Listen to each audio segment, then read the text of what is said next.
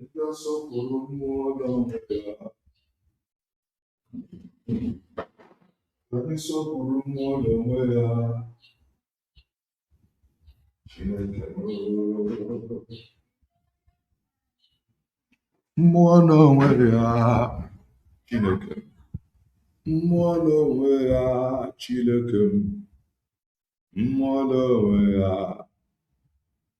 anyị sọpụrụ mmụọ n'onwe ya, anyị sọpụrụ mmụọ n'onwe ya, anyị sọpụrụ mmụọ n'onwe ya, anyị sọpụrụ mmụọ leri mmụọ, anyị sọpụrụ mmụọ leri mmụọ,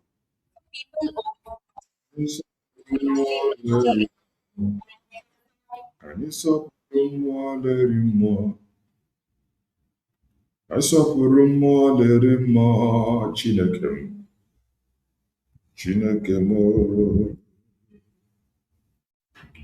ịbụkwanị mmụọ leri mmụọ, ịbụnị mmụọ lere mmụọ, Jehova bụ mmụọ leri mmụọ, Chineke m, mmụọ n'onwe ya, Chukwu anyị na-efe bụ mmụọ n'onwe ya,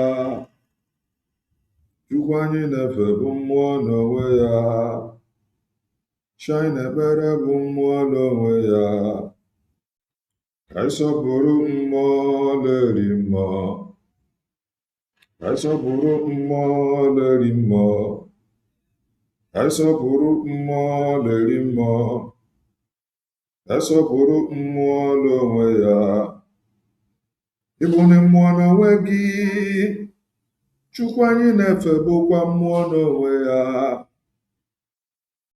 apata na-eku nwa,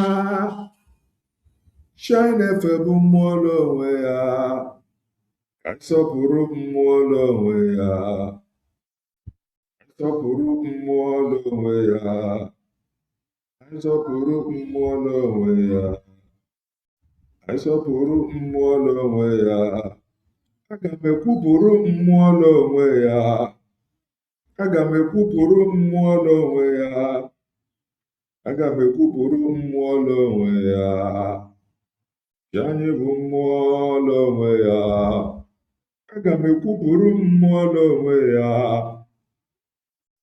Chukwu anyị na-efe bụ mmụọ n'onwe ya, mmụọ n'onwe ya, Chineke imere ndị ire cheta baba, Chineke bụ mmụọ n'onwe ya,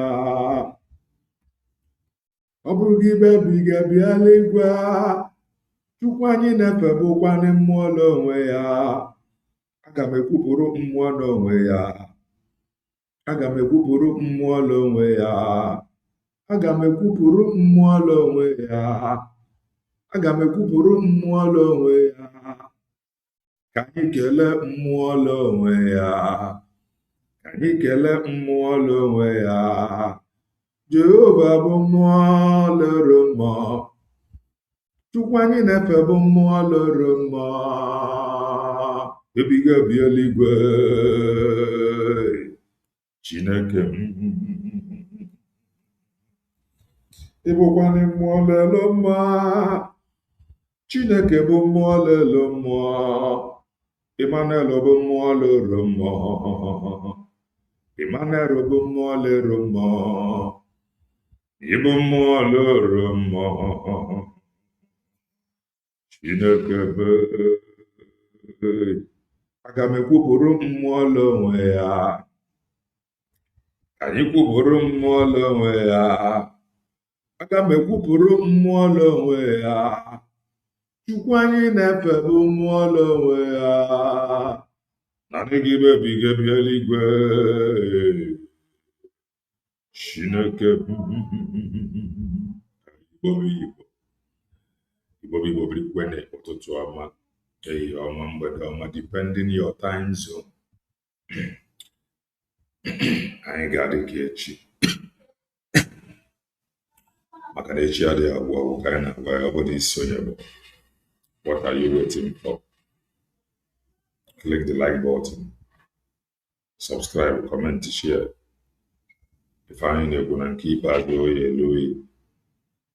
If you are just coming across our channel for the very first time, you are welcome. This is Kelenna TV. We are live and we are direct, bringing you the gospel of redemption by your doorstep. If I make a common sense, the reason I'm running a marriage, and if I got school, I'm not giving it to Kaiji another. I just want to make common sense. As always, you're welcome. A whole lot of people have commented. All lovers and supporters of fruit. You're welcome to Kelenna TV. I am a content creator, political analyst, and a preacher of the gospel of redemption. I don't know what I am doing, and I don't want to know it. I want to only do as I am led. Here they go. Eventually,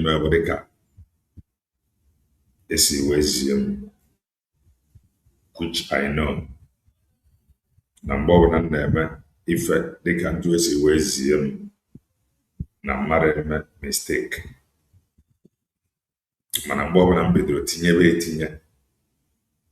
Because of personal interest, made a mistake.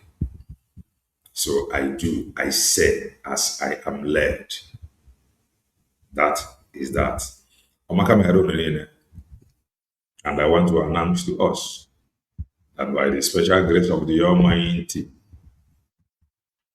and with your support, may God bless all of us and the supporters of truth. We just hit 10,000 subscribers.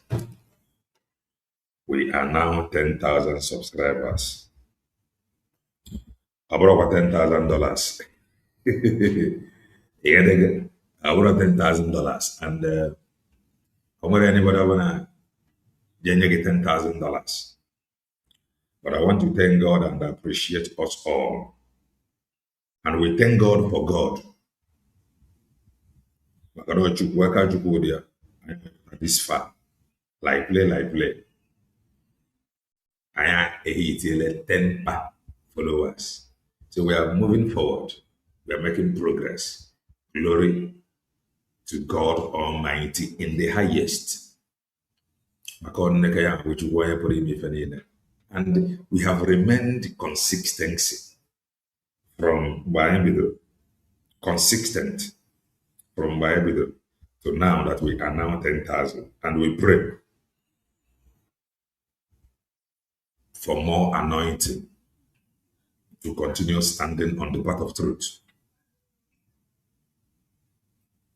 Now has the truth in he said, Dalone, non real. A whole lot of people have commented. George no, Makamele, David no, Makamele, 3 points no, Makamele, Lucky no, Makamele, Emi no, Makamele, Ikechukwu no, Makamele, Umwara no, Makamele, Igbo, mmadụ niile. O nwere ife nga agba dị na duru no, Makamele, Humphrey no, Makamele, o nwere ife nga agba gị. It is very important. Listen to it. Calm down. Calm down and listen to it. This Singaporean woman,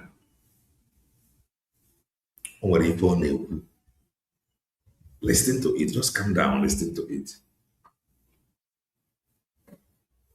Calm down and listen to it before we move. Because after her, we may start from Ogo 247. The Prime Minister. Please, I beg us all, pay very close attention. Pay very close attention. The Prime Minister and Senior Minister Lee asked me earlier this year if I read books. I said I do. I read Paw Patrol bedtime stories. and they said that I should read more widely. So I tried. I read parts of the book, A Different Kind of Power by Jacinda Ardern, the former Prime Minister of New Zealand. She's known for conviction about fairness, opportunity, and empathy. She spoke openly about how her anxiety reminded her of the weight of leadership. She inspires me. How her anxiety remind her weight about leadership. Can you guys wait? About how her anxiety, okay? Let me go back. She spoke openly about how her anxiety reminded her of the weight of leadership. Very well, no. Ojoko sisi no, makamele Patrick, no, makamele Oliver, no, makamele. How her anxiety remind her of the weight of leadership. Weight of leadership. Leadership abro ebe ya biru you grab power. Isumoro. Ebe obona ego gafere ụzọ, you grab it. If I have ife wetara obodo bụ mgbe ji wee nọrọ ebe ọ nọ today. Fidelis no, Esther no. Ife wetara obodo bụ mgbe ji wee nọrọ ebe ọ nọ today. Bụ na ndị a futara leadership position. Not just as people that want to serve. Manafa futara leadership position as ebe a na grab power. Ha grab say that power or this year that they are now in charge. They determine onye nwụrụ na onye dị ndụ. Mana ndị ọcha na-afụ leadership position. Ha na-afụ leadership position as a burden to serve.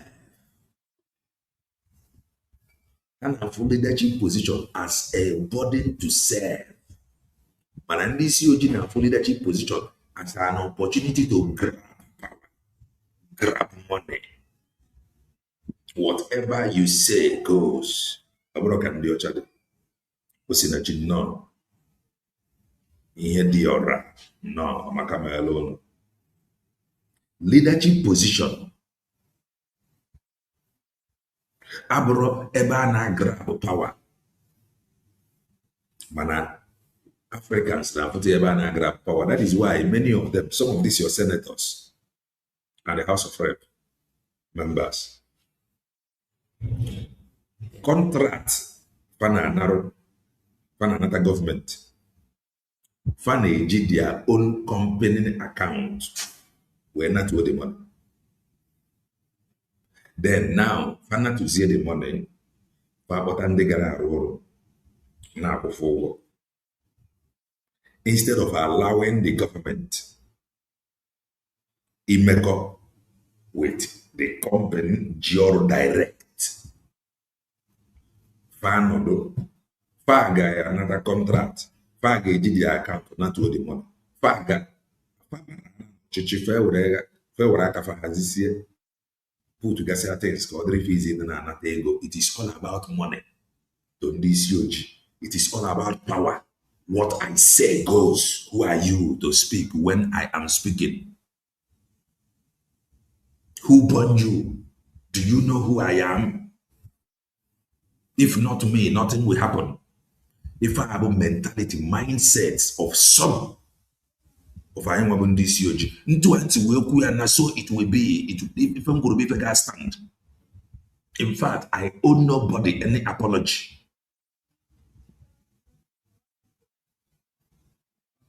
If I have a mindset in this COG, more when I batara na leadership position. Mana ndị ọcha mgbe ọbụla fọpụtara na leadership position of affair as a responsibility to serve his own people. Ya wetara ọha own people, ya wetara iru na befe adị mma because before fa bata n'ọchịchị fa fụrụ ụzọ ga-adị mma as a responsibility. Fa batara na n'ọchịchị, they begin to fight. It is now their responsibility to make sure that bad road na rare. Fidelis no. Before fa bata n'ọchịchị, fa n'anya put that there is no employment. Fa for no a responsibility to them na fa bata n'ọchịchị that they are going to create an enable environment for foreign investors to come in. When you create an enable environment, foreign investor, the enable environment will attract foreign investors. So, youth unemployment is high. But they carry it as a burden, but an office to make sure NAFA create an enable environment that will attract foreign investors that will in return invest in his or her land and employ the youth.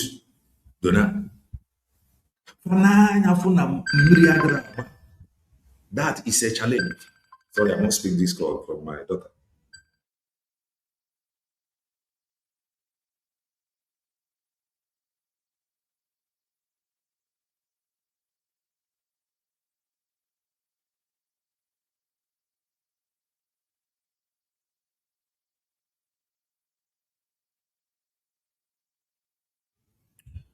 Yeah, sorry about that. Sorry about that.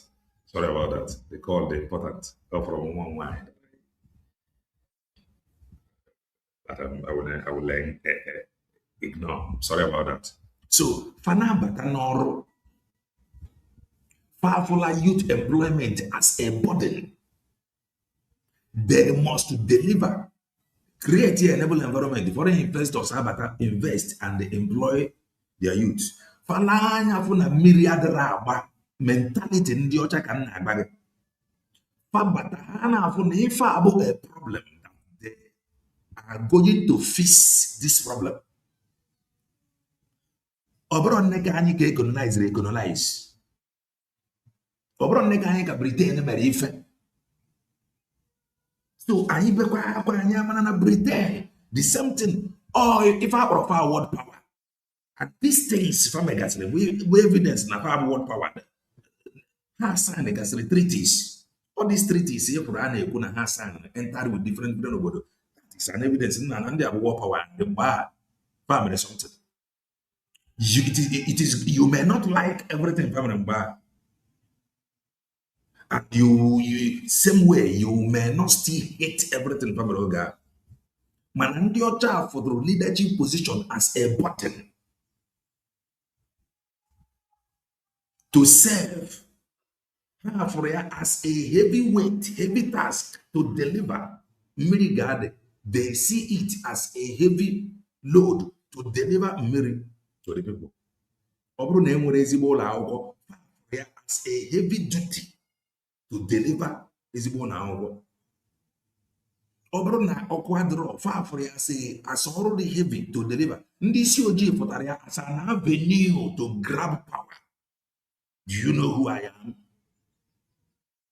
Do you know what I suffer to be here? Do you know more than me? Who are you to advise me? Who are you to speak when I am still speaking? I am the chief security officer of this state. Nothing will happen. Nothing goes, nothing comes without me. That is this huge mentality, and that is why we are where we are. Or company account, hijack, that's what the money. Those are my real. In fact, young get web there go. Young get account here. Narrow with his company name. Narrow. Young get cable. Young get beefenina. That is why you see what is happening. Listen. I'm going to go back. Ghent. And empathy.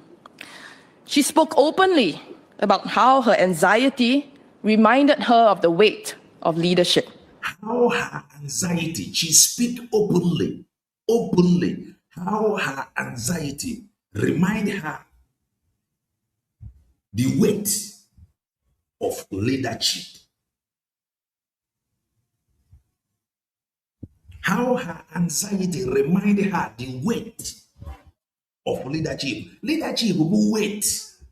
It's a burden. It's a burden. It's a burden whereby all these things in front of go pray for your leaders. They are just misusing it. Or did they assume that they are helpless? No, they are not helpless. Okay, friend. Leadership. Let's continue. She inspires me. She also said Yente, if Ronyo Gragi that inspired her, who is inspiring you? That is where she draw her strength from. Who is inspiring you? Inspire where? Before my boy inspire. Even I get this school. Yeah, I know good man. I'm very ticket to work out for now. Let me go back. Careful, her inspiration from Onyo Siabia and the mindset Onya young one now more from. Then I do ndo yi na ebi now. Kedi ABC with the inspiration. Kedi onye na eme gi inspire. Show me your friend. I will tell you who you are. At times, all the problems, all the problem all the blame to Lasuba. Yes. Man, the reason why all the problem in Jagatri Lasuba Bona, friends, the people she have around her, both people with the same mindset. The same mindset of hatred, criticism. If you want to criticize, it is normal. Be constructive. Criticism, they allowed. Everything where your mind, that you know to be truth, and you move. And that is who I am. That I know to be truth. And they put you are now forcing me to say, to go deeper.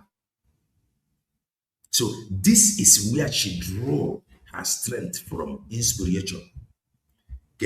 Who is inspiring you? Where people na around Lasuba, kwesịrị ọ bụ na ha bụ ndị dị genuine, ndị dị honest, truthful, kara na-agbazi onu. Mana father agbazi onu. So if she fell, pancha niile fell. All apart kwesịrị ịma. If Lasuba fell, you go to when I know, I go somewhere now watch. I'm wrong in any advice in the secret. Don't take the advice. I can't just blame you 100% because when Banjoko advised her publicly, stop all, and she refused. Show me your friend. I will tell you who you are. Here now, in the way in this Yoji, see a leadership position. The way in this Yoji grab power, that is our problem. Many of them do not take advice. That is the problem in this Yoji. Many of them, even among their small group of people, what they will always want to superimpose. What about the mindset? Some of us women. Now listen to this lady. Pay very close attention. Rightly. So I tried. I read parts of the book, A Different Kind of Power by Jacinda Ardern, the former Prime Minister of New Zealand. The former Prime Minister of New Zealand. She's known for conviction, about fairness, opportunity, and empathy. She spoke openly about her anxiety. How her anxiety reminded her. She spoke openly about how her anxiety reminded her of the weight of leadership. She inspires me. She inspires me. She inspires me.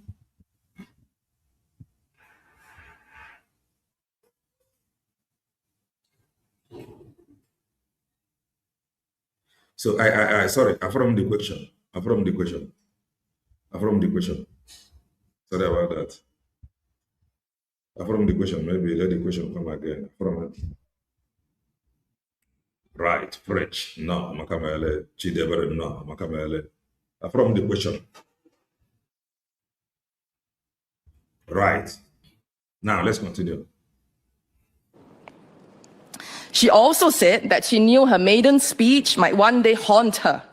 She know that this her speech may one day haunt her. If I have a mindset, give me a second. If I have a mindset, even the other the word DJ, we have been doing all this now, I think for 3 days now. She is careful. Before who are they careful? Before who are they careful? Because they know now one day their speech may hurt her, may hurt them. That is why they are careful. They don't talk careless. Is this the question? My brother Kelena, one thing you will know is that not those who calling Simon here and there likes him. And not those who talking about Biafra really like Biafra to come. Okay. That is not the question anyway. Okay, he or she asked the meaning of the coconut Madam Rose break. Thanks. Now, how can I know the meaning of coconut? I don't know the meaning. So what you will do is to ask, or either no, Pastor Rose break the coconut. Check her S handle. You go and ask her, how can I interpret what I know not? I have not done anything before with coconut, like prayer, apart from Motica. So I don't know. Thank you. Thank you. Even Singapore Prime Minister said 1 day ago that they will be paying $10,000 to a very old child. Then the total money they will be paying the child till 17 years ago is $70,000. Yes. Let's continue. They are careful. Understand this thing. They are careful. Magana tomorrow. No kufa may haunt them tomorrow. Listen. Of leadership. She inspires me. Okay. She also said that she knew her maiden speech might one day haunt her. She knew that her maiden speech will one day haunt her. Because words in politics and parliament linger. Because works and politics and the parliament lingers. Words, politics, parliament lingers. Yakoji were they careful because one day no may haunt her. Makanoma. Words, politics, parliament lingers. Let's continue. They are remembered, they are scrutinized, and they are tested. They are remembered. They are remembered, scrutinized, texted against our actions. Texted against our action. Texted against our action. With if I had to careful, when that word now get scrutinized there, it will be replayed. It will be texted with her action. Like we are very careful.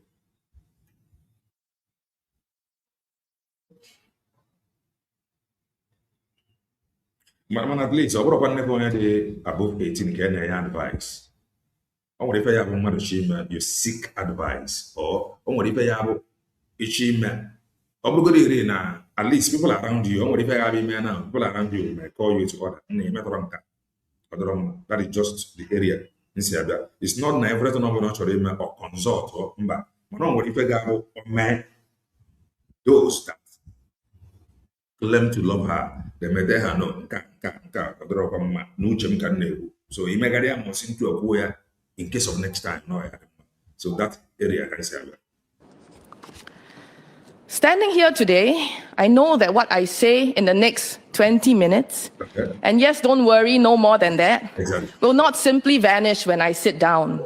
They will follow. What she said in these 20 minutes is not going to vanish when she sits down. No, it will not vanish. Vanish. That is why they are careful. Listen. Follow me. They will be replayed online. They will be mentioned in debates years from now. They will be mentioned in debate years from now. You can take advice or not. You gave her word, but she refused. Yes, that one is public. They closer than I do. So there are people the phone number. So it is normal. More know my own public advice because that time, not that what I said to her that she do not like it. I can say, but her anger then, according to her, it was her number in the public that I should have contact her via her number. But I decided to do it publicly. So when you go on this with me that public or like it. So for that reason, see you man always didn't her number. Because the number you time to time. Mana. Young way continue they go see. Maybe in a hand mana disobedience she displayed to Mazi Banjoko inside the court. They go see. No worry, let's continue. And they may come back to haunt me. Perhaps that is not a bad thing. And perhaps that is what gives weight to this moment. To know that we are accountable not only for the commitments we make, but also for the spirit and the values in which we make spirit and the value in which we make them. Our young people. Spirit and the value in which we make them. Spirit and value in which we make them. In which we make them. Spirit and the value in which we make them. Too carry their own burdens of anxiety. Many of them tell us that they feel anxious all the time about exams, about social acceptance, about the future of jobs, and about whether they measure up in the world of constant comparisons. The irony is that they live in a world and a time of endless opportunities, and yet they carry the weight of immense expectations from society, from their families, and often from themselves. This anxiety is real, and it is not a weakness. It is a signal that they care deeply, that they are searching for meaning, and that they need assurance and safe spaces to turn their restlessness into purpose. Their restlessness into purpose. Anxiety, then, is not the condition of one generation, but an inescapable part of being a human. The real question is not whether we feel it, but what we do with it. What we do with it. Meditate on this, very important. I another one in the play. I fall in love with India.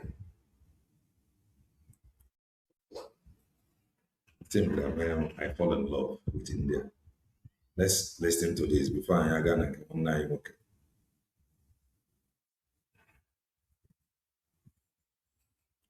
Now, once a political system has been corrupted, right from the top, from the very top to the lowest rungs of the bureaucracy, the problem is almost impossible to solve without a revolution. The cleansing and disinfecting has to start from the top and go downwards in a thorough and systematic way. It was a long and laborious process that can be carried out only by a very strong group of leaders with a courage and a moral authority derived from unquestioned integrity. All right. Now, before we proceed,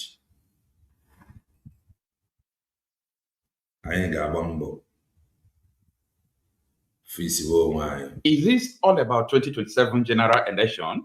This is Tinubu going Islamic on this forthcoming election. The man who called Christians infidel, who said everything to Isiocha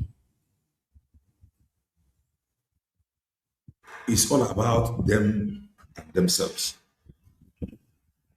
Politicians in Isiocha, far interested in if the people were equal or if each. That their interest agenda matter to them. Please kindly touch the like button when you join. Very important. Please. That Nigeria is an Islamic nation, that anyone that doesn't want to accept the facts should leave Nigeria. Tinubu's administration, APC, is giving the man 600 million naira donation. What does that mean?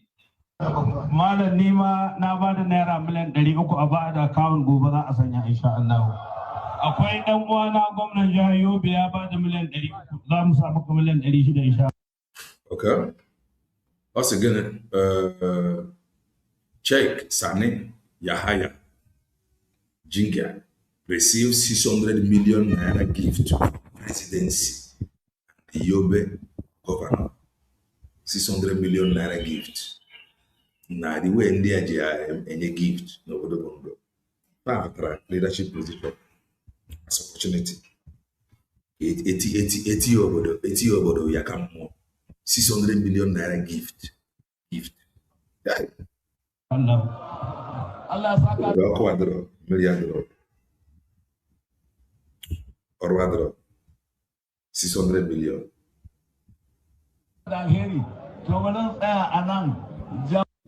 This is coming in a situation where APC, Tinubu presidency, none of them condemned this man because it seems that they sent him to test the ground. They sent him to go and say what he said. That is why nobody came out to condemn what the man said. How can they condemn it?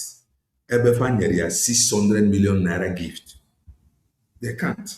The presidency and the Yobe near gift. How can condemn it? How far is it? Far the support of it. I want to have no support of how many gift. So let's say Nafa condemn it openly. Man, that gift goes na fa kwadoria. Onye mere ife kwado gị na gift. Onye ya na-efe kwado manye gift. Despite constant tension in Nigeria. Now, look at it. 500 Islamic scholars were mobilized to endorse Tinubu for 2027. Your goals, your lifestyle, your income, your health. All of these factor into this meeting today.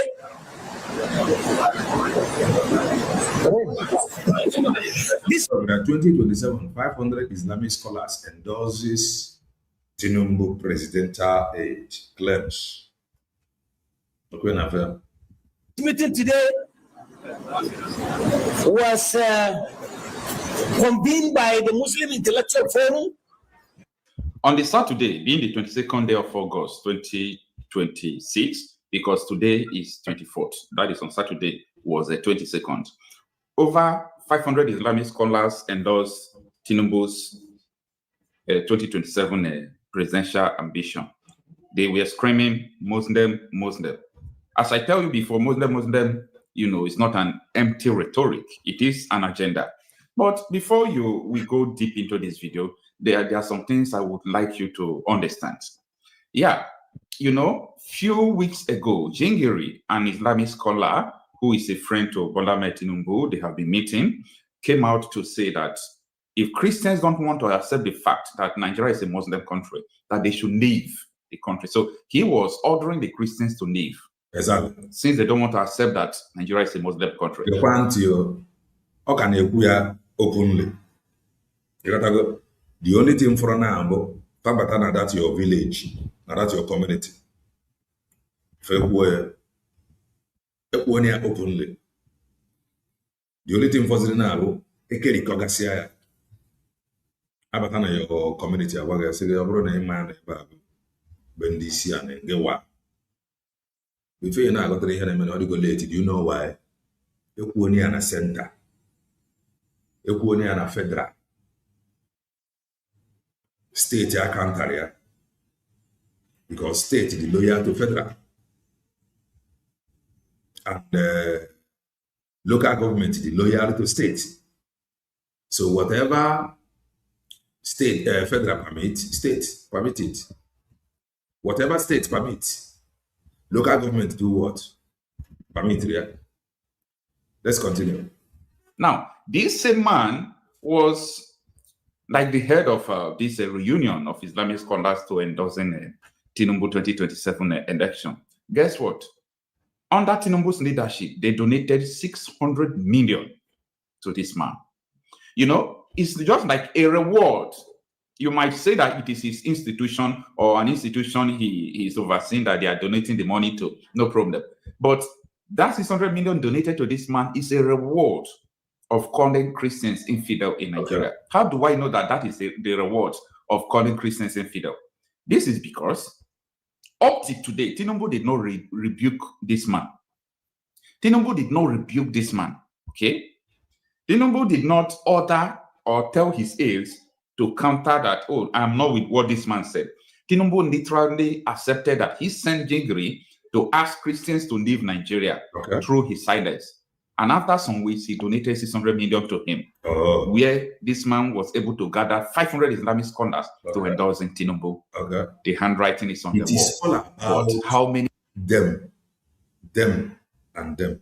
It is not for your interest. So the earlier you know this, better for you. People will understand this handwriting on the wall. Oh, you may say that what Jingiri is saying, he's on his own. Even some Muslims have came out to say that what he's saying is not good. They have condemned him, but all those things doesn't matter. Now, let me tell you something. When Russia were preparing war against Ukraine, they have been preparing war against Ukraine for over 5 years before they invaded Ukraine, right? Then the majority of Russians were saying it can't happen. Those who are saying they want to fight Ukraine. Ukraine is our people. It will not happen. Not here. We are covered here. It will not happen here. People, they can't fight, but when they invaded Ukraine, the majority people talking that they can't go war with Ukraine, they became useless. Let me tell you something again. So many people from Iran, they were saying that, no, we don't want war with Israel. We don't want this, we don't want that. But when Iran started throwing bombs into Israel, the majority became useless. So many Christians, so many Muslims in Nigeria today are saying, we don't want an Islamic nation. Nigeria is not supposed to be an Islamic nation. We Muslims condemn it. When they will carry the agenda out, you majority of them, because you may be saying 1% of people are the only people who are extremists. These are the people who will do it. And the majority number will be useless as well. This is what I have studied for so long. So, if you are saying that Jingiri, what he's saying, he said, oh, he's not alone, Tinubu is with him. Tinubu did not condemn him. Presidency did not condemn him. And I'm going to tell you what I want to tell you in this video. Whether you will hate me or you will not hate me, it's none of my business. But let's go into this video. This meeting today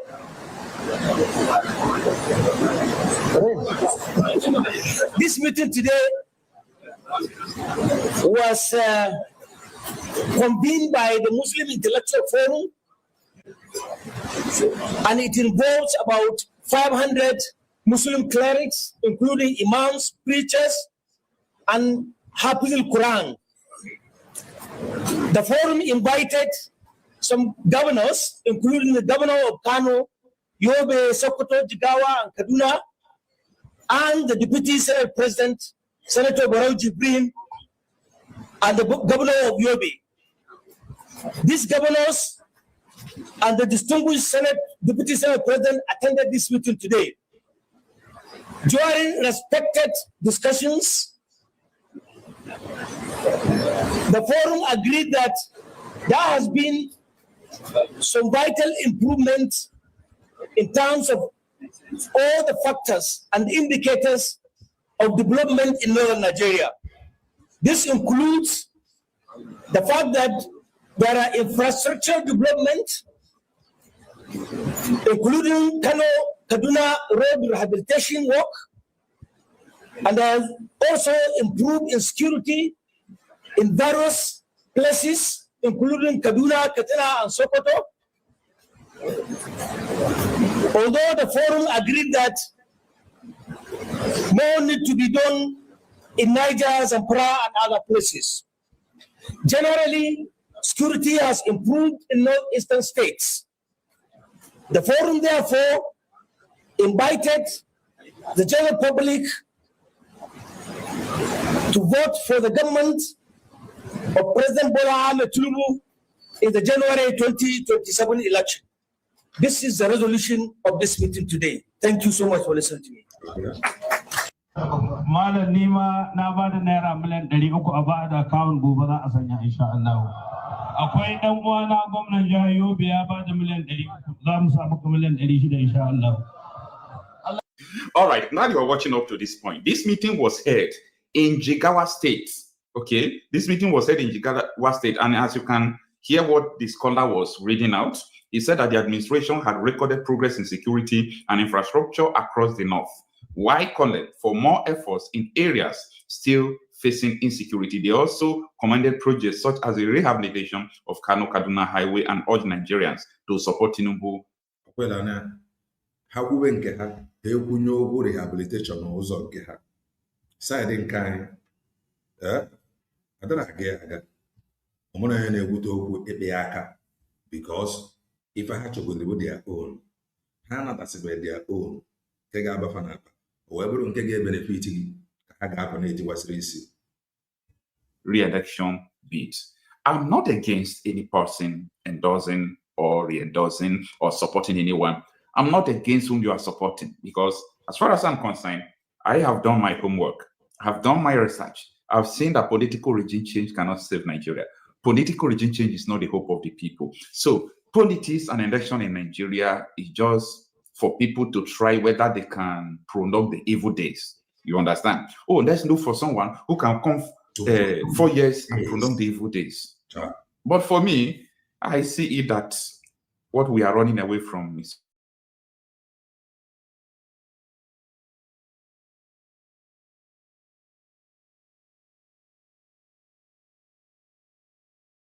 are not giving break, not stopping, because the strategies they are using, you are not using it, you don't have it, you don't know it. Okay. Like another thing. You don't know the strategy they are using. You don't have it. You cannot even use it. You are not faced to use it. You are afraid. And that their strategy is working. You are not used to the strategy. You cannot even use it. You cannot even learn it because you want to just do your thing. You got to go as the world pleases. You got to, and when we ask, when is this world coming? Nobody will have an answer. That is why I don't talk much on that. Their strategy now work over. Deliver the world will go over. They are done forcefully. What if you get people since yesterday now? You see, the issue of that will be my next video anyway, but let me just chip it in. The issue of Tinubu's certificate saga. I see why so many people are going after it. Always this problem. N'obodo Bongo. Mgbe niile a na-akọfu akụkọ their president after koi vote chara in ọ na-achị mgbe aka Bongorians ga-echeta certificate. Una sị na ụdị obodo gị na-eme ha a corrupt political system. If I be here, it is not about written document. It's about how to activate that is written. Each or other, you can register political party or before your campaign. before ikwu na ị ga-azụ ọchịchị ekwesịkwele ka atụnesia ihe banyere your certificate. Enwere room for it. Enwere masị, enwere office, enwere panel, enwere ndị ekwesị isi wee gaa the screening. But what do you have? They will go to the screening and they will pass. The screening will pass them. After Kafa Baichara no Chichi, Bongorians will be shouting, "Oh, where is your certificate? Where is your certificate?" Mana, can you focus before? Exactly, mana certificate here now. Oku certificate here be here stop ya. But now, certificate. That is to tell you that nothing is working. He did not jump from nowhere to grab the power. And the processes pass away with some document. And don't end up in those documents and approve it. So why asking? In fact, asking about certificates now is like, you can see it here. It's like it's your with an election. In fact, the law contest. Law put at the all. The job not gonna organize these processes. Man, the reason why we are now corruption. If we run the question, made the right thing to do the right thing, and that's Singaporean leaders say. Now they find what if I get a revolution. But I'm laughing at them. I understood that, yes, Atiku knew a lot of things about Tinubu. Tinubu told Atiku some of his flaws. That was the mistake Tinubu made to Atiku. So Atiku don't want that to be swept under the carpet because he knows that Tinubu's record is capable of destroying him. Okay. That is why Atiku is going after it. But for me, in my next video, I'll be telling people, forget about Tinubu's certificate. Focus on the major thing. Okay. Let's talk about why they imported terrorists into the country. Why is it that nobody's talking about it? So these are the areas people should focus. So that is for the next video. But this is not the first time I had no certificate. After watching 4 years, and I prepare for second tenure, Gabo the final, can't go certificate now. So each of this certificate now. 4 years, what would they do with it? Bongo, Brian, many of them are there. Now, that is it. They are always eager to grab power. And the only one from the eager to grab power can easily be bribed. That's the problem. That is why anything goes now. So what does Nigeria? Let's face the fact. You see, the issue of religion in Nigeria is something that is precious to every religion. Is precious to them. But you see, you are going to be a coward. Anybody, you are going to be a coward and you are going to be taken unaware if you believe that Nigeria will not be divided or be partitioned in a religious way. Now, let me tell you before you misunderstand what I'm saying. In Nigeria, let me tell you this. In Nigeria, who obey full Nigerian law? Okay. Full Nigerian law, whatever that is in Nigerian constitution, Christians obey it. Yes. But there are so many things in Nigerian constitution that Muslim doesn't obey. Yes, they don't, I give you an example. So many things. Their own. Example, 16-year-old girl was recently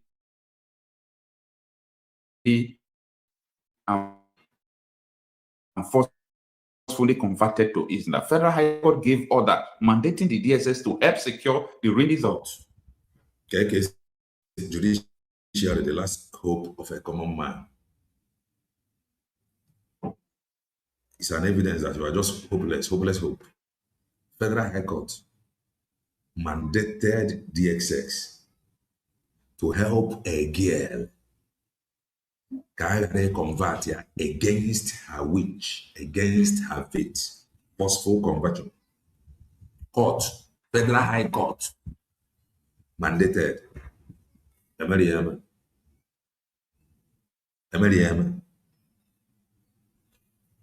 On their kind of for example, up to today, the people who killed Deborah celebrated it, they were not charged. Let me tell you what happened again. in Southern Kaduna, if he was going to church, he was mocked and called infidel. They shot him dead. Okay. All these things, no court case, nobody will take you to court. Why? Because the Sharia law that is ruling in these states allows such a thing to happen. Okay? They call you infidel. If they tell you to convert, you didn't convert, you didn't pay jizya tax, then you are what you. And you can't take this religious ideology away from Nigeria. Okay. You can't. You are wasting your time. You can't take this religious ideologies out of Nigeria. That is why I am part of the people who are supporting partitioning of Nigeria, even though in 200, I don't. Freedom fighter. You know, I'm here. Where's you? Or they are going to support anybody. Nobody will go. Now, the only way to solve problem, permanent solution, be what that you would carry here. Or they go on because na no ni go on. Mano to Messiania on his own. If nothing is done, okay, carry over that. Nobody will be like it's like an accident waiting to happen. If I had the show get many and the thing name gradually, the reason only dream go so that in this if I can put to get in place now because on your need now dog and they need your leaders when they come back so that can take care on our way. All your leaders, all their job. The way things is I got dog normal. Now I ain't gonna prepare. I ain't gonna have a dog. So that over no man to it. I am into it. Man, I say more about was young kitty or more a preacher. I saw a group of people who are gathering together, the Hausas, the Yorubas, the Igbos, they were gathering in Abuja. You know, yesterday or the day before yesterday. What were they talking? They are talking about turning Nigeria into 7 regions. Like, anyway, those people are not too far away from the solution. Okay. But for me, every territory, you see, as Benue and Plateau is, that two states should be given a country. Okay. Let them have territorial integrity to save themselves. Okay. I'm telling you, like Kwara. We are our own problem. And he decided to solve the problem of Bongo today. No foreign power, we say no. No foreign power, we say no. But what do we have? We have people in this COG that claim that they are leading us that is more interested in Ankena Bafanapa than saving lives. Far leaders put a leadership position as an opportunity to make money to intimidate. And they have put a leadership position as a button that we must carry and deliver good environment and if and let us make money. All those not Kwara, sorry, Nasarawa, okay, Adamawa, all those part area should be able to have another country of their own. I know in Benue State there are so many Igbos who are like everybody in the southern part of the country. They said they want to have 50 countries, no problem. That is the only solution where people can have territorial integrity to defend themselves. You see what you people are doing. You see all these things going, all these shenanigans going on in Nigeria. Watch out. It is getting worse every day. Okay. Now, Nigerians have been immune to killing. When I mean immune to killing, I'm talking about the news of killing does not shake anybody in Nigeria. You know they shake anybody because they are used to it. That made us human have left us. It is normal. And when now, you can't hold anybody accountable because they are used to it. Nobody is going to interview him. Can you please tell us what happened? Can he go somewhere before? Get the last movement, yeah. With that last movement, that's a good work as a professional. About the most getting a much the next thing, a plan to a pose.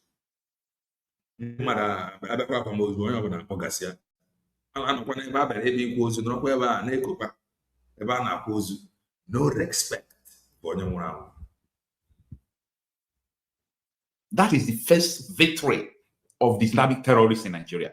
To be able to make sure that this killing will becomes normal. Okay. I gave an example. I said, you see that American humanitarian called Alex Barbier? The man was trying to save people from the middle belt. He was raising alarm every now and then. There is skinny here. There is skinny here. Guess what? Many Nigerians followed the APC terrorist government to chase or to scare him out of Nigeria. Let me use the word. They scared the man out of Nigeria. But guess what? Since Alex Barbier left Nigeria, up to 403 people died in Plateau and Benue. Those people who were writing against Alex Barbier, saying he is CIA agent, he is this, he is that, where are they today? Ask them now. They wrote against this man, saying he's CIA agent, he's this, he's that. Since he left, 403 people died. Nobody talk about them. Like, this is not a country.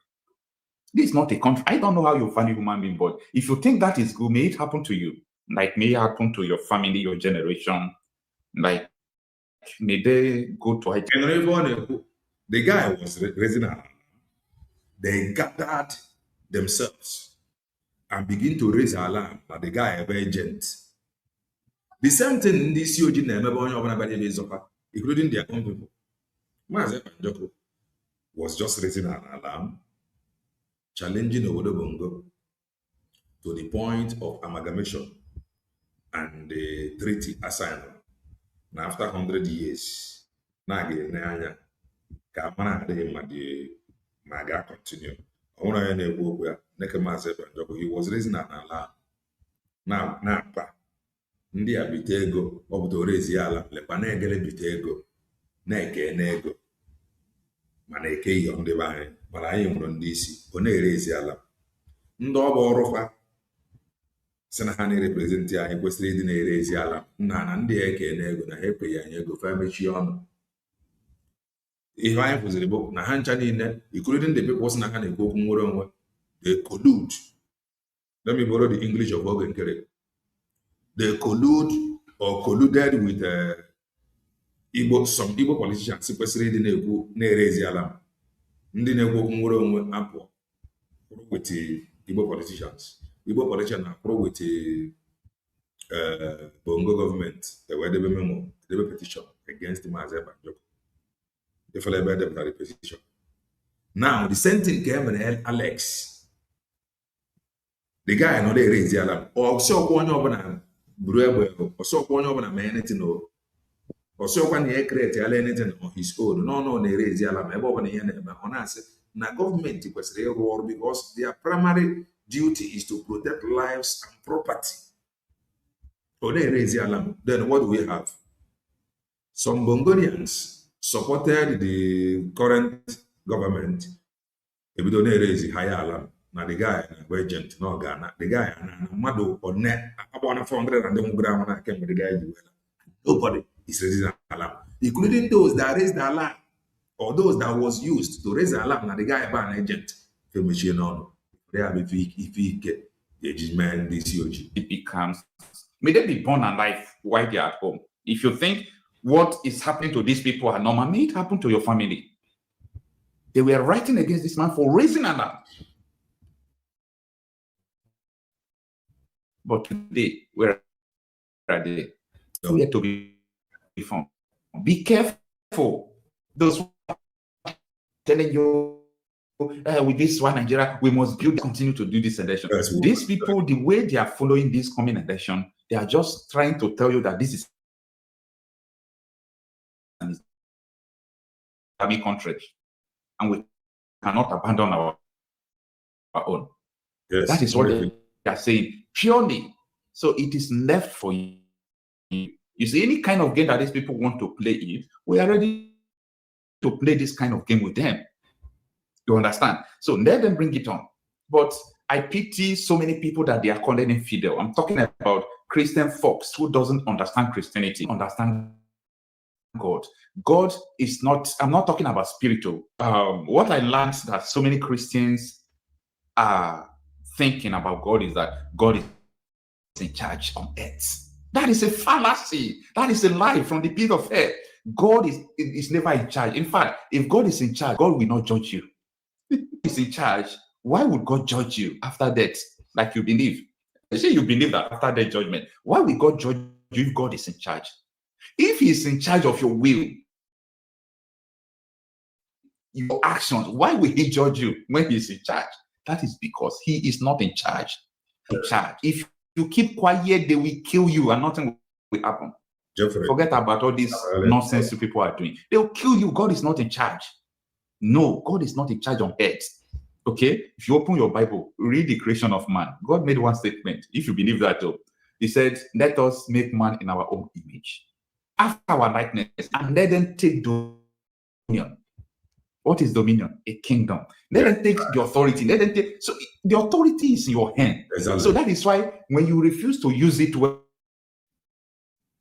you perish. At the end, you go for judgment. So God is not in charge. That's what I want to tell you. If you people think that prayer, this is going to save you in this country, time will come. And I say, God forbid to it. You will hide to in this country. If you did not tackle this thing on time, next 80 years. Right, that is that. I'm going to, you know, I was before I move. So,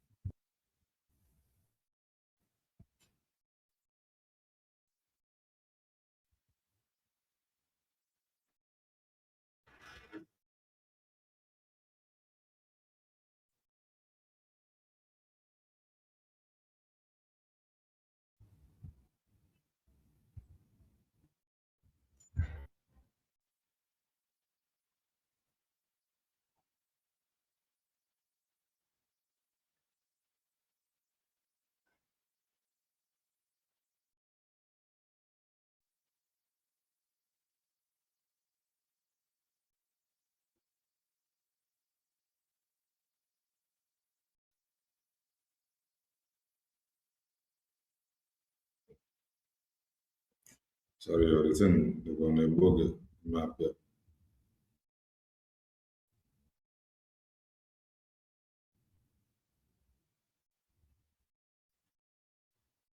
It's in the book.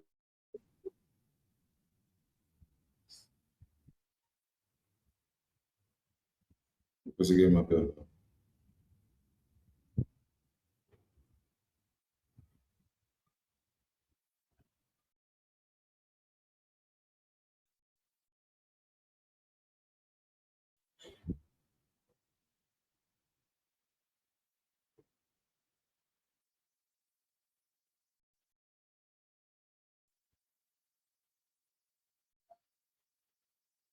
Why is he not showing? It's not showing well. Okay. I'll change the network. So, what about that?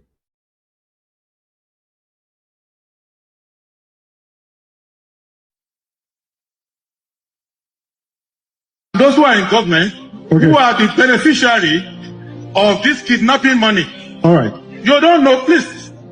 You were attaching all kind of drama here. Let me put that clear.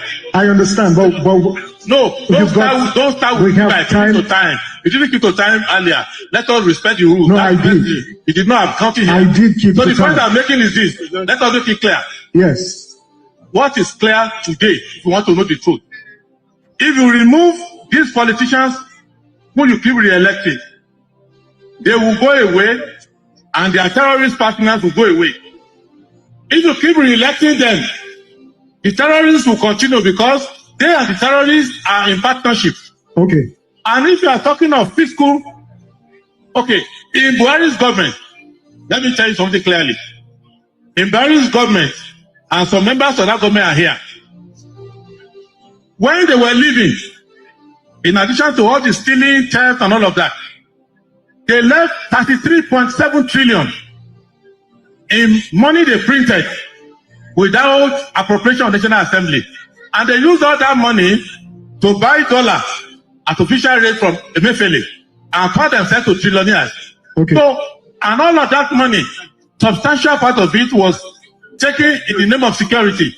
Therefore, in conclusion, Prince. In conclusion, Yes. your government is more terroristic than the government of Afghanistan or Sudan. So that is why you are under terrorism.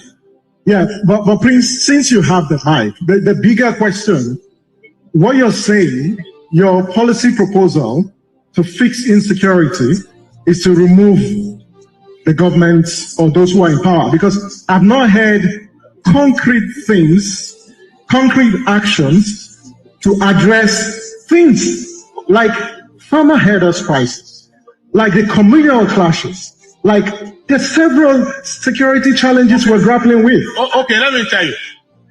All these are the diversionary things. I go around the country. I know 774 local governments with my 2 feet. There are no other farmer clashes anywhere. What you have is this. The people who kill the local communities are not herders. I'm a herder myself. I'm closer to 1 million number of cattle I have, and I've not killed anybody before. So what I'm letting you know is that the government of Nigeria has this thing I'm going to do 3 things. Yeah. One, if you cover the mining cadastre properly and identify miners and let miners know that in any territory where you are operating, you are responsible for any killings there, because the killing that is going on in Nigeria is the killing of people trying to displace people from areas where they identify resources. Secondly, the Office of National Security Advisor, as passed by the ONSA Act, I will amend it. Okay. Because that is where they were housing all the problems that are now managing insecurity petition framework. I'm sorry, I have to cut you. The last point. If you can do that in 30 seconds. The last point. You will need to give Nigerians a people's army. I will reorganize the armed forces, not the empty creation of divisions by President Tinubu, where a whole division is not up to the strength of a brigade. I will create new divisions in that, so that the people of Nigeria in Rivers State here, they will be the one running the armed forces to protect them, as in England, in Germany, in many places. All right. Those are things you would do. But if you have terrorists in government, thank you very much. Any of these things. Yeah. Thank you so very much. Ofifa Kane. The earlier we begin to do something better for us all. Right. Now, let us go to the 247. Pay attention. Listen. You see, when you think you have seen it all, another thing will unfold. Now, this woman here, Nkosora Boise, with her Ajo one in any advice, Diane. Did you hear what they just said? No, I think before we continue on this, there is something that I must bring, so that after that, I play that one and we move. Now, this is from African World Media TV. Yao Masanga, Mamo Masanga, Komatasanga. So let us continue. Read. Let's read. Today, I arrived home safely after the conclusion of the Simon Epa case in Finland. European democracy is strange, because if I had been in Nigeria, I would have been thrown in River Niger for opposing the president. But in Finland, we told at Elekstop on his soil. I hope he has now seen the truth about Nigeria. I also thank some of opposition members of Finnish parliament, whom we share 4 hours over coffee and a lot of information regarding Nigeria. My public statement speaks volumes, and I want to sincerely thank the defense lawyer, Tommy, for the cooperation we had throughout this case. My tactical headquarters in Helsinki also played an important role in supporting the work.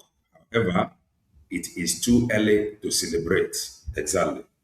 We still have to hear the verdict, which is expected next month, September 2026. Whatever verdict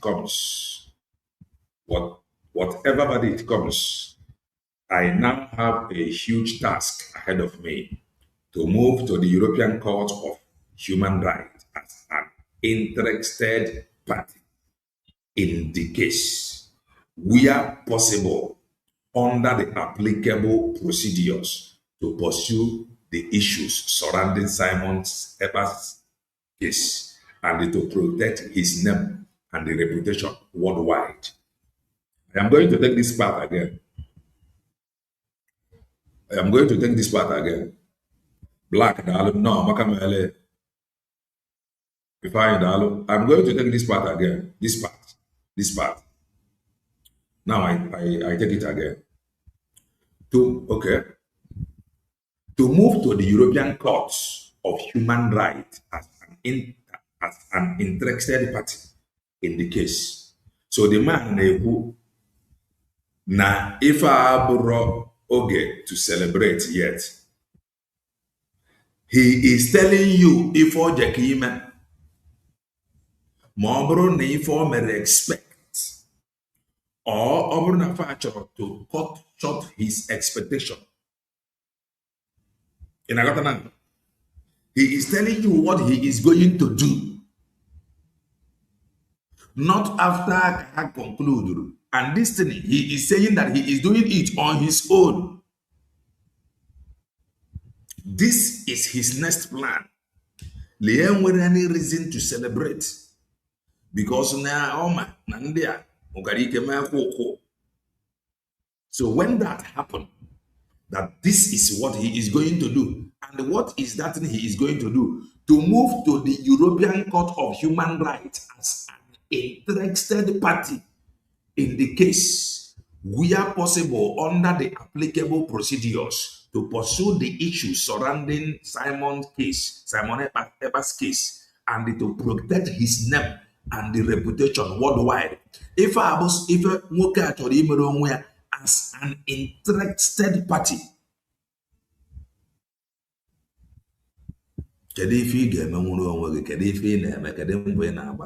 if not gossip, if not eye service, if not notice me, I ain't sure for your next plan.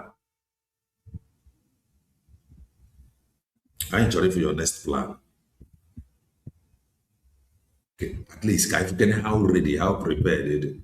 Gaya Bobona, Finland, me, if I drum, Gayfi Jema.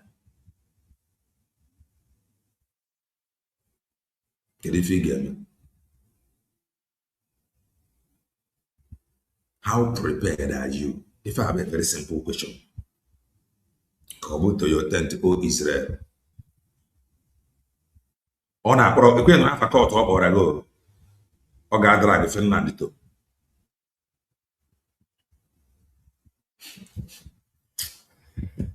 God help me.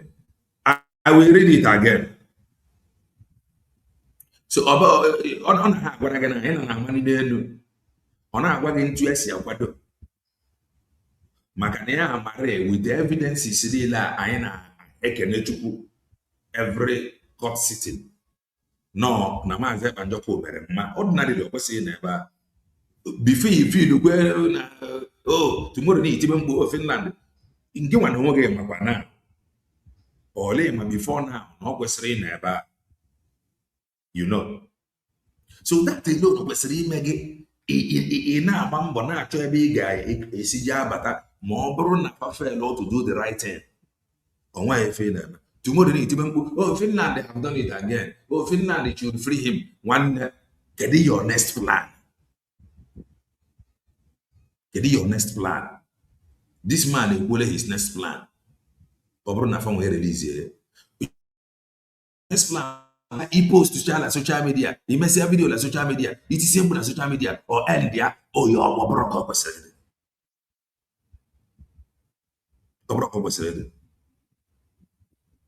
Unless more no ekwere. Ọ bụrụ na emebe mesịa ma ọ bụrụ na ife aha anyị chere na ọ bụrụ na ọ mere anyị anịba na ya after all by this time next year ọ pụta ụlọ si nọ ntu aha anyị ekwere mana ọ bụrụ ha na-emegide ma ọ bụrụ na ọ pụta o nwere any post na social media that will change it without action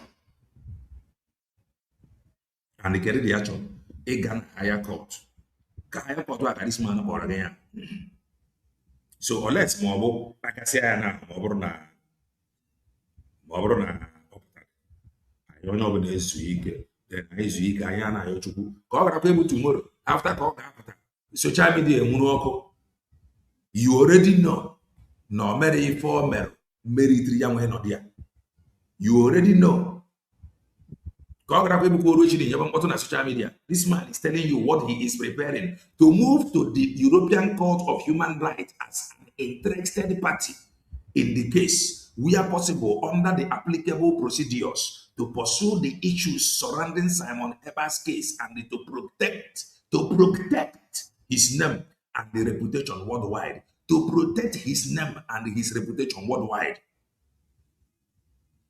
Kedu the ready to protect his name? Because it was now protecting the name of Mazi Banjoko is protecting the name of Biafra.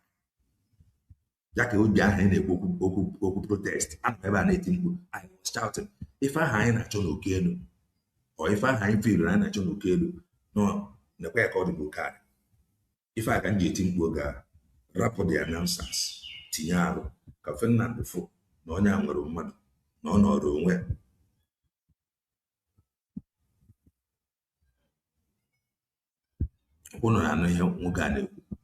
To protect his name.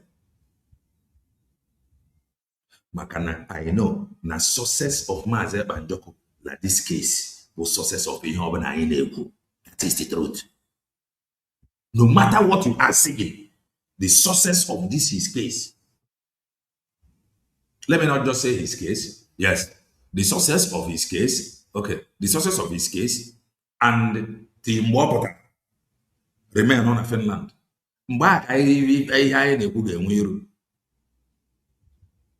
That is my own opinion. And that is how I see it. That is when the world will know how serious we are. In the Bible, asana ndị chigenene anụ 100 atụ 100 na-aga na one ofu na ọ gara agodi 99 debe fufu ebe gachọgbatatụ one furu ọ bụrụ one ofu na arapụ ife a tumoro agụrụkwa onye ọzọ nwere ife ị ga-eme mana edifit nwa ha Chukwu nna ka anyị na-arịọ edifit nwa ndị a na nwanne okwu enwee n'elu ka ezi ntụ ọzọ ị ga-esi ga-abịa. So if you are praying that he remains there, can you keep push your narrative? Can you keep push your own agenda? That is your business. Because some people, I am not in a leadership position. Some people are in a leadership position. Some of them may not want him to come out. Some of them will be like, I am never at least opportunity I enjoy before now, but one kind of under the leadership of the leadership of TV chọrọ at least get a piece one side there ndị anyị ga-afụ because as it stand na ọ pụtara na anyị ga-enwe piece one side then anyị face the thing abụrụ nneke one side ụda anya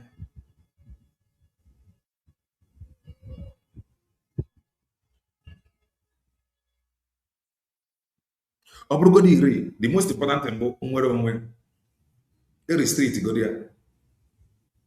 Ka esi emekwa ife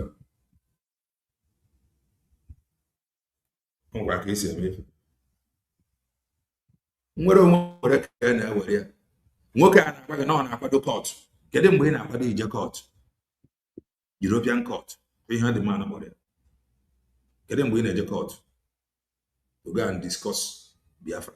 To move to the European Court of Human Rights as an interested party in the case, where possible under the applicable procedures to pursue these issues surrounding Simon Eber's case to protect his name and the reputation worldwide.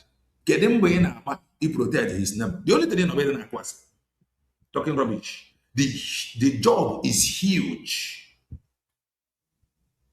It is not over until it is over between me and Finland.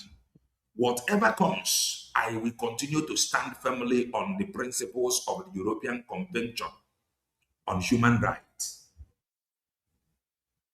Ya ka ndị isi na ji wee diwu the same pattern.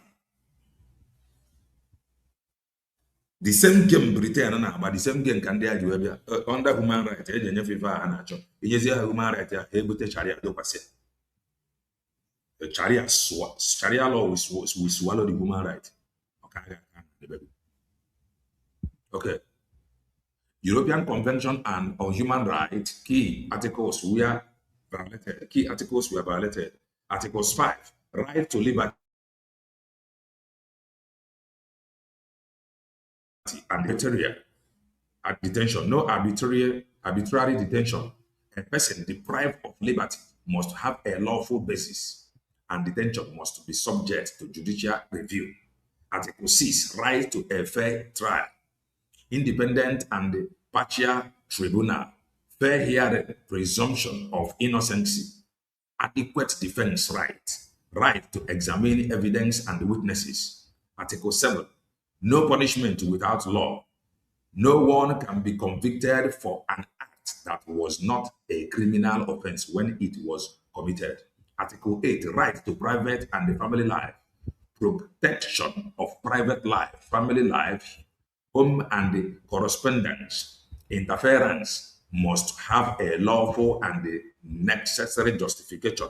Article 10, freedom of expression, protect the right to hold opinions and to review and communicate information and ideals. Restrictions must be prescribed by law and necessary in a democratic society.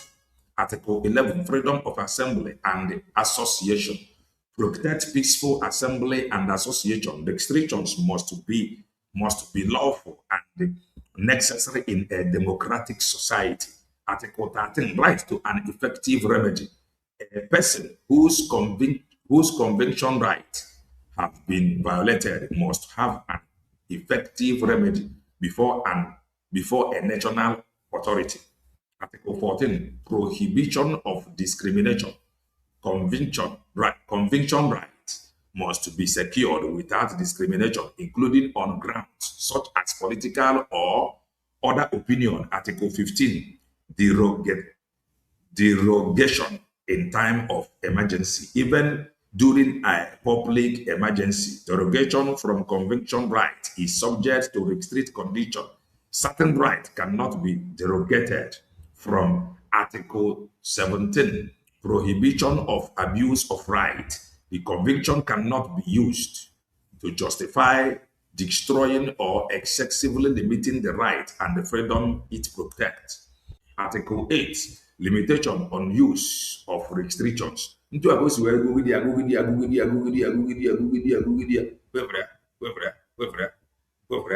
Ihe niile abụ to protect the right, the name and the image of this man from a Ugandan man.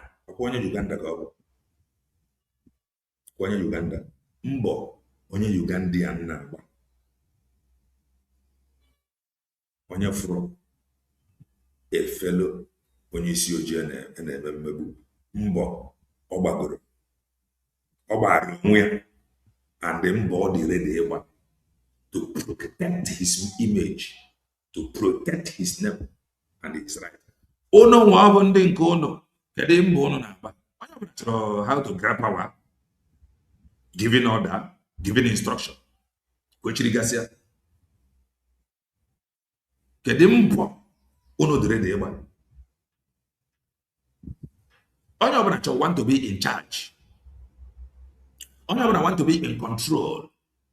It is not being in control alone is not enough. Watch after KG Mazen Nadekano. Maazị Banjoko made sure na Nudodi on his own, no made sure Nudodi from side Kanu and side Master Prophet, including side DOS, including side everywhere, including side Munya Mazena. His focus was over the Bongo, including constant communication with the lawyers. Until young Afona when the boss. Before young Aftazi, Nea Gana Ror borrow them towards Umweroma, and he will not take any order from anybody from DSS. Obrona Mazin Nandi cannot put that. Senia the wrong. Some people believe on how they're wrong, but long with the head, I am quoting myself and joking. For the Umweroma. Hoping the year remember the right and Maramazin and the kind of person know what I care about that he is going to apologize to him and ask him to lead. He is going to apologize. Then what happened? We focus on only two groups. Not even two groups. We focus on Obodo Bongo. When I go Obodo Bongo, I get menka economic strangulation. One night we get into a chief. Do you know why? If in the Niger Delta vengeance, according to Mazen Nandekano, Jiruwe secure his freedom. That time, he said it, not me talking. According to Mazen Nandekano, no Niger Delta vengeance. No, if you hammer before Juwebata, or Sony for Juwebata. If I hammer economic strangulation. Or if I hammer here, over there where you have to stop this thing. The release of Mazen Nandekano was included. Some people turn it as business. Some people turn it as as an opportunity. It's an opportunity. At least by highest bidder. Some people for there as an avenue to enrich themselves. Our own people have to as an avenue. How are they want to say the petition against their own? Look at where it has landed us. Kedifi Nema, Kedifi Dredim, Kedifi Jakim, Mobro na Finland, Demori family. If I be a Zimbabwean man, he have rolled out, tagged Alexander. Stop, Guyana, Otagged Alexander, stop. But we are a came, common. Nobro Hana, Nobro, he fell into emerald. So if he pretended he don't know, he should know now that this is what is waiting for him. If I were the next place, Yana gave meet. The question to protect his name and his image by his own people. They didn't know how to protect his name. They are calling everybody around him terrorist. It's huge. Some of us don't think about what is that. How do we move? Now let us go to 247.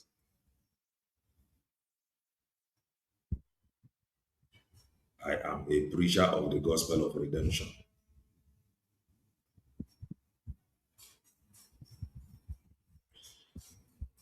Now, let us listen to the 247. Juliet, no, Amaka Mele. One day the number. Oh, Undibo. You see, when you think you have seen it all, another thing will unfold.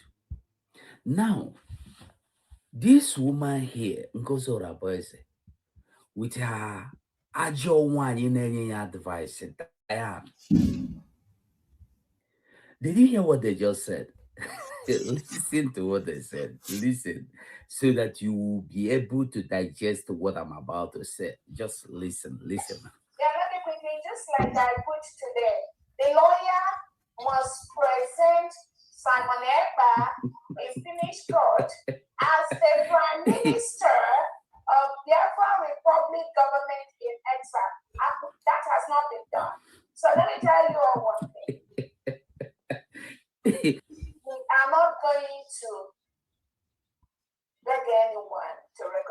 recognize Biafra. We've met the condition. Ịma ndị Igbo si na agwa ofu onye fụrụ na ada aghọkarịa eke. So now this woman is saying that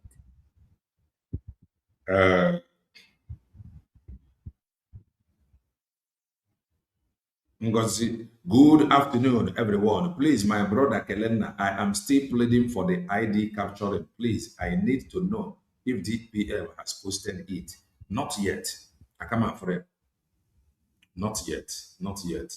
But I will leave this here. Oh, not yet. I come afraid. I come afraid. It's handle. But that capturing, Hannah did post. We are more than the capturing. Hannah did post. We are no post earlier. Announce it here. She have not made any post with regards to that capturing. I am checking. I have not seen any post like that. By capturing. So I think it is not yet time. Because Bobana capturing in capturing and a post here. It's not yet time. What's your now? Okay, post here. I will post it.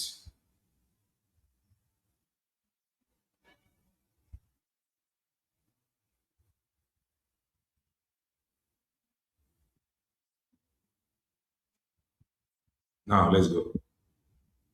Listen. Yeah. When you think. All right, Oliver. DPM said the case is already in ICC, that if Finland refused to do the needful, that she is ready to take Finland to international court. Good. Good. If I actually that man is winning if want to came. You gotta go. So we need more of it because or go out on need to eat or na SSA nobody or what very important. Of course, number one no they see abroad Gabe. So protecting Ebanjoko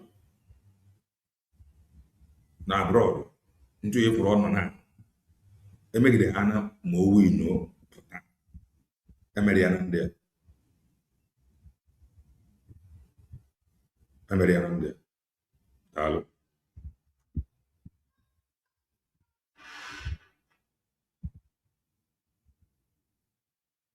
Yes, he said so, but we must continue. We must continue. When you think you have seen it all, another thing will unfold. Now, this woman here, Nkosora Boise, with her Ajo one in any advice, Diane. Did you hear what they just said? Listen to what they said. Listen, so that you will be able to digest what I'm about to say. Just listen. Yeah, let me quickly, just like I put today, the lawyer must present Simon Ekpa in finished court as the Prime Minister of Biafra Republic government in exile. That has not been done. So let me tell you all one thing. We are not going to beg anyone to recognize Biafra. We've met the condition. Emma, that is good. So now, this woman is saying that the lawyer, Prime Minister Simon Ekpa's lawyer, should go back to court and they go back. I gave it appeal, listen. What if let me go back. At least if I'm not ever teach from what you are saying. I've seen it all. Another thing will unfold. Now, This woman here, Nkosora Boise, with her agile one in any advice, Diane. Did you hear what they just said? Listen to what they said. Listen, so that you will be able to digest what I'm about to say. We are listening. Listen. Yeah, let me quickly, just like I put today. Just like I put today. The lawyer The lawyer must present. must present. Just like I put today. And this video, Emeria today, this may be fundraising. This may be during fundraising. And during that fundraising, I think the case Kalaga on. Just as I put today. Not after the appeal. They can go on. This is your video now after appeal. Simon Ekpa is finished court as the Prime Minister of Biafra Republic government. And the lawyers must to represent Maazị Banjoko or present Maazị Banjoko as the Prime Minister of Biafra Republic government in exile. Emmanuel Ifa every year. In the behind they are like some both for them. I'm going to see where drag here. One of our brothers said something. Some people are not in the comment section. Then, man, I swore. And I made a comment. We should stop all this drag. We will only be correcting if need arises or if necessary. Do you know why? That Briggy and USB declared both FIFA. But when you drag, or they are see if that Briggy is fighting with USB declared. When you drag too much, or they are see if USB declared is fighting with Briggy. So we always set the record straight. USB declared and the Briggy have no issue. Manandi with a problem. But those pushing that narrative, problem. If there is no Briggy, there will be no USB declared.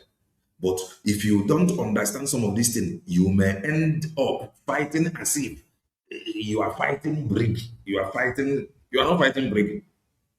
You are fighting the corrupt individuals that hijacked Briggy or that want to take advantage of Briggy on their fight, send the record straight. Don't let them to deceive you into, Briggy. I ain't a Briggy one issue. We do not have issue with Briggy. And the Briggy do not have issue with USB declared. Bible says something that I and my father are one. Briggy and USB declared is one. But the corrupt people, India, Bundayana have an issue.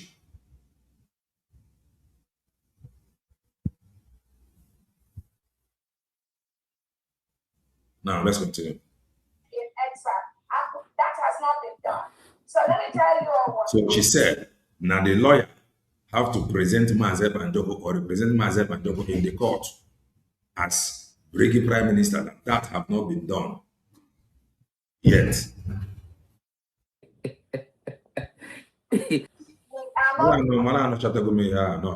But let's continue.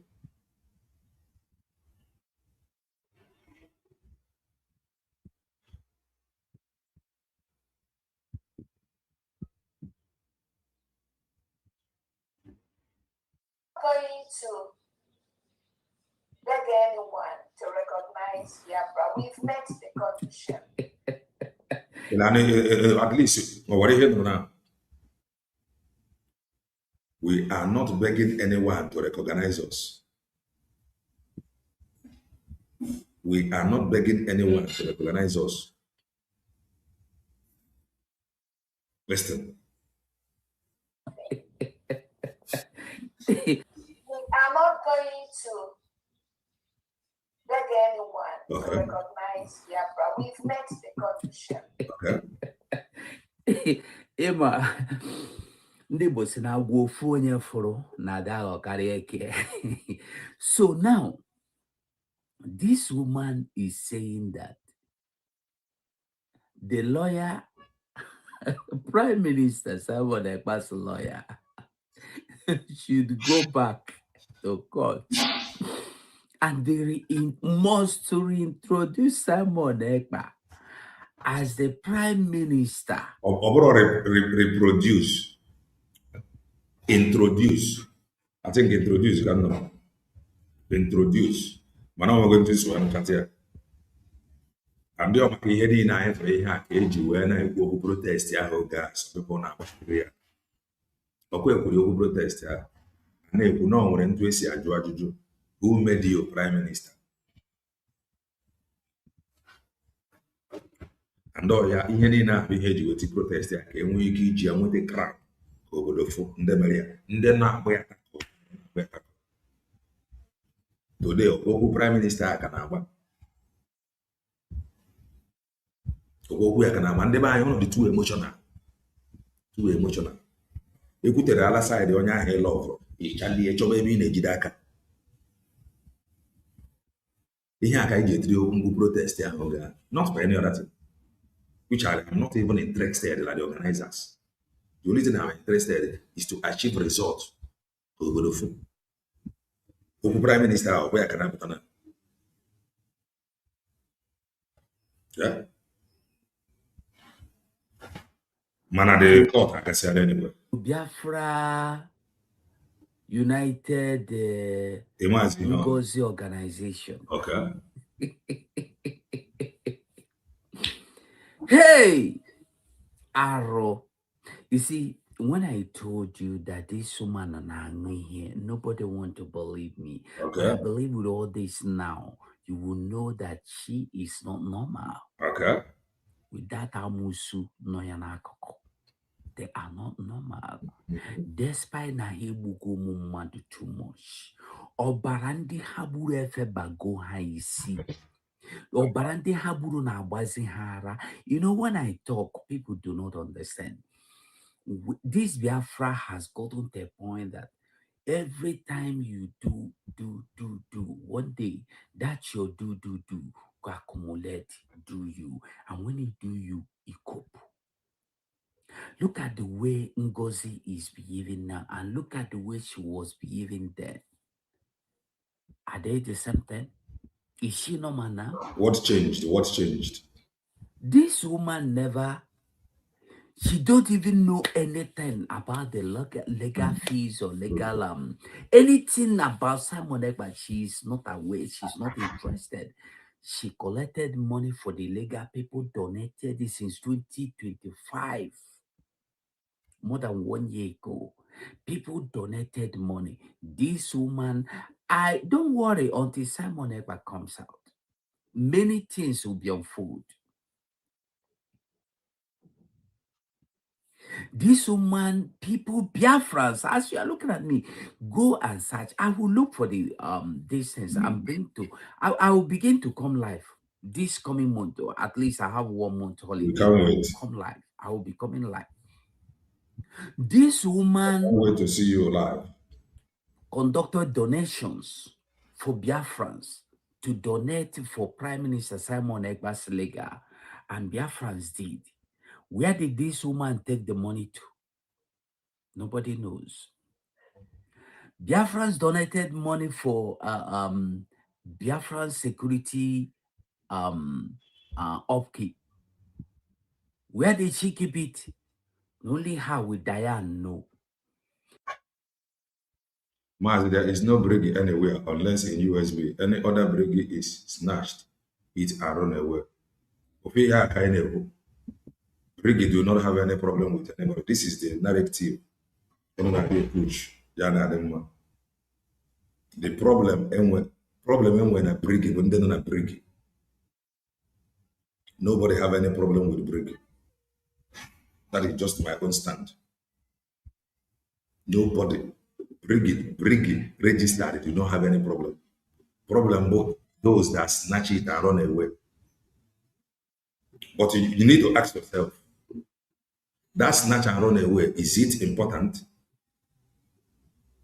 I think I can tell you that it is important.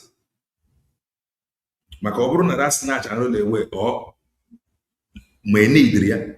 That's not another way, need. I can tell you, need. I withdraw that word important. Any Maka evidence need. Have told people to take the snatch and run away guy to court because all they needed a man look the other side. Over all they needed, why going back to court? It is very important. Yako di ade mambo ụfọdụ ife na-eme ị mara ntu isi esu ya. Ọ bụrụ na ife a adịrọ important, ama ngaba court. So for the fact na ngaba court, it's an evidence to me. It's an evidence they need back. So that you will see that we do not have problem with Briggy. The people not even Briggy the corrupt, but then what an issue. Kind of court to bring it back.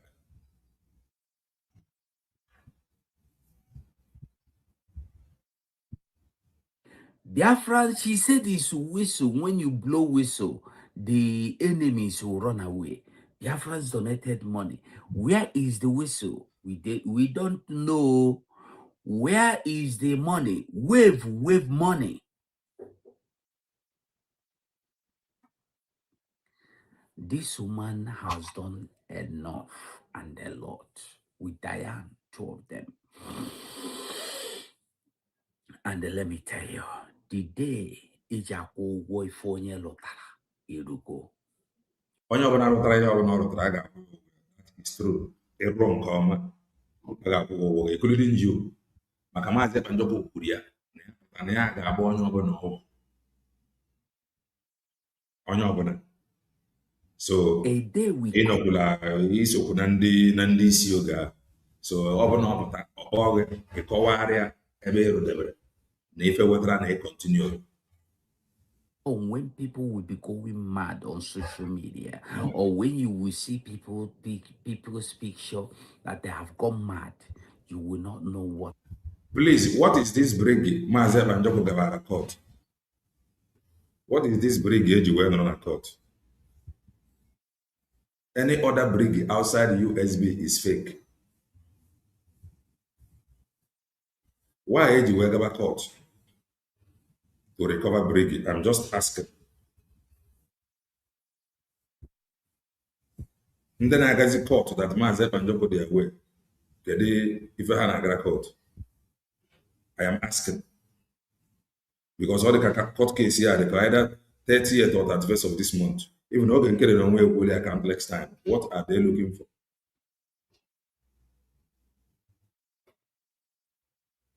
I want to know.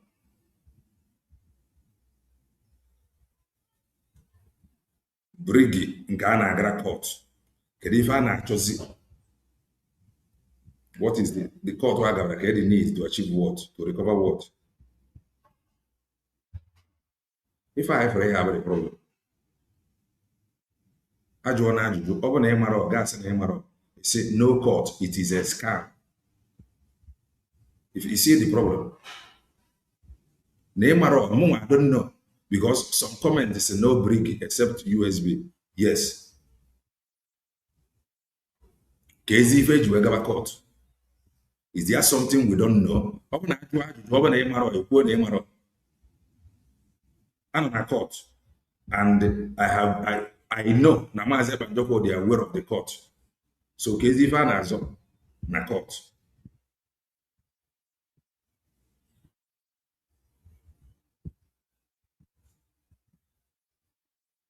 Court wa kedu ife a na-azọ na court.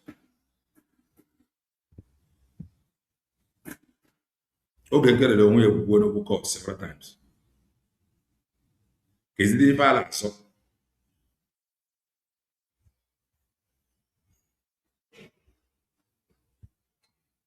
To recover brig document. Let's continue.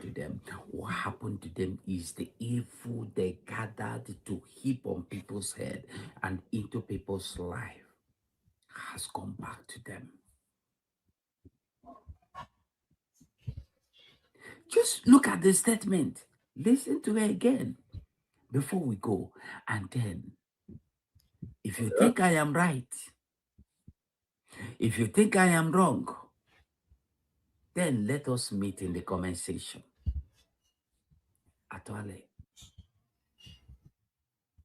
All right, that is that. So, if you need more clarification, because I will only say what is on social media. Like okay, the who court or HM no hearsay, which I ask questions and the answer whether the Mazi Banjoko they are aware of the court. So that is to say, then was something because over there was something there is no need going to court. And Ogenkere countless time have admitted then were court case.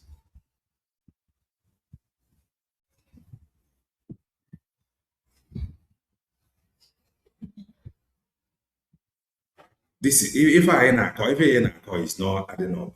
If I have a problem in the line, you calm down, you think before you answer.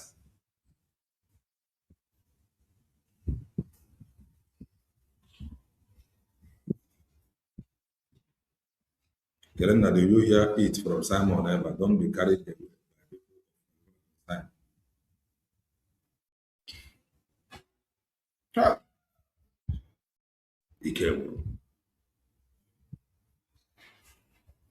There is a whole lot to ask if you hear it direct from him. I'm on court. A whole lot of people have confirmed it, but I do not know reason why you work about court. But I do know now I'm a court. And the Mazi Banjoko is aware of the court. So that you don't know now I'm a court. I'm on with it, just say they are court. You gotta go that you don't know does not mean that in a court case other may exist. But that is that. But to have it in mind now in a court, me, can even do a son a court where I don't know. Not in a court. So manobro name is weak. You must not fight everything. Now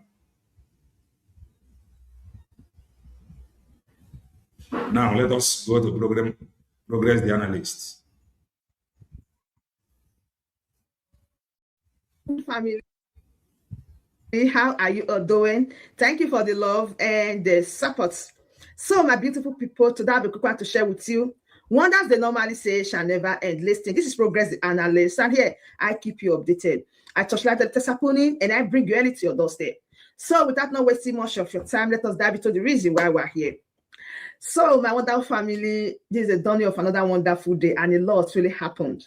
But before I go deep, I want you to know that there is nothing that is hidden under the sun. It will only take time. The truth can only stand the test of time. It will only take time. The truth must be out. Now, before I go deep into what I want to say today. Some people want some things about bringing the narco can carry. Some things about bringing the narco can carry. Maybe you know if I can the rages on a court. Over name maro, you name maro, you see that if you drogana. Makobro other important, there is no need. The time Mboge and Kere Barono that Mazi Banjoko sued Dr. Ngozi Orebeze. Okwaye channel here, Juwajuju, until evidence apota. La Mazi Banjoko have nothing to do with it. In fact, he stopped them. This one now, I ain't want to get information that he approved it. Some people still asking, you did not hear from him direct. That time that he countered, he asked them to withdraw that lawsuit. Did you hear from him direct? I want you to really understand the mystery behind that coconut that was broken.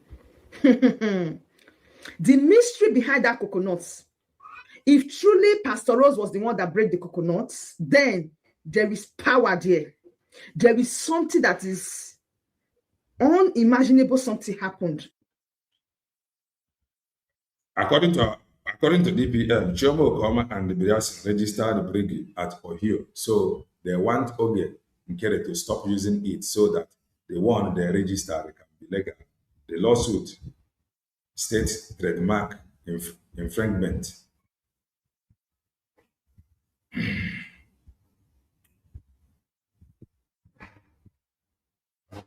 Well, there is a whole lot of question. Because la registration, oge nkere bụ onye izizi or briki that Maazị Banjoko know bụ ndị izi registra. So onwe any registration that is coming after this registration nke dị n'aka oge nkere already, that one kwesịrị ịga through. That one kwesịrị ịga through. Ọ bụrụgodị ire na ọ gara through, at least I check ka ndị buru ụzọ were register. Ọ bụrụgodị ire na ọ gara through, that is to say now one needed the full backing of Maazị Banjoko for that one to scale through, for the other one to go down.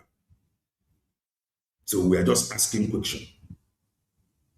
Instead of mother able to claim or where old job feel, oh, it is finished. Ask question. Or when they more than you, they will explain. And when they explain, we will continue to ask question until I know what the answer. I didn't make anything. Do you notice the statement of Ada Onyoncho as soon as Pastor Rose hugged Simon Ekpa? Do you notice? She confessed immediately. That was the same Pastor Rose that they said she broke the coconuts. Yes, Pastor Rose was the face of what happened yesterday. She was the one that broke that. Mazi Kalenda, on your own understanding, do you believe that our PM is aware of the court, having instructed our DPM to withdraw the lawsuit against Lasuba?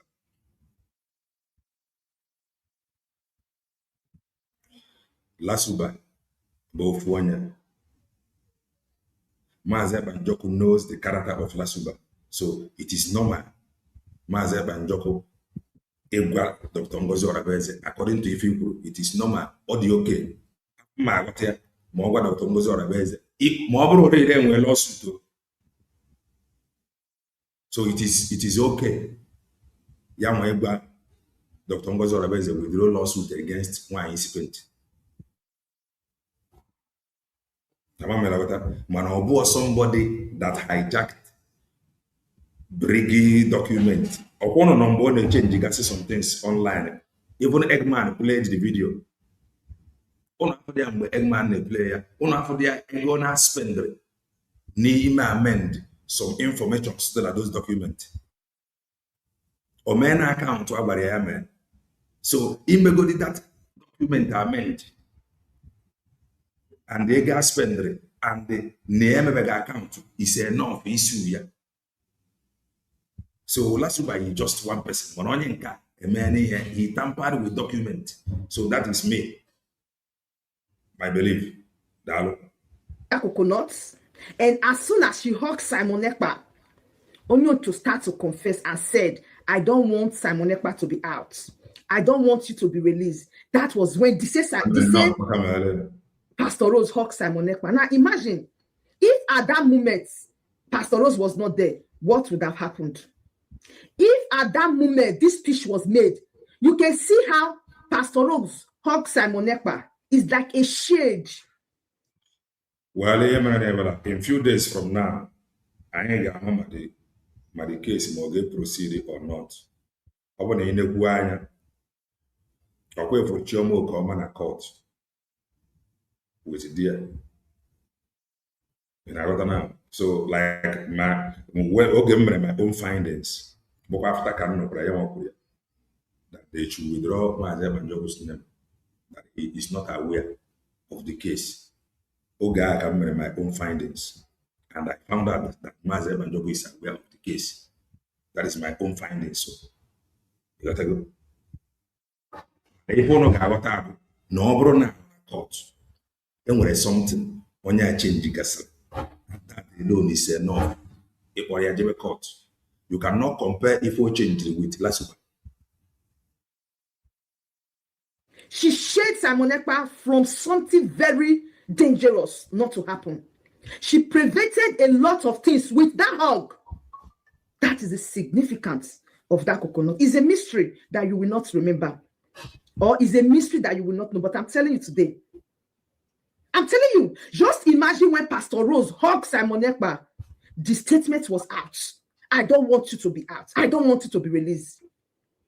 And Pastor Rose shaded Simon Ekpa, and she made such statement. Who knows the arrow that she was about to shoot? But God put Pastor Rose there at that particular time. I don't really care to know what you think at this moment, but it has come to our knowledge that you can no longer decide for people. This is a mystery I just want to share with you. Now listen to the true confession. The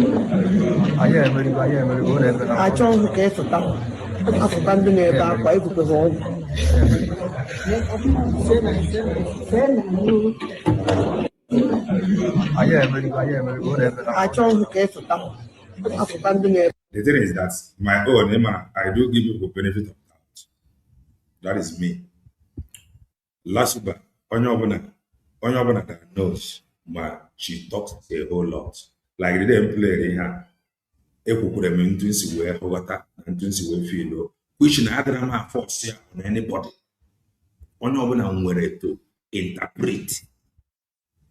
If I chọpụtara na a particular video, anybody ọbụla nwere to interpret it into nsi wee ghọta. I am not forcing my own to anybody. So, ya nwane onwe ya na-agba efu. Onye na-ekwu okwu too much ga na-eme mistake. That is how I see it. That is what I know. That is what I think. Nwere ike ọ bụ na ya mere. So, o nweziri onye ọzọ ga-enyekwa interpretation ga-adị deeper than my own. So, ana m anọba n'elu.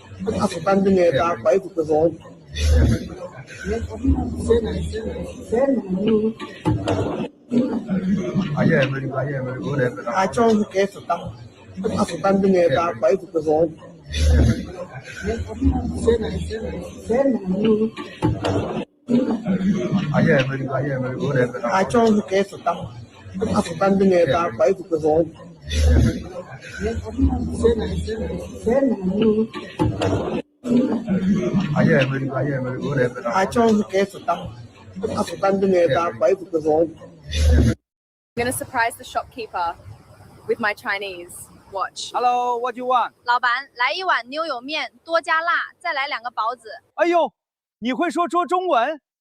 你的口音太好了，在哪儿学？ You see, this is the power of that coconut. This is a mystery behind the coconut, if you don't know. Now, let us go into our normal update for today. Now, I want you to follow this video with a clean mind, without sentiment, because I have a lot to say. Now, if you notice, you see that the USB delegates, they are even more. They are the majority in that place. And I laughed. They are the majority. Have you asked yourself the reason why the USB delegates must go in? The door, they could not change the door. I was thinking they will lock this door and said the USB delegates should not go in. But to my greatest surprise, they could not. They dare not. The door was opened for everybody. In fact, they don't reason and said, even with everything that we are doing, these people are still coming. They never give up. They still keep pushing. They still let you to understand that Simon Ekpa is for everybody. Simon Ekpa is for us the same way Simon Ekpa is for you. And you didn't ask yourself any question. Now, when you see the body language, watching the body language, this is one of the reasons why Simon Ekpa really wants any other person to join. He wants other people to come, not only the brigade the way they claim in quotes. These are the same people, Thai Republic. These are the same people that came up to say Simon Ekpa said they need everybody. And at the end of the day, they turn it to a Jasco playground. Do you share the body language of those policemen that are there, those policewomen? They were just there watching. And Simon Ekpa was so happy that people that are responsible came. Just imagine the way they zaza Simon Ekpa like, the way they zaza Simon Ekpa like, is for them alone. But Simon Ekpa still proved that leadership. He still proved that leadership and tell them that I belong to everyone. They are still. Thank you so very much. Here, my first time of listening to the video, but this, I think, was it yesterday? I was saying the same thing. Mazi Banjo have displayed the highest level of leadership. The highest level of leadership. The highest level. And when it came mad now, some people may misunderstand it. But if I from them after KG Mazi Banjo, in fact, all the more than ephemeral Ogeji Mazi now. That is the truth. That is the truth. How many groups for the sake of one man? Mana n'ime group niile can they push you for Biafra without their own personal gain? It is not about group matters. Mana when you look at them, you will see Nandi they push for their own personal gain and interest outnumbers those that is pushing for Biafra. And upon all the group, Fanchani they meet in Finland. On Gimwa and the Mua, Bundegama, there is every possibility, and they are now by area if an ante. No way if an by area and ante, name expect go.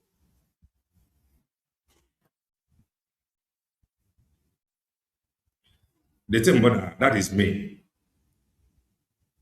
As you said, in the study of physiology, there is nothing like slip of tongue. About 80% of sleight of tongue comes from the inner self. It's something from this is how into a case where got here. I know that the woman have done more harm than good. And may to Atinia because I cannot explain or begin to interpret some spiritual meaning of it. That happened to me direct. But I do know. No one walk too much. Possibility on he made mistake. There. That is my own belief. So upon all in the April Niger by the Banjo, some of them if I and they go and go. So when you go one group nacho, you go by the make a group.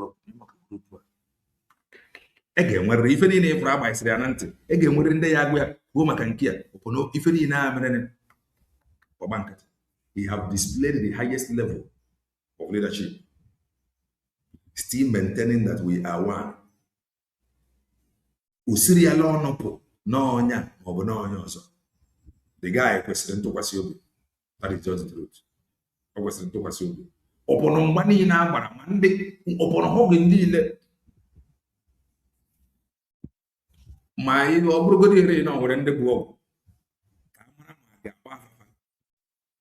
Ndi aburo webia today. Far than wish you with Dibia water forward. The words no, how can wish you with Dibia water forward as we speak now? Can you choose name? No, why a water? Ngayabum ro hog wire. Go poor banyerum, no why are Man, some of us that don't know, we may just be thinking that everything is normal. That is the truth. Man, and them was even hammered before Hagaba Bundegaman na this guy no more. Still my people, no matter how you want to put it. If you like, misunderstand the English, no problem. Simon Ekpa body language shows. I am tired of you people. I am drained because if you see that it's only from the other side because I can't call them brigade, not the brigade that is with Mr. Gekere. Yes, not the brigade that is with Mr. Gekere that will be calling them brigade. No, they are not brigade for now. So Simon Ekpa was like, "You guys are stressing me. I am stressed because the way they will tie him, the way they will frustrate." I don't understand your comment, Kevin. I got to your comment. Tell the person, tell who. The man was drained, like no strength, no energy. Because he was even imagining, what type of timing is this? Is it that these people just came there just to be huggy, just to tie me? Don't they have husband? Hey. Yes, that statement about na fundraising camera. But this video go 247 media was it yesterday? So the video, the statement here, I go before. I think before the final, you see, before the final appeal itself. So go 247 made this video. Was it yesterday? So that is that. The policemen were watching the reaction of everyone that is there. It look at some people as if they are mad. Why they look at some people as if these people they are well composed, they are well organized, they are well planned, they are well notion. But when you look at the rest people, oh my God, I know. Za. Everywhere was rugged, problem everywhere. Now the police people, something will come to their mind that say, does that mean these people they are violent people? Okay. You see the madness they display outside. I'm talking about the madness that want to display that side. But when you look at the environment, when you look at the atmosphere, you see that the shadow, people that brought in the good aura, they are the people from the US. But let's tell ourselves the truth. Because the manner at which the Thai people doing the whole so busy for nothing, scattering everywhere, speaking, making noise, is a couple. To an extent, Simon Ekpa said, Onyoto should keep quiet. Should talk small, talk louder, talk slow, talk small. Stop making noise. And open courts, public. You disobey the man you claim a battle beer. You disobey the man that you say you so much love. You disobey the man that you want people to. It is not only Shomo Okama that whispered something now. He's here. It's not only Shomo Okama. Go and watch the video. Many people did. Okay, you know what you go over Shomo Okama careful. You gotta go, but more after Shomo Okama. A whole lot of people. Look up to. Now, this is not going to Onyocho alone. This is everyone that is in that camp of Onyocho. Yes, the noise was a cough. The noise was frustrating. The noise is a noise of disgrace. The noise is too much to the point. Maazị Banjoko himself have to ask her to take it down. Makandu Oji, not even about him, because he used to eat for the sake of Ndu Oji. Young man, Marona say na fakiane to ya. Manandu Oji adia gotibo. Farmarona fakine to buy after those things as Mboto Aneme. You got to go. So, man, the woman no way I got her. So, this is a woman whom Maazị Banjoko know. And what if Obona, Igaba Maazị Banjoko, this is my own take. And what if Igaba Maazị Banjoko now? God, Maazị Banjoko surprise. That is just the truth. But what if Igaba Maazị Banjoko now, God, they are surprised because Maazị Banjoko now knows the woman very well. What she is capable of. Maazị Banjoko or Gasimu the woman stop coming to this court. Stop coming around. The answer is no. You behave yourself. When the woman actually. Now, in the presence of Simon Ekpa, tomorrow when somebody is talking to Simon Ekpa, you will shout, I will fight anybody that want to fight you. I will fight anybody that want to sabotage you. And you are the one that sabotages Simon Ekpa's efforts. To an extent, you confess that you don't want him out. Who will disobey Simon Ekpa the way those group did? Nobody. Who will disobey Simon Ekpa with what happened? Nobody. Even Professor Shoma. Even for you to see that she, the woman, sorry, even Eggman, who questioned the name of the something on him, quickly, pure quickly, disappointed and didn't know Shagrumura. That people are looking up to that was dead. Some of them now may be surprised, no? Where he was somehow. And they were misinterpreted. Oh, happening on him. Or the corner, oh, my God, Mana, oh, make the barrier and area. Which no display to Maazị Banjoko. Now, even over there, I am not going to stop. I will only stop when you come out. That is when I will stop. You are the only person that can stop me. And don't forget, no, so I got told not to sabu. Over myself, I joke. Yeah, what have you?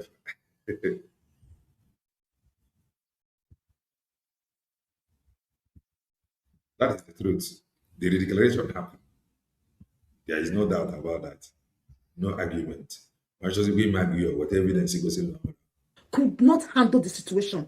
Could not talk to Onyocho, now listen.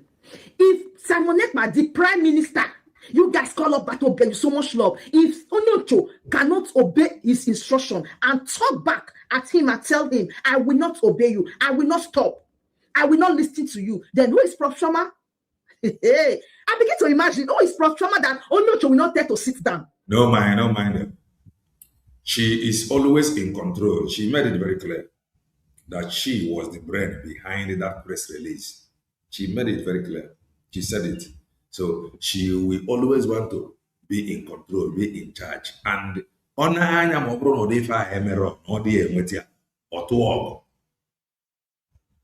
that is just her.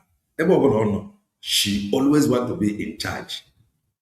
Even like a court, she want to dictate for Maazị Banjoko who he will hug and who he will not hug.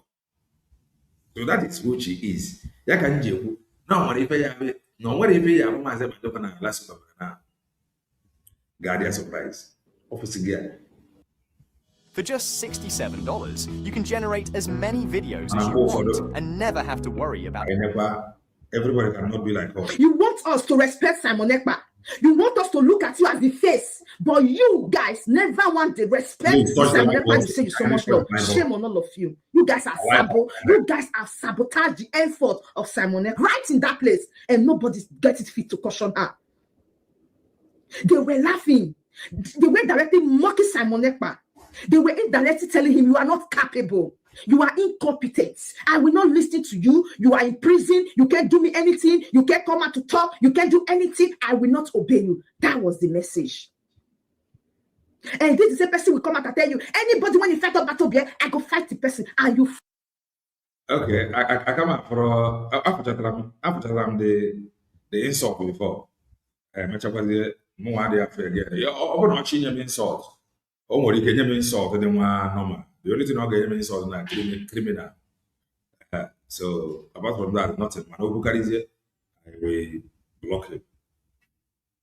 I come up for it. I don't know why she is still in Finland.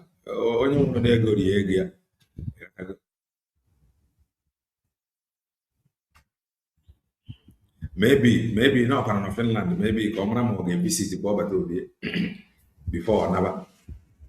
Only couple of the reason why you went on to visit there before.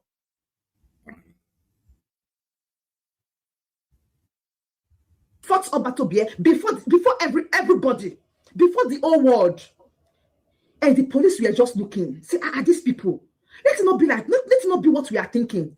These people might be so violent. These people might be so frustrating. What are all these people? What is going on here?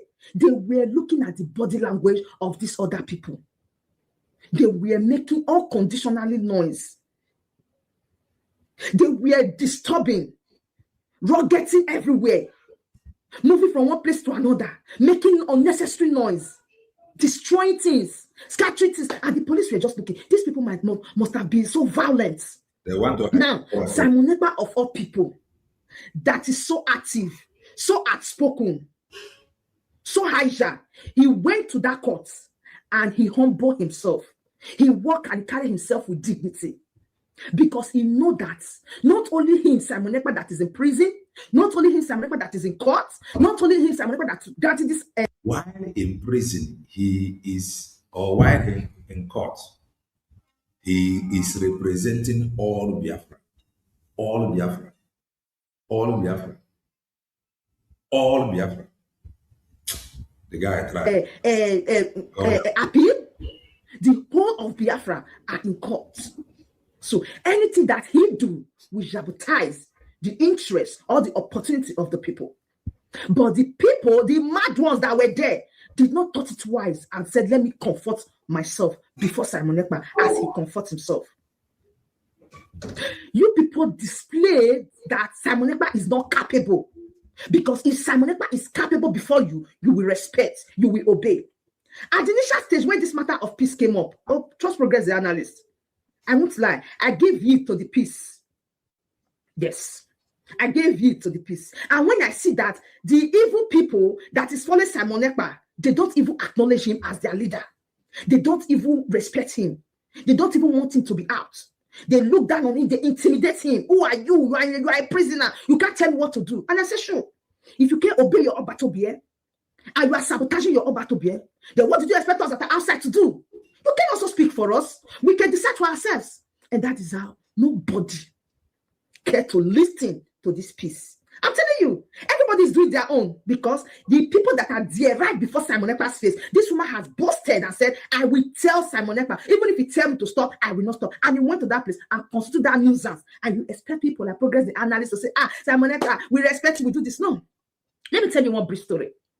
There's one bros that stay close to me or close to us there. The thing is that Maazị Njoku gwagodiri abụrụ m ugwu ma gwagodiri ya ugwu to the last, not just for him as a person, but by divine revelation. So he have my maximum respect. Ma butase ka m area based on Latuba disobey area. Nehru he is in chain. Ọ na-esi n'ụlọ ikpe, ọ na-esi na nga bi ụlọ ikpe.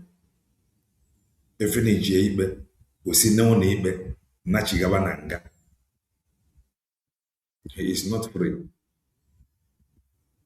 So he is still challenging his freedom in court. So, it is a must.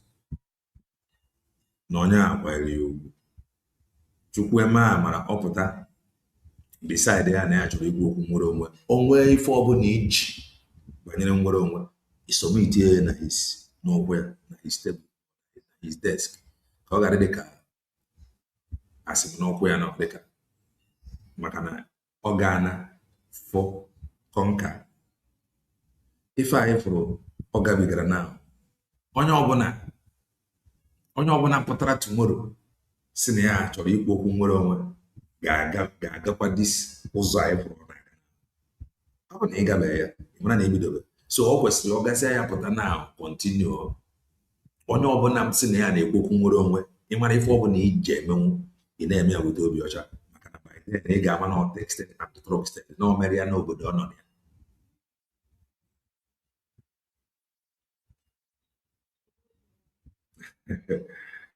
Okay. As the last one is still in Finland, waiting to see if Prime Minister Simon Ekpa will fall sick so that she will start opening her mouth. Her hands are not clean. Okay. That is why she hated Dr. Ngozi Arabeze, because DPM brought her ego down. All those things she is doing is called ego. Somebody like her will never forgive anybody that's trampled on that ego. Right. When I was still like in JSS3, he had a girlfriend or a wife to be that is already in the university. And to my greatest surprise, my own classmates came to visit this my big bros at home. And he called me to go and buy a Coke for my classmates. And I'm like, no. If my classmate would have been the sister or a cousin or something, no problem. But when I knew that these bros dating this my classmates, I said, no, I will not go and buy the Coke. Since then, I stopped respecting him because he placed himself in a position where I would never respect him. If you want people to see Simon Ekpa the way you want the world to see him, we will help you.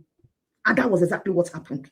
Now, I see a lot of genuine Biafrans. They are asking questions. Oh, why is it that the media houses, Nigerian media houses are not carrying this video? Why is it that people are not talking about this Simon Ekpa in court? Why is it that they were asking why? I did my house, I'm laughing. Not all the videos I made. Because why?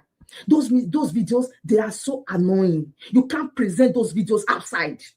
You don't even want to come across those videos. Because those videos are so... The thing is that no change came on, which are about if you know. If you would have gone to news or job. And I got that they are newspapers, if I news or job to mock their chi. Way after now, I went to just announce. But God is going to disappoint them. That is the truth. With the final. Those videos speaks a lot of volumes. Those videos speaks a lot of downcasts. Those videos are so contaminated. Those videos are condemned videos. Those videos are rotten videos. Those videos are videos that you cannot comprehend, that you cannot behold because of the bullying that accompany those videos. And people will be like, now Simon Ekpa group be that. Let me tell you something. External bodies that carry this video, they only carry the video to mock Simon Ekpa. I'm telling you the truth. I'm progressive analyst, and I will tell you guys for free. The thing is that a mockery to Simon Ekpa. In fact, a mockery to the present their personal interest over if a man's and Joko Gabiga. That is the truth. Or in the present or even in Abu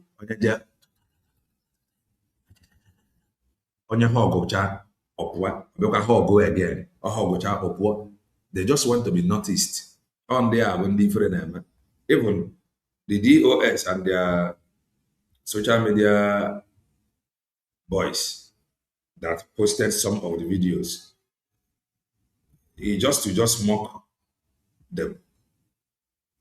And although some of them say look at Simon and Joko's followers, but some of us that know, we know them too well. So we know that they are people of particular concern.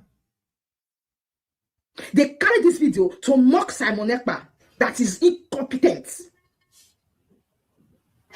Look at the conflicts right. There is nothing Mazeb and Joko can do like that stage on one row. Mazeb and Joko, the helpless. What if you forget, man? What if you forget, man? Or even I can go see how serious I did. And how serious I did. If any I go see my ID serious. Because when I handle serious. From the court for good 1 month. There is no Simon Ekpa go to court that we don't see this conflicts. They are fighting for even Mazina Dikanu, when you go court for Nigeria, we didn't experience such a thing. When they are in the court, they speak in one voice. The thing about the reason what if I jump on the German court over the bongo. I am going to see where and by that time, Mazeb and Joko Nomoya Asra. Oh my goodness. Nobody noticed this. Even when they have conflict among themselves, nobody notices it. At that particular moment, all of them, they are the same. Not talking about what they say that they stay for civilized world. They're supposed to shame some people. They will shame them outside, naked them there, and shame them, tie them, shake them for hand because they are mad people. Because no normal human being will go to that, will go to such environment and do those things. It's so disgusting. How do you expect real bloggers to carry what happened? How do you expect media houses to carry such videos? No, it's not possible. They mock those videos. I'm like, shoo. They mock those videos. Because of what? Because of what? Because people that don't know the reason why they are there. People that see everything like Sagaveras. Now, everything now about opportunity, position on one leg, position on your crew, not for the interest of Mazeb and Joko. Yeah? Go to the role of Prof. Shoma. This is too much. Sir, the parts alone were 2,200. Labor is... I know what labor is. I'm telling you, it's too much. There is no time I will talk about Prof. Shoma without not talking about how they came and how they started. I'll put the link when I'm done. I said, I carried those videos. I talked about them. She said she's part of the legal team. We gave her a listening ears. But at the end of the day, she made us to understand that not all that is glitter is gold. Prof. Shoma played a role that even myself, I can't even imagine. Now, with everything that happened, Organ competition. That court, with everything that happened for this 1 month, after the court, what happened next? No, after the court, what happened? You were unable to convince anybody. Your shine, your star was stolen into saga. People no longer see the Prof. Shoma that came out to tell us about the legal proceeding. People no longer see the Prof. Shoma that came out to tell us about their plan to make sure everything works. What people were not seeing someone who energized saga right inside the court. Somebody who should. Right. Do you see that Mazen Namdekano appeal has not gotten any date because they are waiting for the outcome of the case in Finland? Once they give judgment, they will put the date, especially if it did not favor us. Even in where can I dream Boga? If I get a protest,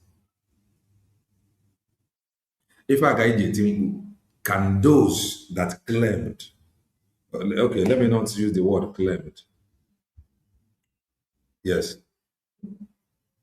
Ndị ahụrụ n'ọrụ bụ the new DOS. Ma ha ga-emegharị ife the past DOS mere by writing just one memo. Federe the memo. Federe. Why na Federe? I don't know. The canon kwetara na ya dere 2 petitions. Ọkwa anyị kwuru ka edegharị ya, ọ degharịrị edegharị? The answer is no. Why not degharị ya? We don't know. Ọkwa efughị ya problem. Ọkwa efughị ya. Anyị na-eji aka anyị because of wickedness, because of hatred, were aka anyị make things more difficult for us all.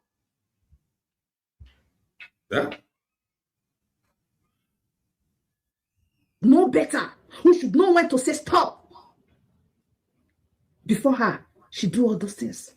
Now, I laugh and I said, is Prof. Shoma thinking that when Simon Ekpa is out, Simon Ekpa will want to work with you, Prof. Shoma? That is where you got it wrong. Because you were unable to convince people to see the good side of what you have done. Maazị Ekpa Joko ekwukwe eme ọzọ. Ọ fọsịkwara ihe ọ bụla freedom fighter na Chukwunna mara ma osi n'ime apụta. Ịdị genuine na-ekwu okwu nwere onwe. Ịdị genuine na-ekwu okwu nwere onwe. And ya nwa continue na-ekwu okwu nwere onwe. Ị mara ife ị ga-emenwu. Ị mara ebe ị medebere. Wepụta ya debe. Because we have, ọ bụrụ na ị ma amara na we have seen one. Ọ bụrụ na ị ma amara na maka nwere onwe cannot come without na ị gara prison. Na ị gbapụrụ eze anyị. Or no nwụrụ anwụ. So anybody ọbụla and onye gbapụrụ eze anyị, the only thing na-akpọta onye gbapụrụ eze anyị bụ freedom. Then onye bara n'ime maka freedom, the only thing na-akpọpụta onye bara n'ime maka freedom bụ freedom. So Maazị Ekpa Joko megide pụta ịdị genuine na-ekwu okwu nwere onwe, ị mara ife ị ga-emenwu, mara ebe ị medebere, i present area ya because he is now ahead of anybody. Ahead. Jackie defeats la Finland, la Befaji were very, very important. Very important. You were unable to convince people to see the progress you have made. Rather, anybody that watches those videos is all about saga and problem. Onocho, use your group to fulfill her desire. This is exactly what she has planned. This is exactly what she ever wanted. And she really makes sure she activates. She used them. She used them to achieve it, or they use her. She used them to achieve it. The signal to destroy everything. And I'm so disappointed that nobody is talking about Prof. Shoma in a positive way. Nobody is talking about Prof. Shoma, the effort she has put in. What happened? I say it the way it is, without fear nor favor from anybody. All what people are seeing is saga. That is what I asked Prof. Shoma. After the because she displayed to be sagalicious. So I cut now. What's next? How many converts were you able to have? How many people can come out, apart from the group that you have before, that can come out and stand and say they are convinced that Prof. Shoma is this, Prof. Shoma is that, positively? Nobody. How many people? All what we see is saga problem, the draining of energy. If you would have handled those things very well, before you reach us, your alarm would not blow everywhere. Exactly. Now we go to carry the matter. Exactly. But no, everything was lined up for saga. Watch the videos again. Go back and watch the videos and summarize all this that I've said. Watch and listen to all this that I've said. I will tell you the truth. Nobody is seeing the good side because no joke. One of them, because he have known them to be in the trouble of several failure. In the church, or the knock, I feel in an antique or no more everybody na we have social media.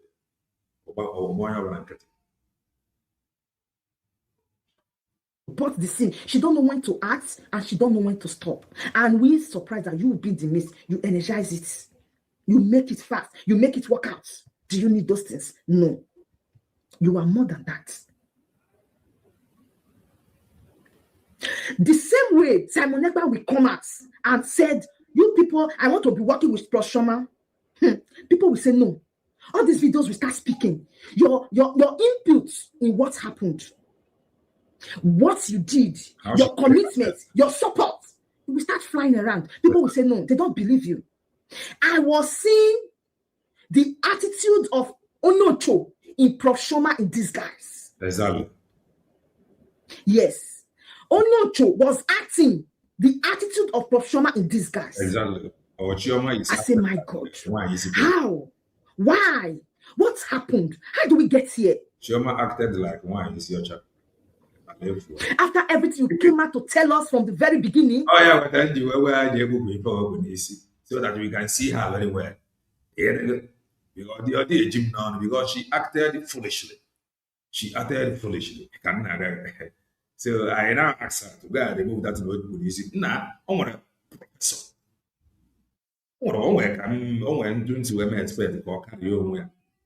I will not carry your way very well. All this because I'm going to am competition. Not it's me. Oh, please work with me. It is me. It is my family. Nekefa. Yakafa jeji run a court na claim legacy. On a court. On a claim legacy. And I come over legacy. Legacy in the Finland, legacy in the America. And we saw something different right from Finland. I said, oh my God. Now I ask, how many people are not convinced? 9 million naira, you can own 1 hectare of land with 160 oil palm trees. To follow Onocho group with everything that happened. People that join this Onocho group, they are people that want to fight their common enemies. Exactly. They are people that want to use Dr. Ngozi to fight. They are people that was the people that associate themselves with Prof. Shoma. You are correct. Normal people don't believe in what Onocho group believes. You are correct. Now, don't be deceived. I will do a video and get up to 20,000 views. Let me tell you something. The 20,000 views, not all of them that believe. Anointing about by age. or from Shiokike. PM is the same age with my last born, but I will continue to respect him and pray for him because of God's anointing upon him. Oh, even before me who anointing, I come out for a before me who anointing, I come out for a anointing makes the difference. All personal revelation to me equal area. All personal revelation. Oliver, no, all personal revelation. I'm on the mountain. Nation, this one, he have something to offer. And at the same prayer ground, a brother of mine, he may be watching now, he had the same dream. And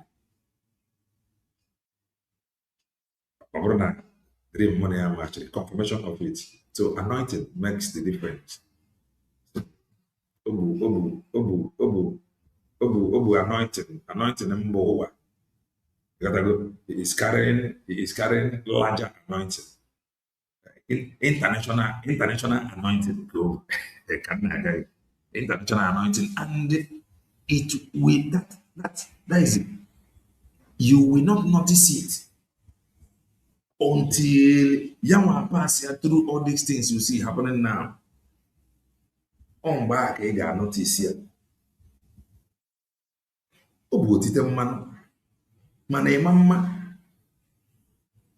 And that for you to be convinced, no, what he is going through now.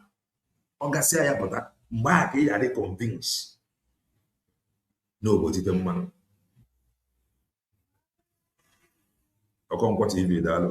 so without this thing, if you are prepare tomorrow, look what he is passing through. What he survived can swallow you. That is how God made it. What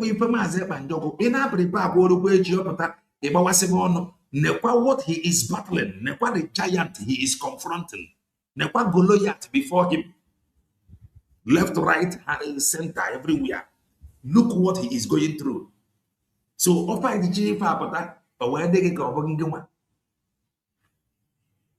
if you like a higher, even some people got matter, he defeated 5,000 social media warriors.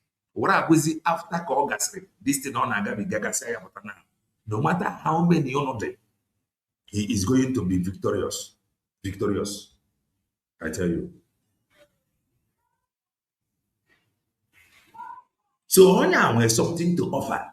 Each one, the earlier you begin to pray for him, better for God remain, God continue. And those that fought him today, where are they? They are nowhere to be found. Over by Anyoko. Anointing Mbowa. I'm not telling you to believe me. I do say it here always, and that is what it is. All personal revelation to me. I'm not a freedom fighter. I am a preacher of the gospel of redemption. I was divine revelation.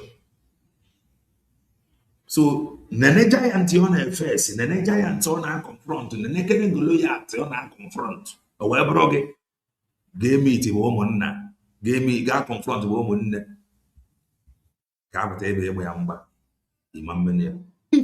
In what I said. Maybe from that 20,000, people that believed in me will not be more than 500. Because I don't do video for one particular person. I am progressive analyst. I analyze all videos. Exactly. Like, so the fact that you are like me, I analyze all videos. All videos. Even from the NDOS, if I see their video, I might comment and I move. Any video, I analyze, and that is what I'm doing to you. Not even analyzing it, just replaying a sister video. As you do live stream and people watch you, people listen to you, you have those audience. It's not a ticket that the people are in support of you. Exactly. That is where we are getting it wrong. Yes. Now I have 10,000 subscribers on YouTube. But one of our brothers advised me to open TikTok. I opened TikTok. I think that TikTok is not yet up to 200 subscribers. But I have 10,000 on YouTube. So it is not about how many thousands of people that is watching you. Only few. Bonde believe, bro. Only few. Only few. Some one thing about subscription. Somebody could watch this video now. Watch it. I said, nah, this one, make I just subscribe. But that's ends it. Exactly, I saw him in my dream in Istanbul, where our leader, Mazen Nadagan, told me about him and followed him since that time. Okay. Hello. Kelena, you are analyzing the analyzer. It is well. Kelena TV, I have a question for you at the Progress the Analyst. If PM comes out tomorrow, tell your friends that Ngozi did not follow his template. Will you guys still respect our PM, Mazi Simon Eber? Ask me. Rapo Progress the Analyst. You can ask her like a comment section. But ask me. Mazi Eber Njoko. Onyenji Webata. I do not know anything about template. What template get Eber? I do not know about template. I followed Mazi Eber Njoko based on divine instruction. So he is the one that knows the template. So up that who template, he lead. Kelena TV follow. He lead. Kelena TV do what? That is the truth. So when I wait until he comes out, don't be too fast. Very important. At least for now, when you want the ID, you want the ID. He shall not but I condemn with the ID. Here they go. I go still finish video. I go still get people where go cap me. Say Progress. This is what you talk about this video, you know, enter. That is when you know that people still do where they disagree with you. They come to my channel does not mean that they support everything I'm saying. Exactly. That is what we sink into your head. The fact that you are in live stream or you are anywhere, people come there and listen to you does not mean that when they listen to you, they buy your idea immediately. Right. No. If they are not convinced, they are not convinced. There's nothing you can do to them. That is why I cannot even force my own way to anybody. So I make it open. You are free to analyze it. That is why you are free to analyze it, say it how you feel. That is. So the fact that I do video and I will see 10,000 views does not mean the 10,000 people accept what I said. Is a point I'm trying to bring. So when you do your live stream and you see people watching you and you buga, they are carry shoulder, oh, on top of the world, people are watching you. No, the people watching you, not all of them that believe in you, but they can just come around. What am I trying to say? The fact that they were tying Simon Ekpa like that is not a ticket that when Simon Ekpa come out and he said, I will work with Proshoma, then everybody will dance. No, people will not dance. If you even notice the USB candidate, they are a majority in that place. They are more. Everybody will not dance. Everybody will not accept.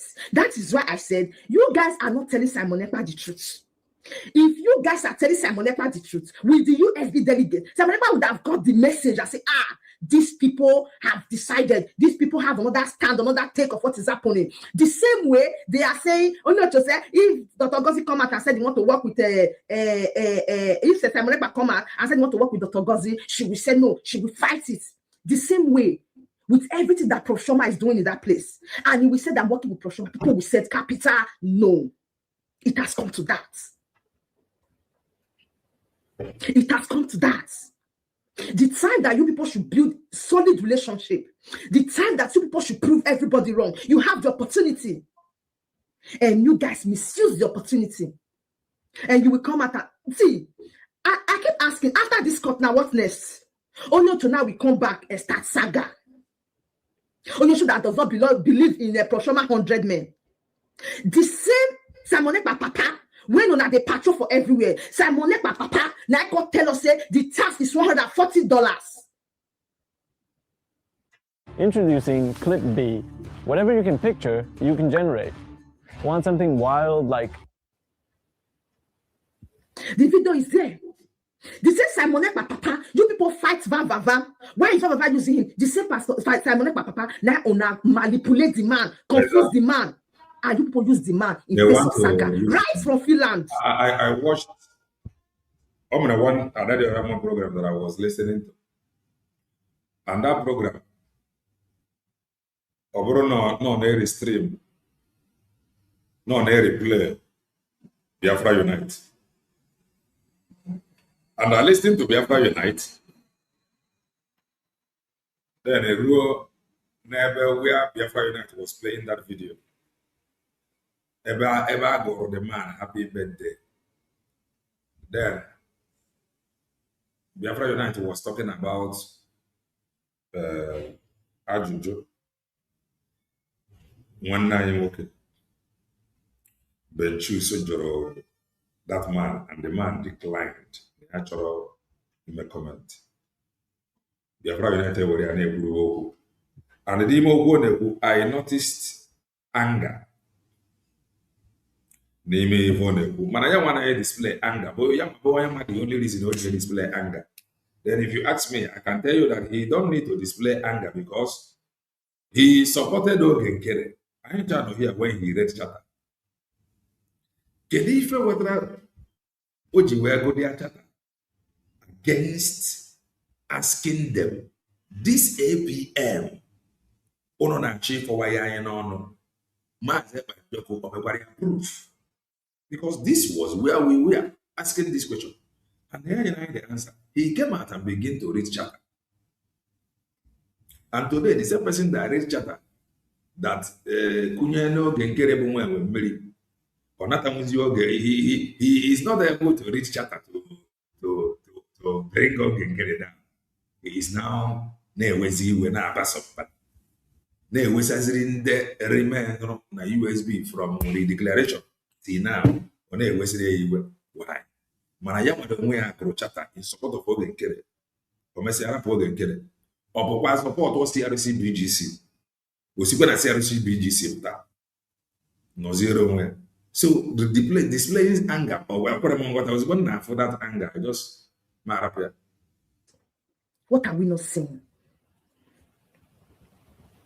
Shame on all of you. It's not a new thing to me because Ono should not tell us say, I don't want you to be out. You don't want Simon Ekpa to be out. So what is this that group fighting? If Ono to have said it is that over everybody, better on your program, love you, few people, but they love you few. And when you get that few, they may not be up to 500. That is the truth. What is 500? And when you get few people that love you genuinely or love Kelena TV genuinely, and when you get they may not be up to 50. That is the truth. I have known this thing for a very long time. And when you get people that love Kelena TV genuinely, maybe now, out of these 10,000, they may not be up to 50. Genuinely. Manandi also can just come around, watch the video, and move on.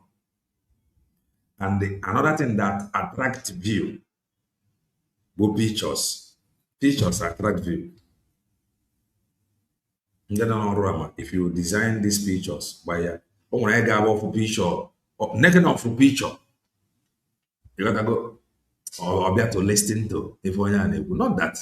Not very big but that picture of many attract picture. So these are things that attract people. But we have tried as much as we can to maintain this simplicity. Not that I don't like pictures, not that I'm against putting pictures, but I'm just telling us things that attract people that may get you confused or maybe believe that they were crowd. One minute. So that is that. If our PM believed that Biafra has been declared and ID is being issued and people are getting their ID, do you think Simon ever will tell our people to discard that ID and go back to Briggy? We are not even talking about going back to Briggy. Nobody is talking about going back to Briggy. Even now we're ending a push narrative. about Briggy. And we must be wise so that we don't fight for nothing. Because you do not have problem with Briggy. Briggy do not have problem with you. Ndị anyị nwere problem with those in Briggy that have refused to do the right thing. Those that hijacked money, it got under Briggy. I have a problem. Mana, if you are not, you may be thinking that Briggy and USB is fighting. Briggy is government in exile. And as we speak, we are still in exile. But I don't want to go deeper. But the reason in somebody can still be in his country and be in exile. But so we do not have problem with Briggy. Briggy do not have problem with USB. Man, the people that is pushing, oh, Briggy government, they are the problem. So, if you're careful, you may mistake it that we are having problem with Briggy. Not at all. That I don't want you to be out. Are they fighting something different from the statement she has made? They are the same people. They are the same people.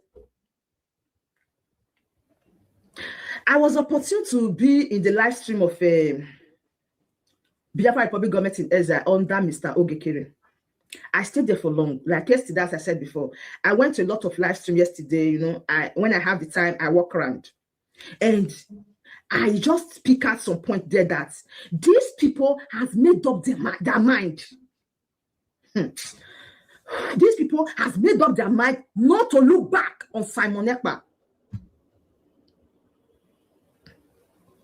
They have made that decision. And you that claim you still follow Simon Ekpa, you are still deceiving yourself. And you knew quite all right that you are not in the same category with Simon Ekpa, and you use Oba to be able to cover up. And when Simon Ekpa comes tomorrow, do you both think because Simon Ekpa is around, everybody will start to shiver? They go to shake. Oh, Simon Ekpa is around.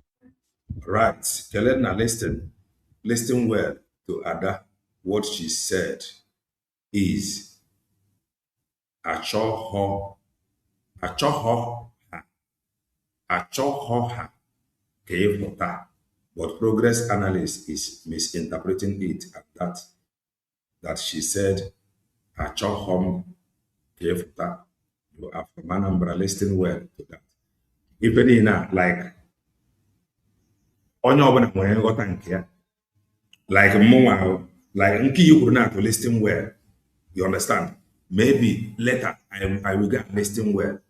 Man, at the very first day I played the video, if a woman robo, I chop home keepota, and I said it here. I chop home keepota. That was even no. Man, I cover now that I should listen well. And it is where there I chop ho keepota efota. Maybe later we'll go and listen to it. Man, I need me very now. Me, I'm a mother. Onye na-ekwu okwu ka ada. Ọsịsọ onye ọ na-adị ọsịsọ. Mgbe niile ebe trouble. Fan na-emebe ọtụtụ mistake. That is me.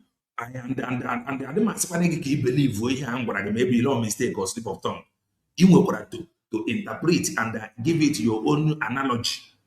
I'm not my own. So ntu I can see ekwu mana later dị ka i kwuru. Mmesi enwere ike nwa efe. Listen to it again. Thank you. What if I answer?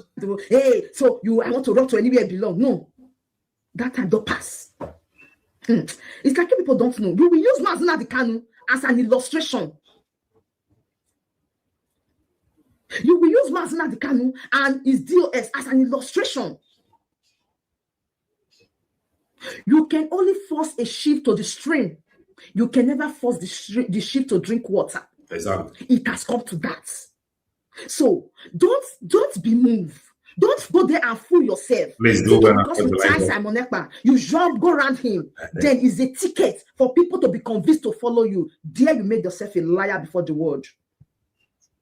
Obro na pana wonde na abaka ofuma na pana agota fa ka ema. Upon even in an never DOS in the actual and the new one no. Then when I was to confusion already. Pafilo la mad kagege fanti with another confusion. Na Finland, they are wasting their time. In the back, things don't happen. No, be like before again. A whole lot have changed.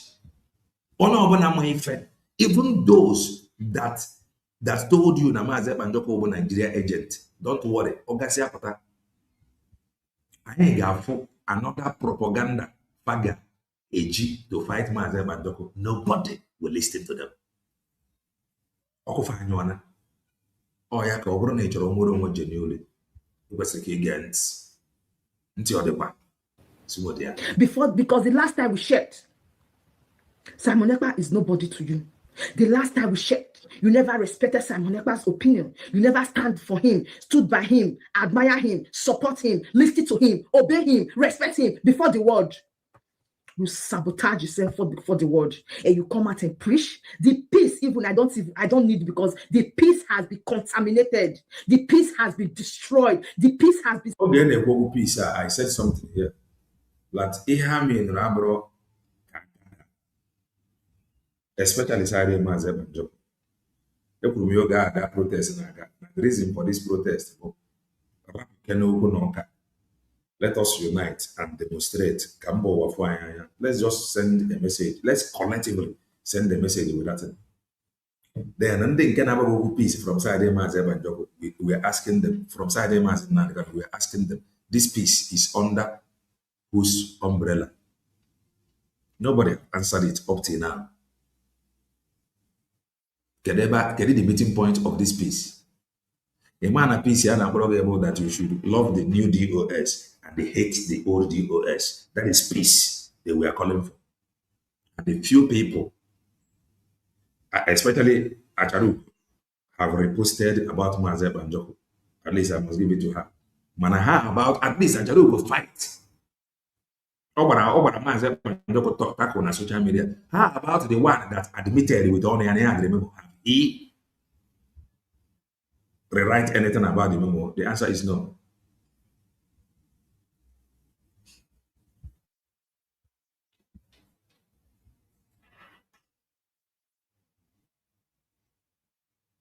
Scattered. The peace have been thrown into the trash. Before you will come outside to talk to people, first of all, go and fix your house. Sure. Proshoma have all what it takes to give us that figure. But it was misused. Weddings in 4 weeks. That dress still isn't zipping. At some point, we have to be realistic. Don't. I love this dress. Just give me. And I wonder, tomorrow people will start talking and say, with Proshoma, she's the one that do this, do that. People don't see, they don't care. They say, na small sheets. Now you go rub nash. Everywhere for your nash, your body, it go the smell. You don't need full bucket of sheets to rub body before you go the smell sheets. Now small sheets now you need for your nash when you not clean out. Obedience na botch. Oh, you on about na onwe gba anyị na ebugari n'ime ofia. O nwere ife a na-agbo nsi edi. That is nwaja ya teto ikodugo. Ikotego.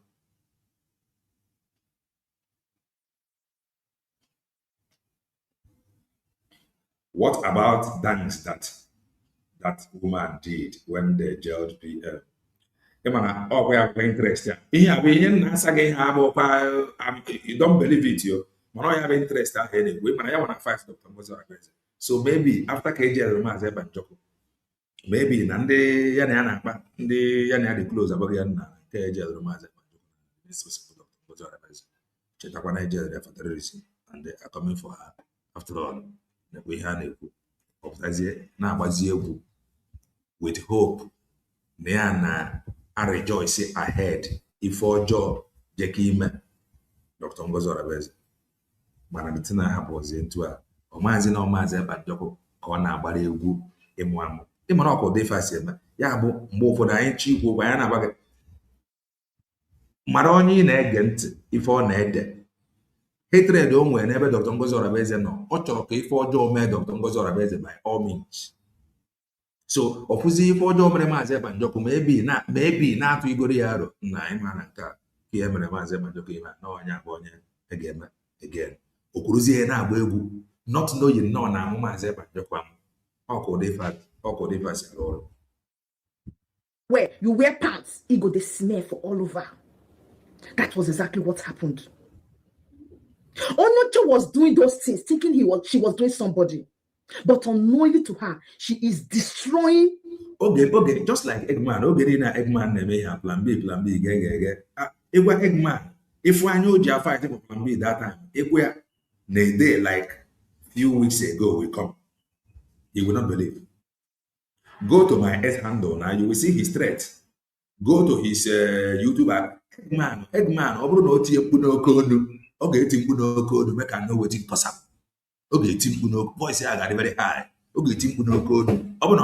Make I know what it possible. Because of a gun and here. You could see Yoku, he thank you at your mother. Awareness, ya nyonya kia diocha, and I worry and see for nature way. So, it's already culture into a Maze Banjoko now. The mother, but as an Maze Banjoko over their problem. Factory culture, Chia culture. Funny fake, that is the truth. So, Eggman and something is doing. Do you think that Eggman is going to Toshima, what he calls the MN escape? After all, he have apologized to them, and our people have forgiven him. Consequences are with men that deliberately can never undermine the truth. I don't know. And remember before, over on Fuber, a case of you can't be a man since if follow on social media like myself, ask yourself question. Because since I have been following it, I have seen the handwork of God.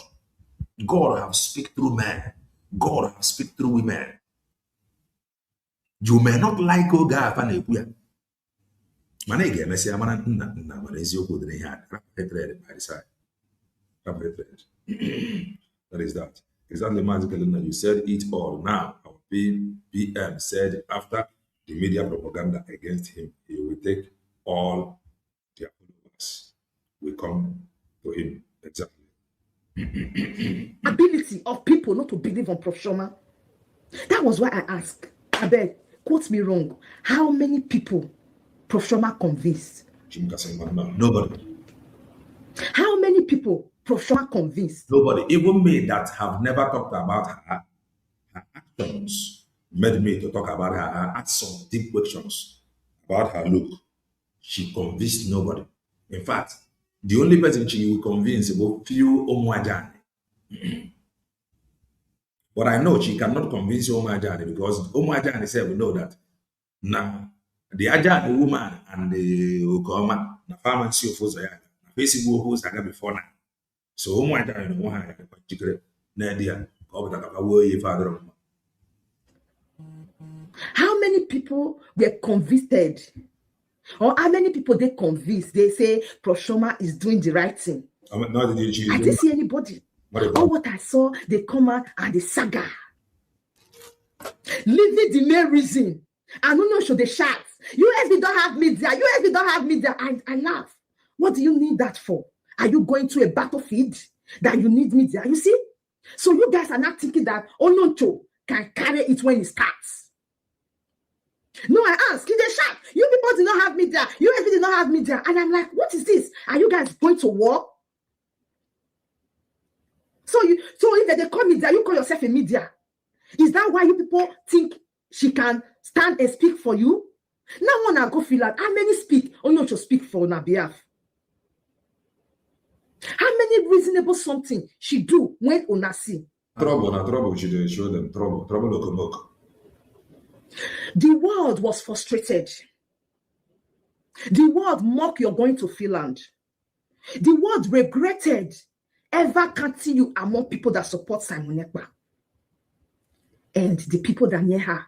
Now, when Onyosho come back, is Onyosho going to be in full support of Prof. Shoma? That is the question. Will Onyosho now agree to everything Prof. Shoma will be doing henceforth? Will Onyosho and her media team, because she said she have media, they have media, will Onyosho now and her media team support genuinely what is about to happen when they return from Finland? Or it will still fall back to saga? I never joined Onyosho fight battles since I did do my videos. But when that king go flog Prof. Shoma, when that king go revise to flog her, I wonder what I go talk that time. You don't know no too. You hear what it tells Simon Ekpa? When that king go revise on Prof. Shoma, I think at that time, for the first time I go join Onyosho fights. I go join Onyosho that time, ask Prof. Shoma question. That was the only fight when I know I go join Onyosho fights, because they could not control and see the danger what Onyosho is about to bring. That was what I asked. When I don't come from Finland, what next? What do you bring to the table? What will you tell the people? Anything about the court, we don't hear all. What next? What next? Or you want to see confuse the Secretary General? Or Onyosho, we put a link of a fundraising in a platform and say people should come and contribute. How many people can Onyosho convince since on a day for that Finland? How many people? If not for saga, if not for quarrel, this is what is keeping Onyosho so embodied intact. Quarrel and saga, this is her food.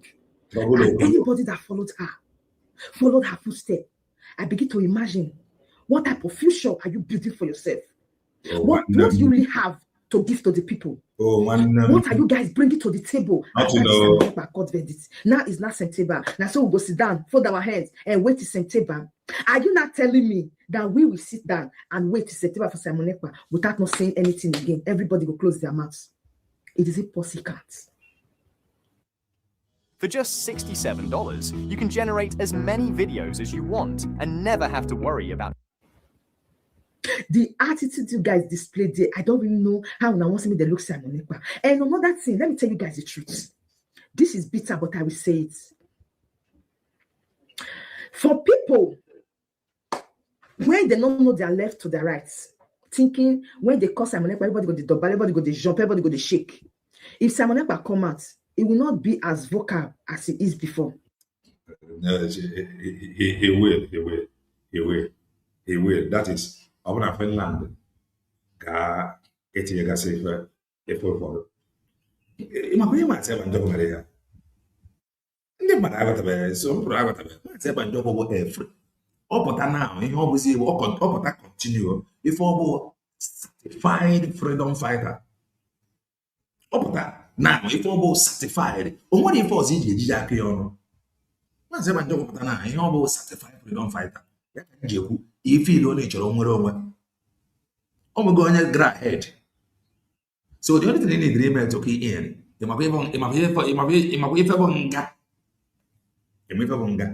prison. Man said, but don't got in prison because not commit any personal crime, none to him. Man said, but don't committed no personal like Nivo Jarungabo if young metal na Finland metal no. Maazị Ebanjọkụ na ebe a maka Biafra.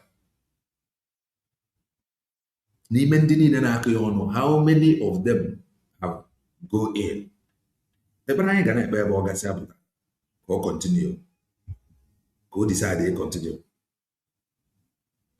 But I do not think that Finland can actually tell him to stop.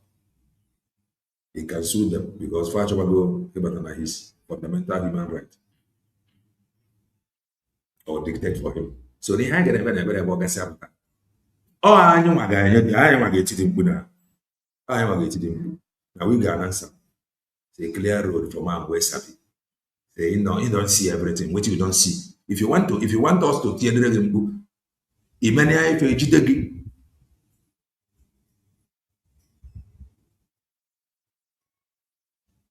No, the only thing ị ga-agwa m na bụ na o nwere oge with experience ọ ga nagoro n'ife mere n'ife na-emene ọ ga-ewepụta some things. Nna kedu ihe bụ vocal? Nna na-egbu anyị na ndị a chọrọ ịnara anyị obodo anyị. Nwanne ịchọ iti mkpu a scream it to the high heaven. Mana o nweziri ọtụtụ ife a ga-arụgharị. O nwere ọtụtụ ife a ga-arụgharị because ọ bụrụgodị nnọọ onye metara onwe ya ife onye a ji wee gaa nga, onye a gasịa nga pụta, ọ ga-atara ya ka ọ ghara imeta ka ọ ga-echenji some certain things. In fact, ọ matago ife a bụ school, nga bụ school, iru ebe a mụrụ akọ.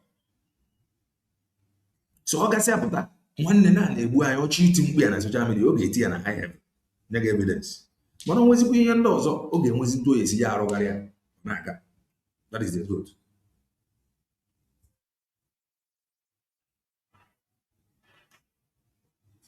That is why DPM asked his attorney to present PM as Biafra Prime Minister. Okay, I think they have done that. appeal.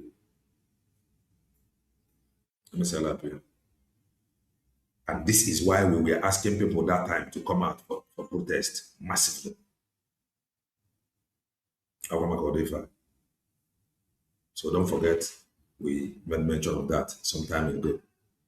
Now, if he comes out, it will be more brutal. That is one thing that needs to stick to your head. You will not have that opportunity to come out and start doing what he was doing before. I don't know if you understand. All of us there for Western world now. No. Why are you deceiving yourself? Why are you not telling yourself the truth? You think I'm never go come out now. You go come stand on camera, see they do video, try to they build this, try to they arrange that. Time go come and go remind on this. Some never will not have that chance to be doing that. I'm telling you. The only thing in Germany, if any now stage by stage, can the mother have we if now? Where forget your stage. Where forget your stage, I got to the mother was it. Yes, in the mother ka stage ebe anyị nọ. Ka ndị mmadụ gara iji maka ife na-eme na chefuo stage anyị. Maazị Ebanjoko before now, agafeela stage ịdị na-agba kamera every day eme program ime obodo Bongo expose. Ọ gafekwa that stage before nwee nsogbu. He have done all his exposition. And while doing the exposition, on camera every day, 2 times a day, every day. While doing that, he was building brick. While doing that, he was building brick. While exposing Obodo Bongo, he was building brick. Then, Omechaje was kwambe. Every day, like Elena TV.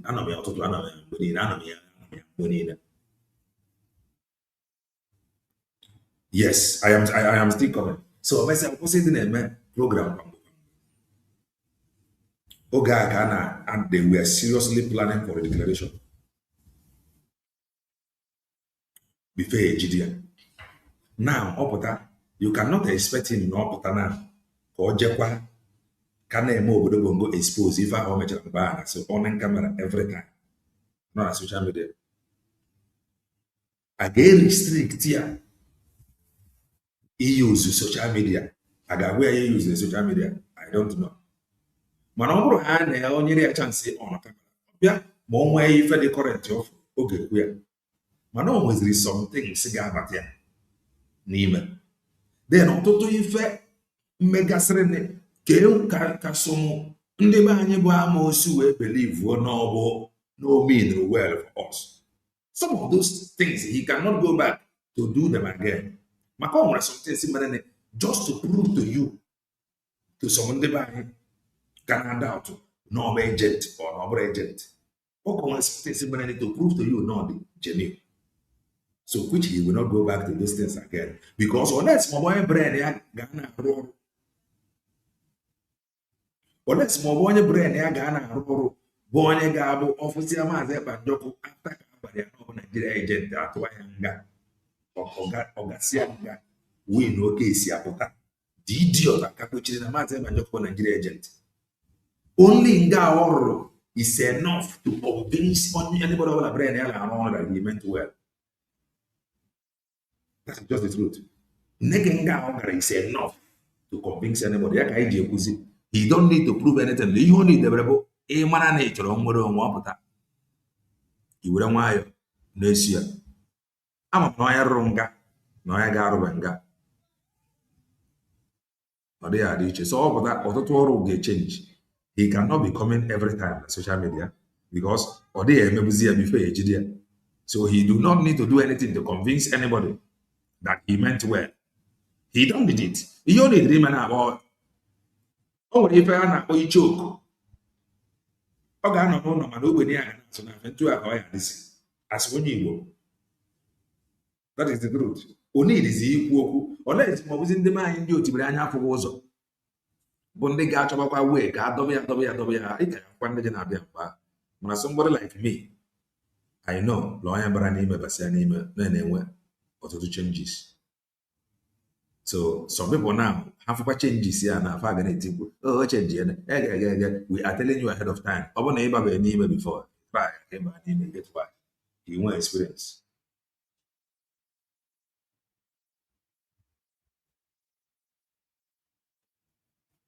That's the truth. It will be asked, yes, but they will not give him that full liberty to continue with what he was doing before. There will be restriction. Now, this guy, Kelena can use word that you don't know that Ngozi Orabeze betrayed our PM, Simon, and also betrayed the struggle. I don't know because I'm not a freedom fighter. I am not an insider. I am not a cabinet member. I don't know. I don't know. Okay, for guys who was again, I'm not a freedom fighter. I'm not an insider. I don't know. This is the aspect you guys don't want to hear, but that is the truth. There will be restriction to what he can do, to what he can say, and what he cannot do. I will you guys will come back to this video and remind yourselves what I just said. You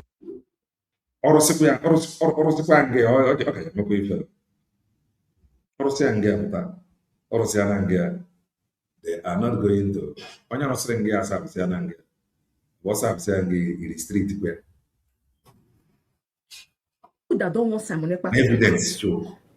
Why are you hiding? Putting on masks and you are hiding yourselves. It needs more effort because on one year also both ways. Focus on this case. Very, very serious. Where you get experience with Umu Nga.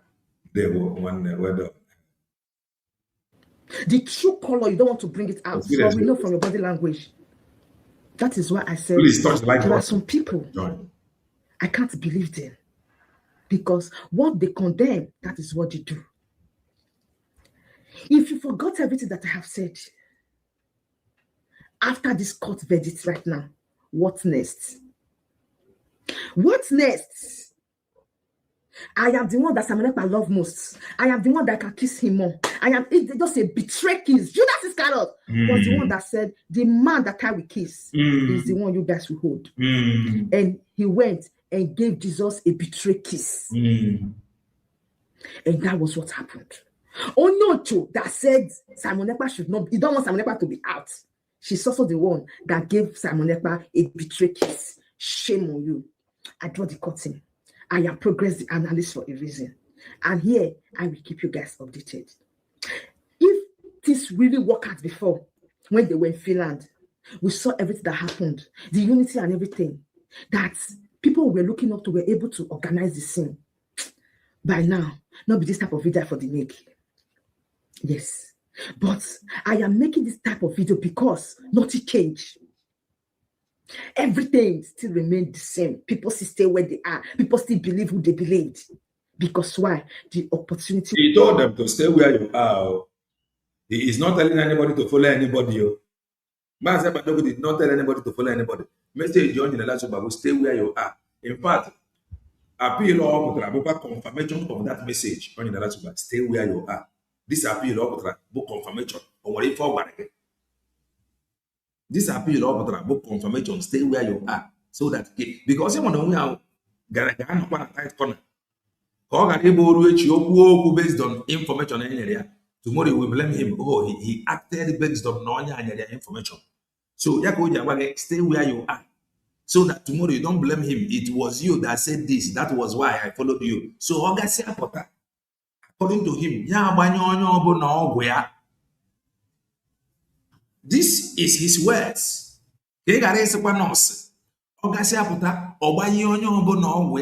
When Eggman was trying to project Nwayi Isiocha as the most troublesome somebody, in fact, no, you have a trouble somewhere, which I said he is lying, that he cannot, and even wrong, he cannot introduce Lasuba as the most troublesome person because someone know we have a troublemaker. So he said,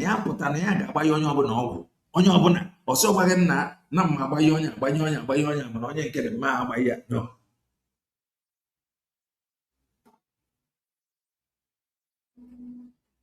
Was mismanaged.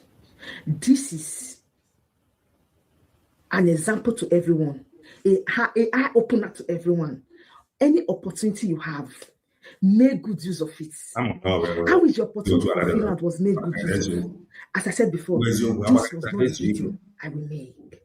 But because the opportunity was negated, was not well handled. Thank you, my sister. You have done well. The truth is that in the Grafin land, because of their own personal gain, to project people, to project themselves, to present themselves acceptable to Master, all of them failed woefully. They failed woefully. They failed. The truth is that I am disappointed. Never 191. 191 Chiomo Koma. I'm very disappointed. I don't think that I'm going to go Chiomo Koma here. Like that. Mana, what she displayed, she allowed Lasuba to control her, which is very bad. Which is very bad. She allowed Lasuba force wire or go something more on her right senses, no man where may form on her right senses, no man. In fact, the thing man said, okay, just be, but it's well, we move. Zichimana make an egg. Please touch na mana ma ebunyi gị enu n'ihi ịdị mma gị ịfụnanya gị obiọma gị n'ebe m nwa ada mmụọ nọ kachasị ọgụ nzuzo nke ị na-anụrụ m ezichi m ọ kachasị ụta niile ịma na everything na-adịrị ndebe anyị isi ogbugbu n'ọnụ afọ m ihe ahụ ọ dịrị o mere onye mma o mere onye ribere enu sisinyere ya mmiri na ya ga-ada enu mana onye ọbụla na-apụta chọrọ ịza freedom fighter, anybody that want to make them, Maazị Pajoko gwara gị that you want to make them. Maazị Pajoko gwara gị na ya na-eche obodo bụ na court. So what is ready before now? Ebere anyị ga na-ebe ebe ọkasị apụta ka ọ continue. So onye filizie na ọ ga-azara anyị freedom fighter ka ọ gaa nga ọpụta. And you cannot expect everybody to sound like Pajoko. Now what do you boy? Ndị ilo na-agba m ị na-ekpuchigide m ị na-ezere m nna m ana m ekene gị ọ bụ site na amala gị ndị ezichi m kọntinu na-anụrụ m ya wa ọgụ nzuzo wee na-akpọ gị ezi Chukwu okike abịa ma ike nji aba Na sige n'isi Simon Ekpa Njoko ezichim na ọkọta ọkarịrị. Nna m ọkwago ya na-anụ ọgụ ahụ nwekwa onye ọzọ. Nna m gụnwa onye na-ebu ya agha nwekwa onye ọzọ. Nna m biko ana m ayọ gị sị gị biko bịanụ. Ahapụkwana nwa olugo Simon Ekpa Njoko ọkwa sọnsọ onye anyị nwere sọnsọ ya ntụkwasị obi sọnsọ ya ebe anyị gbadowere ọsọ. Nna m ọkwago nwa wepụtara anyị ya nwekwa onye ọzọ. Nna m nekwa ya enwekwa ike n'ọsọ nsọ gị nwawa ike anyị. Anyị nwere ọnụ na-ekwula anyị nụ. Nna m isi na Simon were na-ekwula anyị na biko kpọpụta ya na ụmụ Igbo agwụkwa n'ezi Chineke. Ana m ayọkwa gị n'isi awa angel na-ayọkwa gị n'isi awa rida Maazị Nnamdi Kanu Chim biko chọọrọ m ya ajọ mmadụ oke mmadụ ebe ọsọkwa anyị n'iru ị na anyị n'azụ. Are you even going to look at me or just keep typing all day? Ọfọ which na vam eluone mgbe ya na-asụziri ya ọfọ. O meluone mgbe ya na-asụrụ ya ọfọ. Vam emelugo mgbe ya apụta sefu na social media kpopụta ala wee sụọrọ vam ọfọ. O melugo nke ahụ. Yes. O melugo nke ahụ because Vam have destroyed many things. Now this is struggle. Mananuno manama. Na be Vam deserted the tata na Vam sonife burundu befa. Onwere mgbe mgbala ọnụ na somebody kpọrọ m na phone wee na kpọrọ m sendiri message. Chọrọ Vam ka o sendiri message. That na egbe ogotelu ka enye ndị otu ye grupu. Eji egburu Vam mmadụ. Ekwugo m ife a na social media several and Vam never debunk it. I send that message to Simon Ekpa Njoko, the voice message to Simon Ekpa Njoko, and the Vam will idea. Now that message because I send it in that person voice message. They are not you make a mistake, yo. Now this thing I work on a voice here. Now this number or number Vam. Now then I forwarded the voice message to Simon Ekpa. Simon Wonyendo. Bon Uncle Charasig and Nathan Melo, Otoya Anuya. Sanekwife na-emenu na Simon Van nwekwa a group of criminals ogolegbe bunye na-emele if ono ga-eme abụ ijoin ya touch the like button ife na-ekwu bụ eziokwu adị m agbasa ga with anybody asị ikwu amara ibe ezi ya onwere anyị mmadụ ya na-ese okwu ime nke ọjọọ anya bụghị na nke a bụ nke ọjọọ ime nke ọma anya bụghị na nke a bụ nke ọma Chiji, behave onwe gị.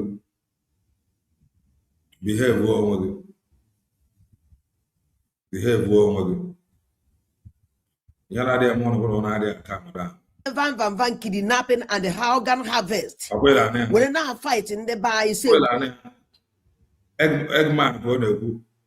No nwere ndị obili according to her. Ele mere kidnapping and Haugan harvest. Alefu.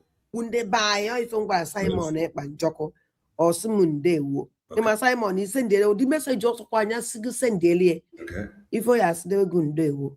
The message you want to send there over to me and if you ask wo nde wo. And the message you send bo ge ma Simon Njoko no niro.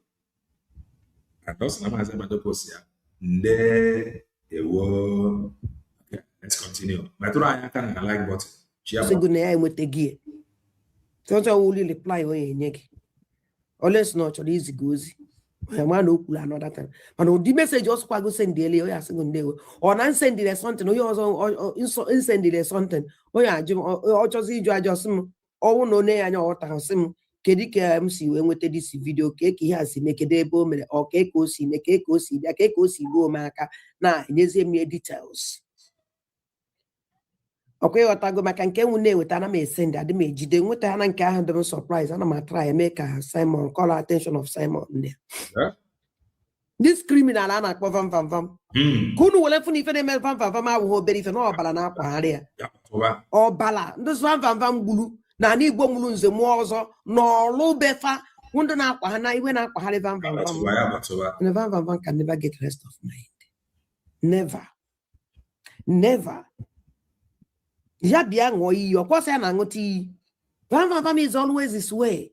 Mana anụbe emebe vam pụta ṅụọ isi na ọnwụrụkwa na ife a m kwuru na o nwekwere ndị ya golo egbe bunye a na-egbuchasị ndị mmadụ na baị 2023 ka ife a na-agwa unu mere. Ya bịa ṅụọ iyi ọ ṅụbekwaghị iyi nke ahụ mana ọsọ ya na-aṅụ iyi every time ọ pụta ọ na-aṅụ iyi anụ nke ọ na-asị ada ndị mba na ndị egede na ibe niile kwuru na mana ọsọ nsọ nna ya na-aṅụ iyi adị m aṅụ iyi. I don't swear for what? Onye onwe na aka ya dị ọcha dị aṅụ iyi. Onye aka ya adịghị ọcha na-aṅụ iyi ka o were kọva alụ maka ọ dị ya ka ndị mmadụ ọmalaba na ọṅụwa iyi ebe ha na onye iyi gburu. True to God ọ na-egbu mmadụ. Chi ịṅụ iyi bịanụ gwa anyị na ị chọrọ ịṅụ iyi gwa anyị mbọsị iyi aṅụ iyi aha ya gwa ka iyi esi ṅụọ ya wụ iyi. Onye fụta ya sị ọ nwụrụ kọdatadadadịbada ọta ka gwa famili mkpochafụ famili ga ya ekpochafụ. Ọ bụrụ na ahụ ndị niile nwụrụ n'ụdị ihe onwezi famili ya ahụ ọrụ. So ya ka nchọ ka m bịa reply ya vam because na ịgbara onwe gị egbe n'ọkpa na ịmarọ. And wuchi ndị nchọkwara reply there is one particular woman kpọrọ na your platform. I will reply to that idiot. This program go nke a ma 3 days ago so o nwere some of her videos mystery. So that is where I'm going. I'm not currently more. I don't know. But I think everybody will be on lookout until maybe today I got Finland. But this is the video I'm going to Finland. Wanya. Chineke kọrọ ngwọrọ because of atrocities and abomination oji Simon Ekpa njọkụ were me. Simon Ekpa bịara nọ wee hụ ndị CRC group wee tinye the most evil enwele na this is struggle na that is CRC. Okay. So ofu mmadụ mkpụrụ mmadụ na-agbawa ife. Ente ọsị na Simon Ekpa njọkụ họrọ CRC wee tinye the most evil la CRC. Don't forget, CRC was created because of Adadioramma and her light. CRC was created because of Adadioramma and her light. Why? CRC will Conflict Resolution Committee. A created while in breaking. Makafabo troublemakers. So that mbona trouble okomoko karefaro. When they know CRC BGC getting a full one. And the mama do have over the head of CRC, Conflict Resolution Committee. So, also get a man say, if I have troublemakers, they create that for their fellow troublemakers. Do you know that place? That's CRC.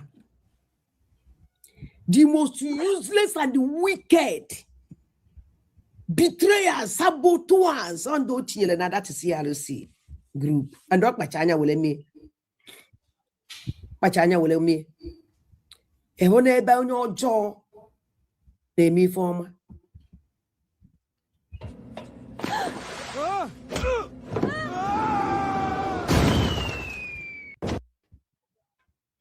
If another Ago, you cannot expect her always to sound the exact way.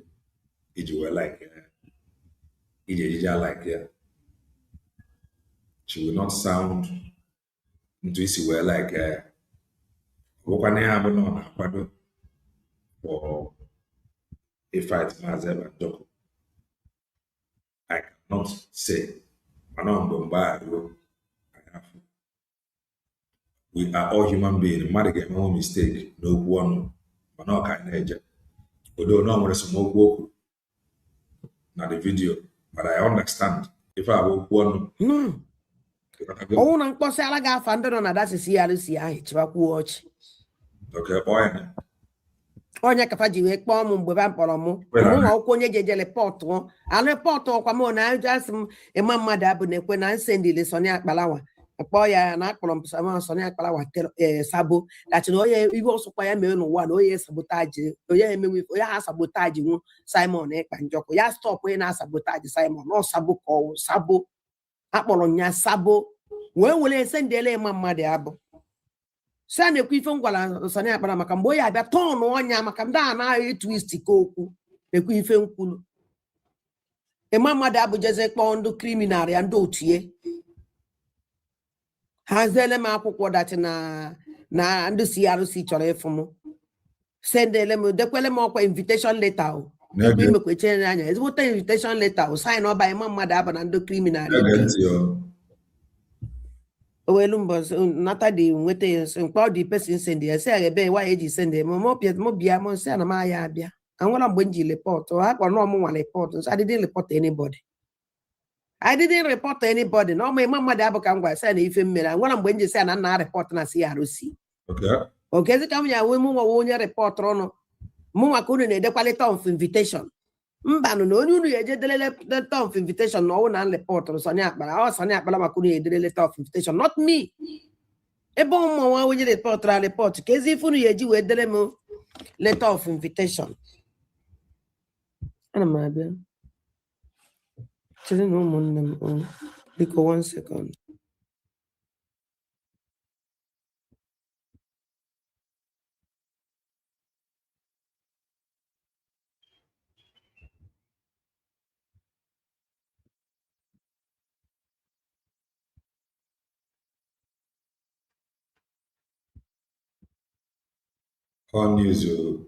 news obodo bụ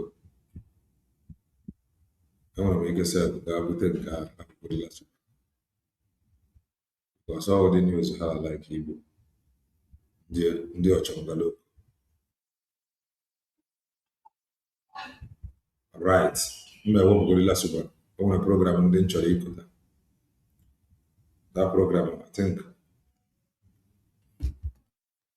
mma abịa weta nke ala super obere oge afụchatara m the program n'aka nnukwana ihe ha kwuru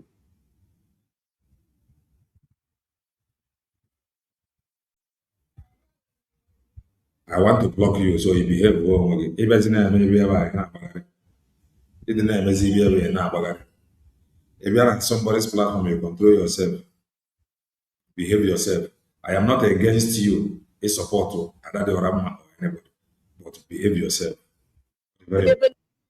ọ bụghị ebe gị na-akparị mmadụ mara onwe gị ablọkọ gị na-etibe mkpu ihe ọzọ unu ga-eweji ya na-abụ no pride or something but behave yourself. Ablock organize, Magariba. About disturbance, they disturb ever. You know, go to super chat one day. I will block you. No, I am how many times am I going to say it? Mr. Kelena, from your own position, opinion, is Adocho getting all she is doing right because you always say everybody is a human being. If that is what you want to hear, she is a human being. To you, that is you. Looking at her, are you not seeing a human being?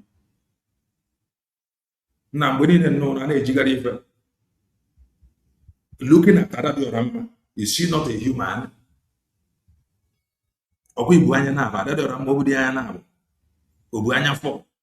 Obu 5. She is a human being. You gotta go. So like I said it before many times. I cannot sound like you. That is why I'm the way teacher. So no human being. That is your business. So you can. But in to challenge now focus you.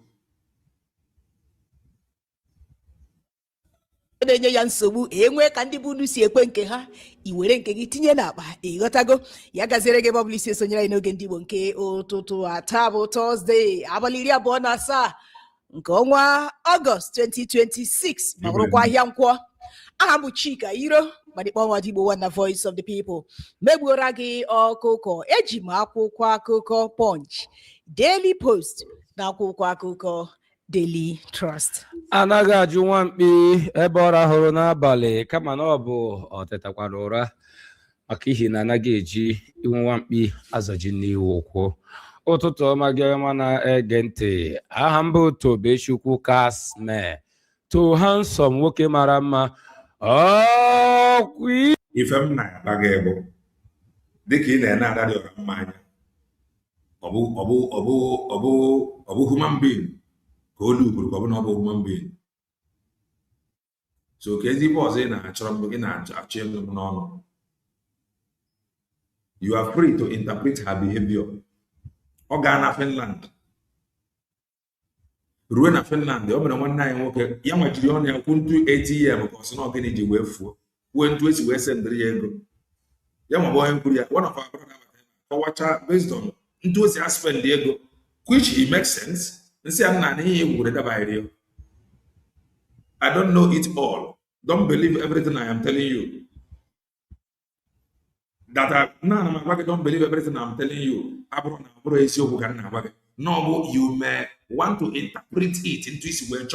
That is you. Mano, eji m akwụkwọ akụkọ Vanguard na akwụkwọ akụkọ The Nation.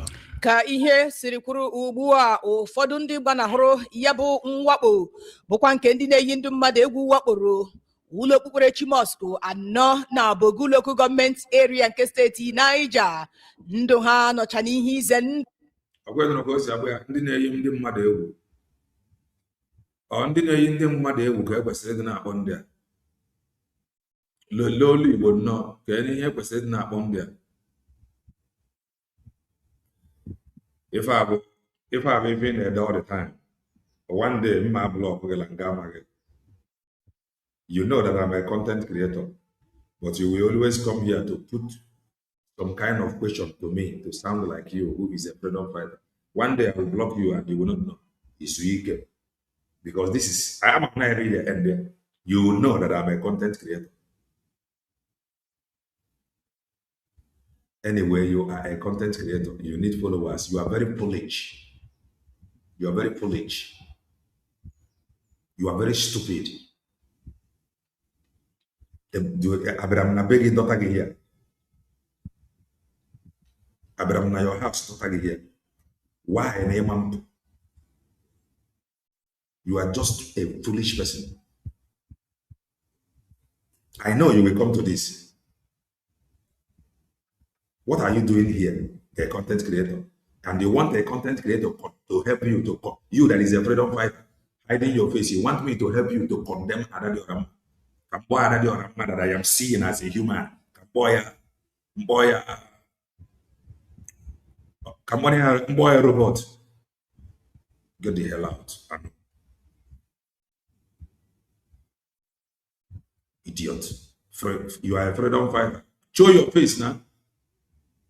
You cannot show your face. You always write nonsense. So now I send the message.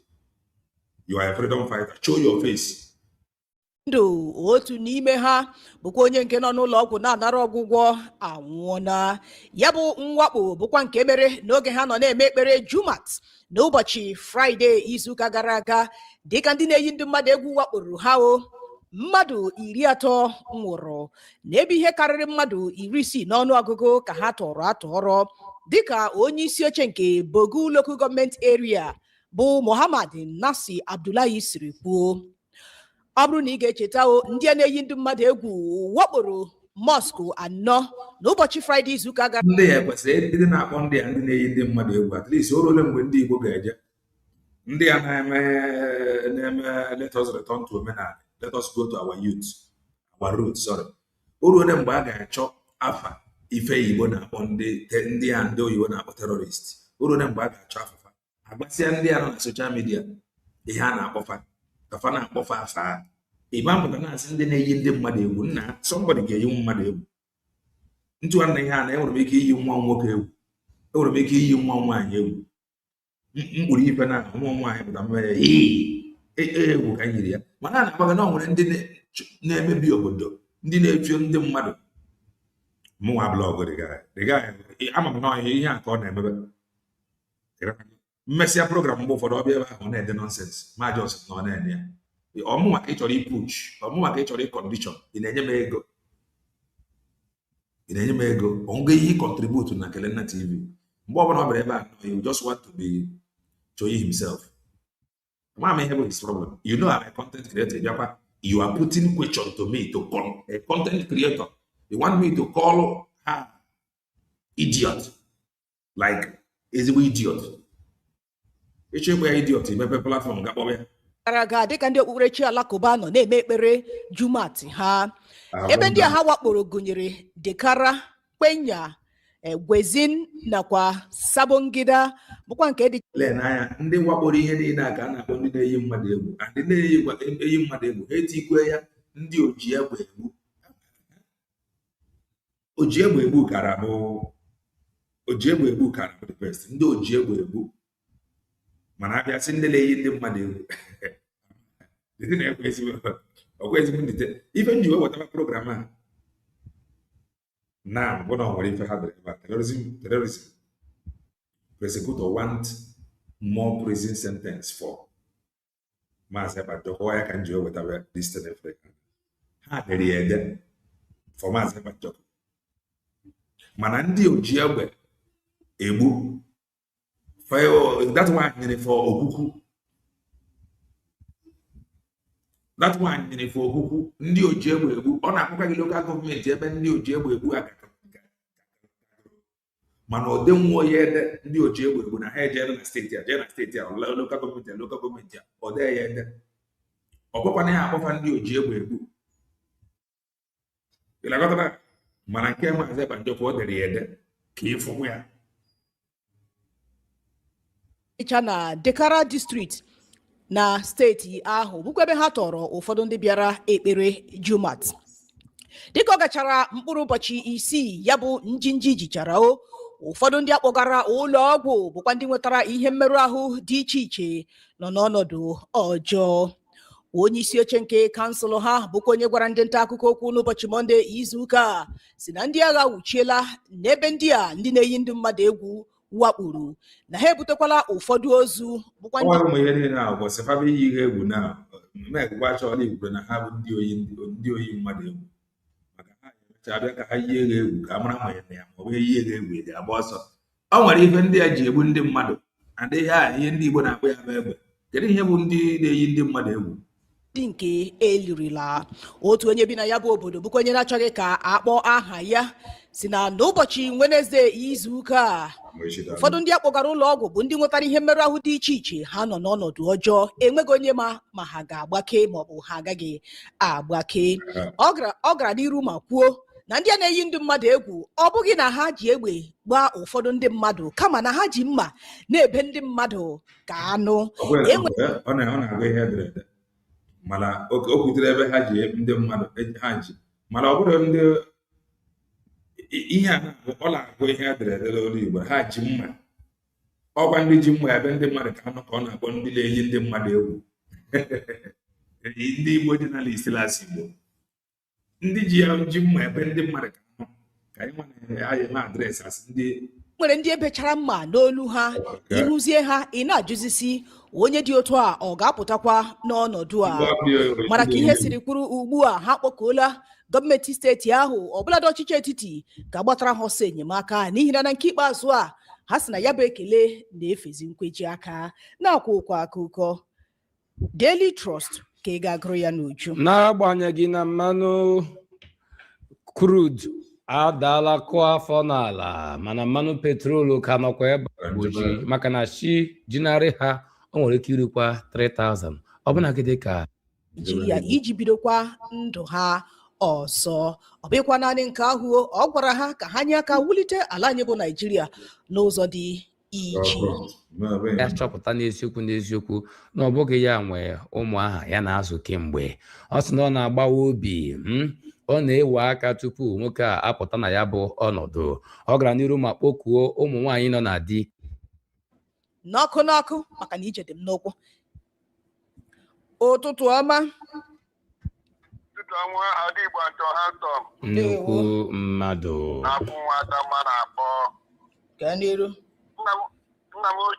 nnukwu nwa dị ala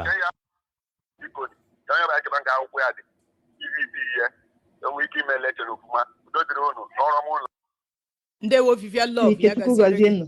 So mind you. Ama m na ị chọrọ ịbata m anyị mana ịma ka ị ga to compare Man U and Barca. Ụtụtụ ọma na ya. Ebi m na Ajoromi logo Ifelodu Ajoromi. Because eji intimidation mụ na enyi m nwoke baba somebody jinji ya magu setiri this girl ebuli emelu kamala nna tiga akwa so gị watch ya o onye ụjọ onye ja booze eba ma aga mmegiki gejuju ahụ ga-echeche onwe oge mise ha chọrọ iji wee tinye ndị mmadụ egwu n'ime nke mbụ ka ha ghara ịpụta maka na ọ bụrụ na ndị mmadụ apụtaghị tụọ vootu ha enwe ohere mee nrụrụ aka ha nke abụọ ka ha mara n'eziokwu ọ dị ka nwere anya na-enyocha ha isi o nwere certain things mmadụ na-ekwu ya o dipendere ijiri chọọ uche nke m ọ kpọrọ ya campaign cancel 066 for Lagos. We're there for shop F1179, industrial section, or Joalaba International Market, or shop. Computer business. 954188 kemgbe ihe ruru afọ 20 years ka ha gbawara ụzọ a onye amụrụ kamgbe 20 years onu mana ogo korobịa ịghọtago ha ogo tested and trusted dịka m si agbago oge niile hapụ n'ihu nkwa ha bụ 001 n'ihe gbasara ịtụbata ahịa n'ala anyị bụ Naijiria ya bebi mbiko ga-afịa gotachara anyị na akwụkwọ nri o were VOP ndị ọma to handsome ejighị ụtụtụ ama njọ ahịa wụ okwu nkasi obi marakwa na a na-esi isi ahụrụ ama ụtọ nsi chai nwanne si leki nwanne si nke anụ arụ n'isi gị ka ị gakwa n'iru na-achịkọba ya bụ igwe atụrụ onye fere gị n'aka ihe eji abụ onye ụkọchukwu erikakwa anwụ abalị ole ma ole gbanụ mbọ kwụnụ fụnụ nwetara ndị tọrọ mmadụ ị ga na-eju mmeju most of them onwe ndị ọbụla ha fụrụ kpọ ya ndị amaka ekwu a ga-esi wee bata n'ebe a na-enye okpukperechi wee na-ekpokọsị ndị mmadụ of this country to be honest with you Ibegejokwu ndị niile si ga Nigeria believe him and the unity of this country but people put two prices of things because regulatory nchekwa dị iche iche ga-arụkọ n'efu na ma onye na-achọ igo vootu ma onye so gị ndị dịgba ahụ ga-emela mgbebere so a na-ebule m anyela ebe anya chọrọ ndị ọzọ rị mma enwere ndị rị mma enwere ndị rị mma nọkwa APC o nwere ndị rị mma nna asachara m the video afọdụ m ọmọlesi ma jump oge a na fast forward maka ihe nji wee gaba na the video bụ maka ihe ha dere banyere maazị ka nji wee gaba ka mara ihe ha kwuru mana na-ene m anya na the video afụrụ m the way maybe o nwere ike ọ bụrụkwa ntụ isi wee fast forward ịghọtago o nwere ike ọ bụrụ ka nsi wee fast forward ma lee ife edere ebe a ka m bute ya close ka ụnụ fụ ka o doo anya oles ma fast forward ma gafere m ebe a na ife ọ dere ebe a prosecutor want more prison sentence for time mana ya agaala m forward ịghọtago agaala m forward afọrọ m maybe la mo jump ya or maybe na ha ekwuro maka ya na fa just there ma as we speak now anything about Maazị Ebanjoko afia ka ọ bụ na social media nekene ibutegodere picture finish president tinye ndị mmadụ ga-eju or to attract view ịghọtago yes mana afọrọ m ya n'ebe a that is that we move ka anyị gaa na nke Lasuba eche m nwere ihe ahụ aga ji wee gaa mana what if let's go back to Lasuba.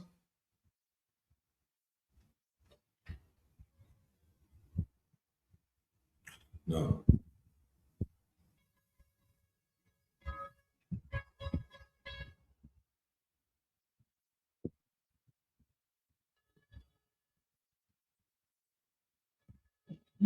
Yes.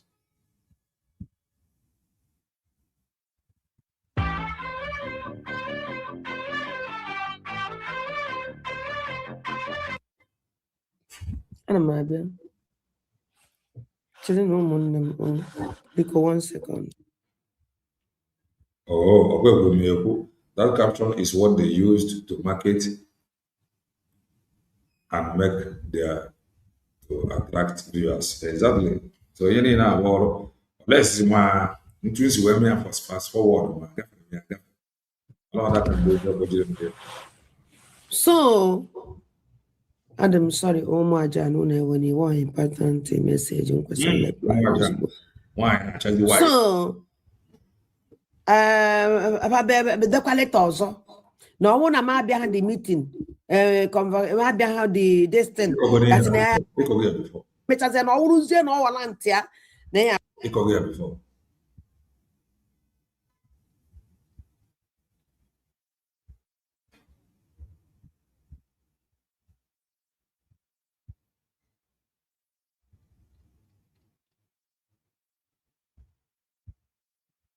Ndo me peace with ndo otu ngozi olabeza. So he batazi hanchadi and some of them are gonna watch it. I am how many times oh yeah last. Okay, otago. So upon you na agbanne konne. Achọrọ m ka inu na-ege ife so van kwuru n'ọnụ. Nji wee bịa ime this program. They tell me she's always talking about Van. I don't know what you did to that woman. They said her name is Idekachoro. That's what they said her name is. Idekachoro. And she Idekachoro troublemaker and Asuba. That's the truth. Idekachoro. Okay, let me say it again. Idekachoro. Okay, name a video now by Idekachoro. I think Idekachoro based in America. Idekachoro do comment me. Okay, name a video now by. After my video, the buy man I watch. Then unquery maze banjoko onye mfro na nro web na social media unquery the woman na rare na more hate maze banjoko even as some people here I do that open a comment section hate maze na kan hate maze na they got for one day my just over time at lambast child what the kujiri yake apuzie bakuzie la suba Idekachoro bakuziela siba mgbe akụ doziri m anya some people na-abịa n'ebe ha na-abịa to ma kpọ ya to influence you ka pa were their own mindset tinye gị ka ikwube ife afa chọrọ and if you cannot sound like them fa gba ọsọ so ya nwere ruo n'efu safe heaven n'ebe nwaanyị isi ọcha nọ safe heaven na-abụ na nwaanyị isi ọcha is fighting everybody. Even Mazi Nnamdi Kanu one that useless and evil Idekachoro na my comment section pretending as if she loved Mazi Nnamdi Kanu. But she don't even know that Lasuba is fighting Mazi Nnamdi Kanu. I can call it fight. Do you know why? To me, I believe La Mazi Nnamdi Kanu their way of the new DOS. Because no evidence. He goes in the other way. And the Mazi Nnamdi Kanu, they will visit almost every day. That is depending Manafi every day. In another, so Idekachoro that was pretending to love Mazi Nnamdi Kanu. So Marona as Lasuba is fighting, which they fall na to as Rezio. Na no born to a kono glesina. Mbeni ne ekwo ga atu ego. Una nyene ya account nke emere. Omarona sounding like that is fighting Mazi Nnamdi Kanu. That is the truth. Omaro, that is pretending to love. Because I come after any accountability from there. So asking the woman or Nenya to account for the good in is equally fighting Mazi Nnamdi. My lady Gachora, they were comfortable there. That is in the eye for you. In America. Do you know the reason why Njiwechi made this program? Because of this woman, Ekwalafa. Oh, my sister. Okay, the Idekachoro. If you like our enemy, okay, or if you a more than them doju Ghana warese can never allow you to use my sister, okay, my brother, Be na your platform. Call rubbish. I want to na be at Banem here. Then I be by me because I now and then I be at me. Oh, my name for Mananya. Managwana, you can insult me, but I'm not one at Barry Umwajani on this platform. Insult me. So say Makana, Mamma Palele, Wajana on this platform can you OP? Or because of that, because of man, not destiny, no. Basala this my sister Edekacho. The only woman na stand up, call a spade a spade. The only woman na de nanya na such all day man. Now won't pussy whether you like it or not. Or man don't know so na to. It can never, you're not possible. Do you know the reason why you up? Because that is where woman stand by you. And I will stand for Edekacho. Or any woman not stand by you.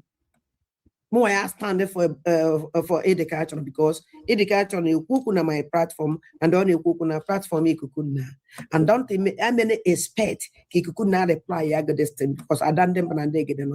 Okay. When you take care of your rubbish is me. Okay. Please do well. Okay. Like again. You live in America and we don't know you. I don't know your face. Nobody. I believe that neither Biafra Unite nor the other lady, neither of them knows you, your face. If they know you, maybe people having private discussion. I don't know you. I guess she lived in America. And those living in America, I believe that they are safe to even come out and talk about Biafra. But if this person becomes anonymous, and all you do is open your mouth every day there's a program, you will call in, and all you will say is, like I'm going to play what you said yesterday, and I think you should be happy to hear your voice on my platform. But don't be happy yet, though, because there are consequences for me playing your voice tonight. Consequences. I'm going to truth even consequences. Why? On my platform, on a time and period when I am not supposed to do this. Yes, on a time when I am not supposed to do this. But you know why I have to do it? Because you have involved my children, you have involved my wife, you have involved my unborn children. That is, if I'm interested in having more children, you have involved them. And then you have involved my late mother, who is resting in the bosom of the Lord. You have involved her. So because of that, I love my mother so much, even though she's late. She's my precious mother. I love my children so much because they are a gift and a blessing to me. And I appreciate my wife so much because she's a gift from God to me. My family means a lot to me. And you have involved them. That's however, how far the Maria Gane Kono. How far the Maria Gane Kono, Nebasaga. How far Haga. Eporo Nia Urao. Boyomunia. Bonyomoya. Unborn children. This, that. But if you now, if an egg man, you can make a good on when this social media, I know. On a wazy, eh? On a wazy, on yes, auto, madam, baby. I would ever guess a sorry, even jamo. Yeah, now, mom, that's in a camera, have a video. Actually, play voice in the catcher. However, where you deliberately undermine the truth, which really consequences not there. Why I have to answer you tonight. And I'm not answering you with saga. I will play your voice. And if everything you have said in this video, if everything you have said tonight in this video is true, I will say amen to your prayer, to your offer. I will say amen to it. I will play. Dear friends, you need to hear what this woman is saying about me. Okay. God of mercy. Imagine. I listen to it and I'm asking myself. Okay, you want Biafrans to be the judge now. Hey, you see? You see? When you raise egg, you did not call Biafrans to be the judge. Aye. One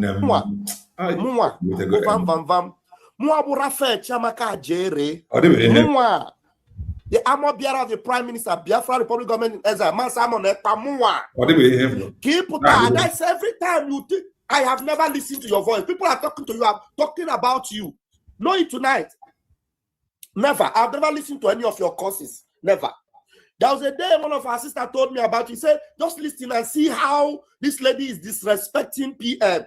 All she will be saying is, Simon, Simon, Simon, Simon. You are correct. That woman hates Maazị Banjoko. She hates Maazị Banjoko. And that was why, or that, yes, more than praised the Maazị Banjoko on my program then. When they make a video by Obieba, she will not be happy. She hates Maazị Banjoko. So one is the Anaya Gazde, Nankela Suba. Fuzie Sef Heaven, she hates Maazị Banjoko. She hates Maazị Banjoko. That is correct. That is true.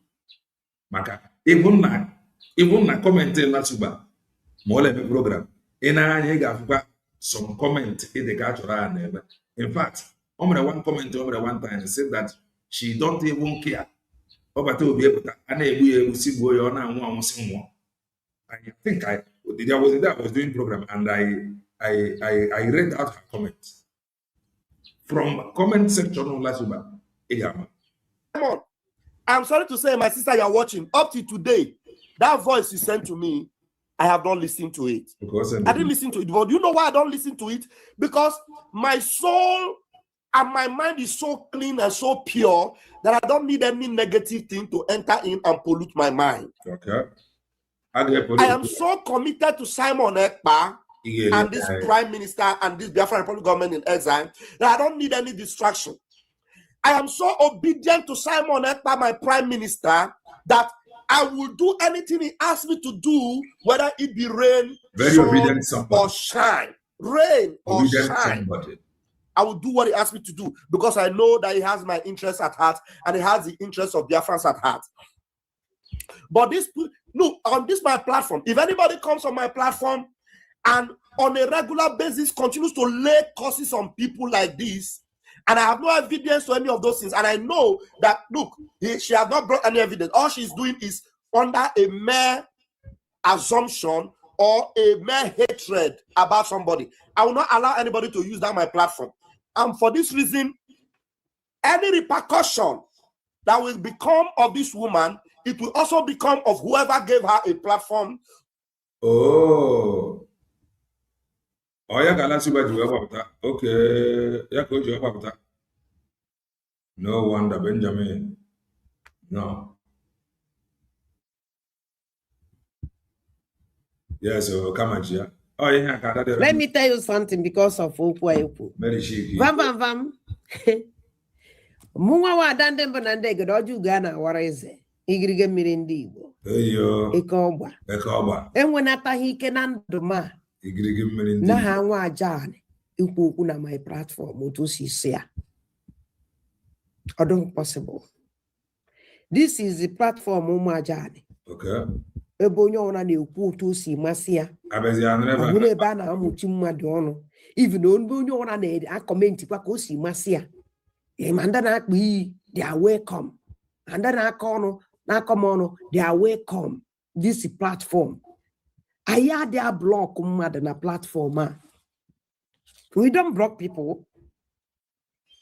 No less is no onye block na onye anyị abịazi na-ede welezi comment wee kpojuo comment section afụzie no distraction and mma warn the person. Ị na-ede iji nwayọ ide gba break ime idekwa ọzọ. Mana ọ na-afụzi that na ihe abịazi for you no distraction anyị ewepụ because we don't need it. Ọ ife anyị na-eme efe ọkịta onye abịa kpọọ ma ada onye oshi ma ewefie maka na ọ kpọọ ma ada onye oshi ọkwa o si dị ya n'obi ka o si wee kwu ibe ahụ ọ chọrọ mmụọ ya gwara dị ka o dere ma bịa kịta abawara ya mba na ọsọ ma ada onye oshi abịa nwewe iwe na ọsọ na ọsọ ma ada onye oshi nna is terrible. Oh, go see there. Oh, this is a platform. Onye ọ na-comment otu o si so ya na-akpọghị ono si so ya ọ ya we are now democracy and the Biafra na-achọ. The truth is that, and Mas, you believe that Lasuba loves Simon Ekpa, best of same feather, flock together. Lasuba cannot like the culture without them having something in common. I'm wrong. Like they can cover the culture. Mbo ntusi wee mara ya. O nweziri ike ọ bụrụ na ya la Lasuba na-akpa na phone maybe outside a program like this. O nwere ike ọ bụrụ na ya na-enwe personal conversation na phone. The thing bụ na kesi adadị ọka mma bụ kesi bụ na onye ọbụla dị free inye interpretation of ihe ọbụla o feel banyere ife the woman na-display. Ife ọ na-eme ọ jọrọ njọ mana ife ọ na-eme abụrụ something m ga-apụta na kwechiri nọ ntu anyị si wee kwu ya ka ọ dị because agadi nwaanyị soro m ebigo nweta agadi nwaanyị. So people say na menopause na cause. So ụfọdụ enyego different interpretation banyere case the woman. Ọ ya ka njiji aja blame onye ọbụla ji enye interpretation ọbụla ọ chọrọ inye. That is just the truth. Democracy. Ọchịchị onye ọbụla kwuo uche ya. So ngwa na-ekwukwa, let me tell you something. So you can never change this our platform otaisi we dewe. Platform our mwe.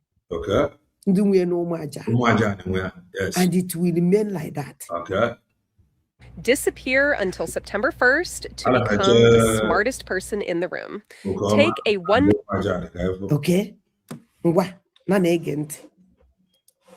To go ahead and do this evil and continue to tarnish the image of a genuine Biafran and continue to spoil the mind of Biafrans that are commenting. Some people that they are genuinely commenting because they are passionate about Biafran.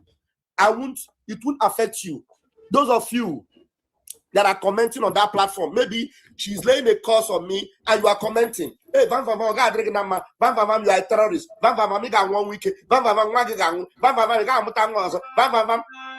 I forgive all of you because you don't know. I forgive all of you. All of you, I forgive you. Imagine. And that's when I say, hey, and all those things, because you don't know whatever it is that happened. I've never come out here to tell you anything. I only told you that somebody did something terrible to me. But I refuse to talk about it. And the same people are the ones that came and they are talking about it. And they are taking praise and glory for what they did to Nwayi. I am Nwayi. Okay. I don't brag about it. It is true. Somebody. But when you do anything against me and you see me, I don't report you and I don't talk about you, I have left it to Chukwu Kikabiam. And let me see how you will be able to defeat my God. I will see. It might take 10 years, even 20 years. Okay. But I want to see whether the God that I serve is an unjust God. Oh, but the same thing I have for ndị mmadụ na-echekwa ka ha mara ma Chukwu nke ha na-ekpere ọ ga-emepashia. Ofe ihe anyị mere ndị mmadụ nke mere m ụka adịla my handle. So we are still waiting. In fact, ọ bụrụ nke mere m nọ nke mere onwe if imeli onwe public assault. Achọrọ m ịfụ ma Chineke m na-efe ma ọ bụ an unjust God ma ọ bụ Chineke na-afụ mkpụrụ obi mmadụ. That's why you raise your hand, you do me evil, you want to ridicule me, you want to lie against me. I may not say anything about it. You know why? I just leave it for God. I leave it for God.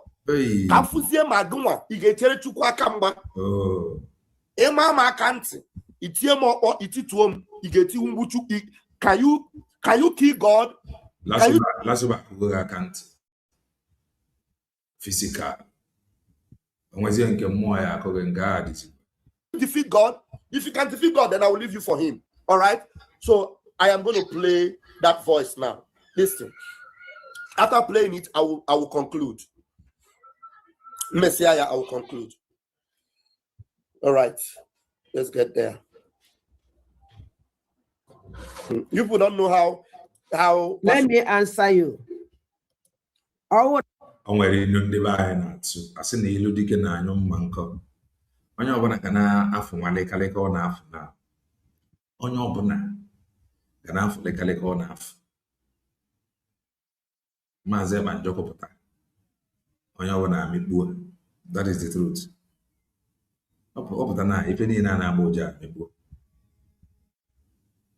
Evidence.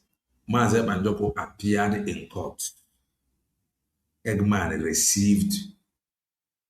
Mase no receive Mwanso. Kamase no receive Oworo. Okwu asini no newu. Neke ifu Mazi Banjoko anya na court. Another spirit take over him.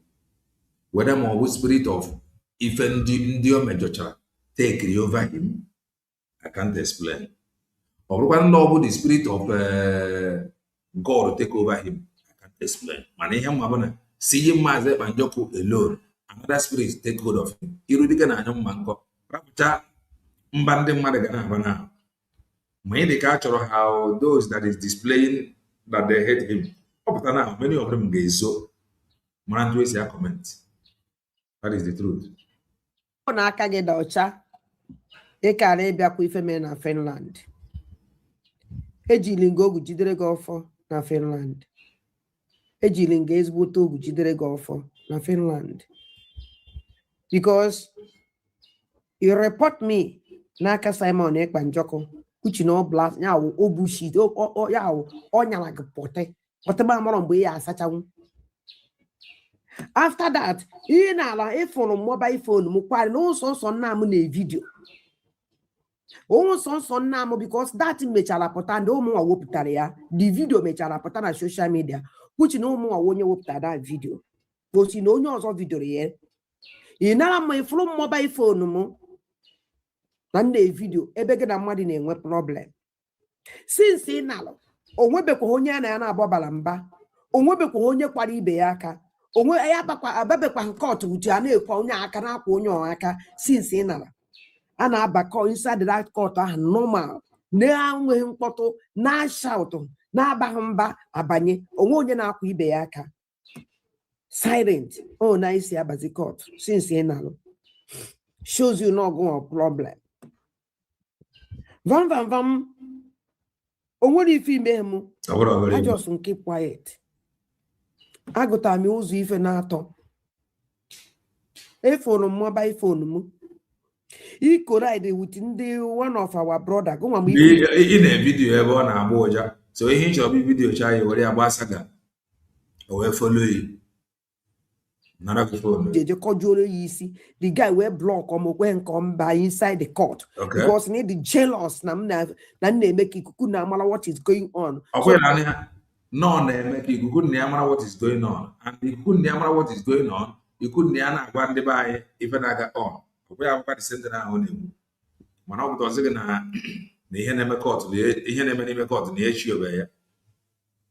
So that ka ọ na-enye ndị be anyị ife na ka ndị be anyị na-follow the process, na-follow ihe na-eme na court. Iwe na-enweghị because ị chọrọ ka ọ nọ na platform ka o si apụta. Okay. Mgbe eji abata na court. Iwe nwụọ na bada ndị mba na ndị egede abata nwụ court. Thank God. Na nwele nki. Okay. Mkpọ nki isi anamana ọkwa inside the court. Ọsụ ọsị gịnị? Nki ọ ga-abata nwụ. Na nne dị ka ọ na-agwa m ife na-emenụ. And she did it. And I was very happy. Ka ọ na-akwa gị ihe na-eme ka ọ na-report to ikuku nne ya direct. O ka ọ sendara gị sendara ikuku nne ya. Ka ọ bụ ya nwere sendara ikuku nne ya direct. But that's your plan. If I chọrọ ka omero. And in no child now, not to the end. In about 2 days. Ebi na-enwe ada ndị mba na ndị egede anya ụfụ. Ịnọkwa 2 days na. Nọrọkwa ya aka nọkwa ya. Aka nọ ya isi ya nọ ya nọsikwa ike kwuru gidigba naanị. Until the end of this case. Because my children, I have to be more like this before. This is the first time in my life is separate with my children like this. Na ọ bụ na ofu onye na-agba maazị Nnamdi Kanu mgba. Onye nke a the way o ji elu oku na nke ikpeazụ adị anyị ọ dịzị m surprise. What is the surprise? The look of the onye. What is the surprise? About the prayer. And then my onion bugger. But now, looking at the onya, ega maba na aru esisi ya ike. Still yet, okana apoga. Nekonuko. Hey! Madekwa na anya. Be careful. Please, which group does Eggman belong to? Because I saw Imam Madu with tie. Does it mean Imam Madu has left Eggman? Ruby, na akuka akaria. Akuka akaria. Imam Madu with tie. I wouldn't know it. Because somebody cannot stand of Eggman. The man then deal with you. Because Eggman is shouting, Dr. Ngozo Rabeze, don't fight Dr. Ngozo Rabeze. Like I said, the Eggman, who deal with any, or maybe if Eggman, Eggman know nothing. The only thing Eggman never, in how I call ya, or no, now, how I want to inform. Forget Jana protest here. Even protest here, if I come to us with them the announcement. I do bring his program. So if I come to us about the protest, or what if all nobody send a message. What if Eggman now? So what you can now? I want to know again. Was the why OJ was your Ngozi Rabeze for that reason. Arabia Katin go what if on nature. So that is that. I'm coming on a group or not. You watch for some days now. If you cause from last week, I'm 2 years before. Married or not? I have to be more got a 1 week. No, there's 1 week or no, to be. Okay, what I go, Manoka Guinea, Kawa people will know because in the no court, Biafrans no court. It may Biafra can be. And then the bank was in a fully in a menu. For just $67, you can generate as many videos as you want and never have to worry about. Do you need to know who you was, madam? The only thing I say, Adabiko. That's what I mean with information. Okay. I will send the information for you. You could go there before. All the send there. Me na because it's not your okay, log young amana abasaka. Mano said the share clip in court outside. Platform. When you send the Onyabuchinwa Shibolobi. Mananya, Onyabuchinwa Shibolobi, I force the number, a man feminine. Mam number coaches in Orlando. Onyebuchi. Mam. Onyebuchi. Because number came to and a hallo. Okay. Because I said, I'm getting what there's not Onyebuchi with the or Sinan Kikuna or not go viral. People are there full of what is going on in Finland. Are they fully? Oh, yeah, joy. But they block ya. It's why you block ya. We're working on the intelligent more than you. What if you're gonna brain? So if you're gonna brain, we are now on social media. After game material. Olu boleto. Nke na we kwazie maka na mbia kwudebe na akụkụ gị emeta hụ me emeto gị. I didn't touch you because okay kedu ka ahụ ya esi meto gị. Gụnwa na so yi. Kedu ka ahụ ya esi meto gị. Ozugbo bịa fụ na nkwudo a place na nkwu near the door you will push o maka we me ife me kwesighị ime because no one kogidi ya keta kogidi ife na akọkịta kogidi ife na akọ mmadụ happy n'ife mmelu ihe mmere gị adem happy about it.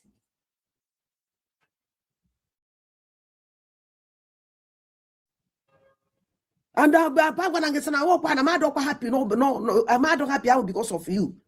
No, because of whom Wokibo. Fine. Oh, my. Kindly do well and touch the like button. I ain't going to know Nick and the Finland. Hey, vam.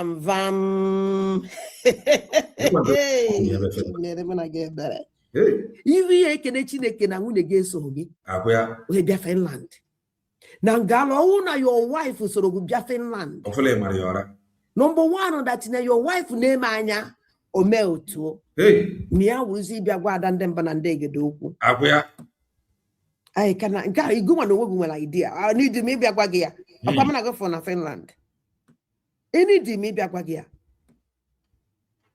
Now we say when you give a meta dandem banandege na kaji oju gana wareze. hey imo iwe na na-eti mmadụ ife ana asị na aka na-eri aka na-asa ama na ịnụtụgo ihe a na ntị na gị na mmadụ na-anụ ọgụ anụchichi ọgụ asị gị na onye a na-ekwu na ndị tikpere ibe awọkwa ofu onye tiri ihe ana ofu onye ka ọ na-afọ mana aka mere na-arụ awụ ha aka ofu onye but ama na ịnụtụgo na ntị before I dare you people nyawo ofu onye n'ime ụlọ emegide asị na o metụrụ m aka na-arụ ha enwere m ikwu ife nchọrọ ikwu iche reply werekwa ọnụ reply ya ma ya because onye ọna nwere ọnụ mana ọnwụ na ome na anyị rakete n'ọbịa metụ aka ada aja na aka aja nyawa ada aja anị ada igbo mụrụ nze mụọ ọzọ Chineke mere m na ga ebere ihe kpọrọzie nwunye gị were bịa ezi nwunye gị anyị ekwudo okwu because na ndị fọrọ na Finland mana gịnị o nwere nwa woman biniterenu ọdụ ka ngozi sendiri ya sendị m ka je gwa ndị bụ na ndị egede datụrụ ya bụ ọkacha ọka ibe ozugbo m tiri okwu na court for this woman my spirit tụọrọ m ya aka see this woman prepare for her I prepare ya nwe ọnụ this program oye ọma wee kwadoro ya ọfụma wee gbazie mgbọrọgwụ wee bịa ka o nuo m mkpọ ya ọza m si ya don't go there ihe regret kpe nwakwana anwa o mekwukwa ya ọzọ si ya try kwana nke ịtọ mfesi nya olezi azụ ebe o lere iru onye bịaziri ka ọ confront jighazie azụ jewala amamihe na-achụ ya nọ since ahụ ọ gwakwa m okwu again bọsọ ọzọ ọgwa na nji fon iwe na-eme njide fon otu a ọsọ m na ọ na m tinye m vidiyo ya tie na social media vidiyo tie na social media that na ya eme nke a na ya eme nke ọzọ si ya na nwere ife ihe eme na-anụ ọfịa ka akọbọngela ọkwa ihe eji na social media nchi iji eme program eje nchọ ndị wepụta ya na were eme program ọka nwa wepụtara ya onye ahụ ọnwụọ nta kwa ime ihe mmadụ ịnwụ nta ọnwụọ nta okwuzighị okwu again. There is one chihuahua Ngozi Alabeze sendri ozugbo si na moto rituo na mụ nwe na-esi na kọtụ apụta sọnsọ anya onele m like this ọba awụọ okwu ifugodo ebube dị nnarụ na ihe ekwu okwu akpọ m mmiri n'ọnụ were ekwu ya ebube mụ na ya na-abụ sogodo ya awụkpọ sogodo gị anya and ị nwere idea onye kọsụ ji asụ unu niile makwa ihe ofu onye n'etiti ndị ilo makwa ihe ofu ada ndị mbụ na ndị egede n'etiti ndị ilo and mmeri unu niile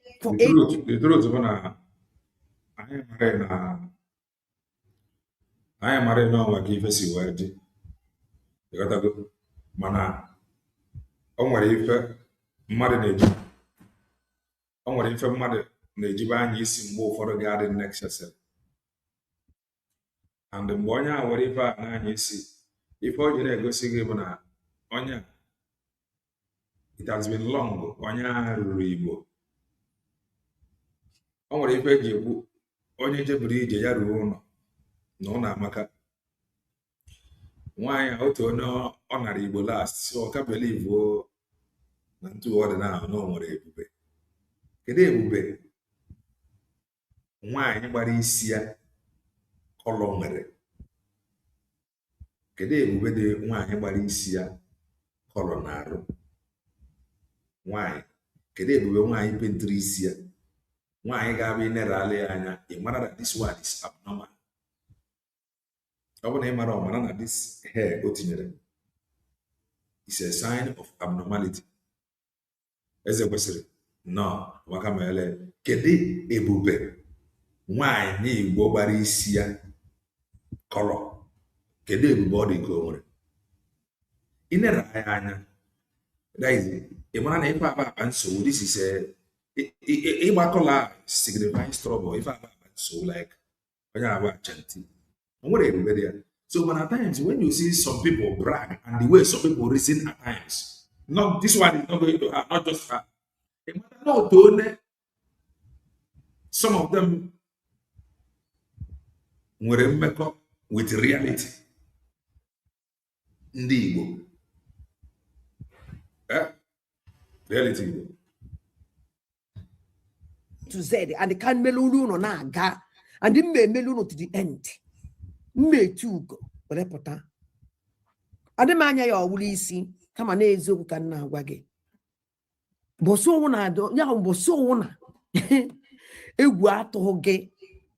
Onwe ka mana gana nwunye gusi we jam ọsọ nwi a. Iwe kpọpụta ya azichiwa anwa ịtari imere. Echekwa m na n'omego ụbọchị isi kwuru okwu si na eme nọ si na Eggman na nwunye ya kpọrọ gị or something then gwa gị sị gị ọ bụrụ na echi ikwu okwu gị kwuo okwu banyere Eggman o nwere ka isi wee kwu ya ọ bụkwa the same thing ka ị na-ebupụtazi ebe a Ka ọ bịa challenge ya ada ndị mbụ na ndị vam I can assure you iye je chiche ije mbosi ahụ ofogona anwakwa na anwa don't go there anakwa macha anakwa metu ya ọnwụrụ ọnụ kama na eziokwu ka nna agwa ị na-atụzi egwu na nwaanyị nọ na-ege ntị ife dịsi idiot kwuru ebe a. Are you afraid?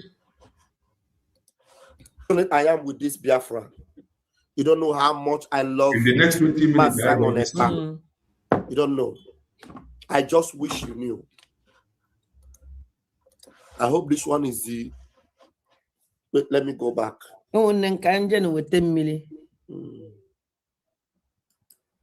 Yes, 6 brand new cars, along with billions in airtime and cash prizes are up for grabs.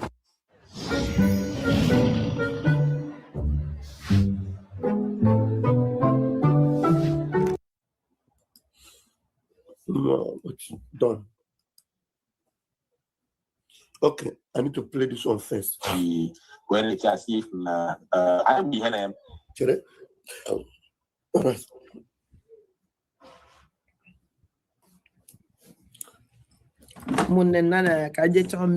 Please bear with me. This is very important. This is very important to me. I don't need to have done this, but please, let's do it because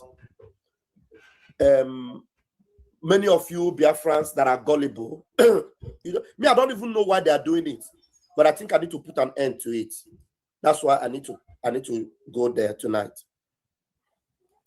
I really need to do it so that you will listen.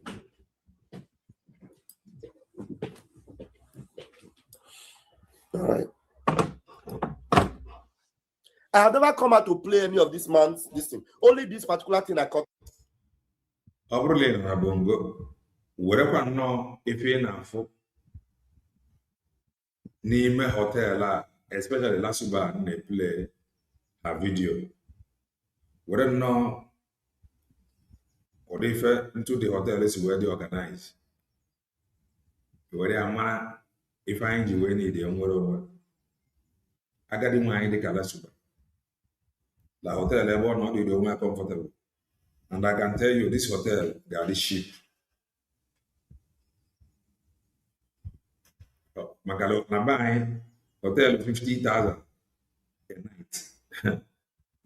You want to give whoever Chinchi at father. That is the truth.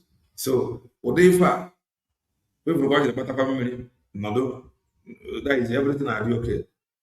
Over the Ocha.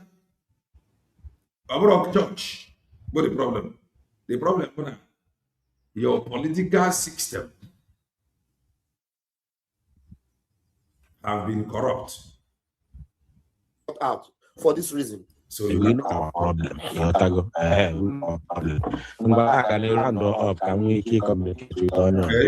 the program you couldn't play because voice you couldn't happen. Okay. Is it that? Okay, she called into a good news program. Okay. Oh, yeah, that hatred, Daniel. Oh, the hatred, you can't give good news. Well, they are the same people. My second point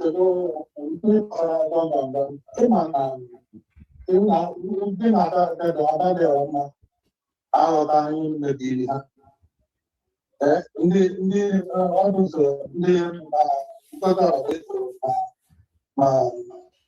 ndị na spermasị ha nche niile si na big na-emebichara ha a lot of things Oye de catch on what sound look and look at. Oil and sound look and look at.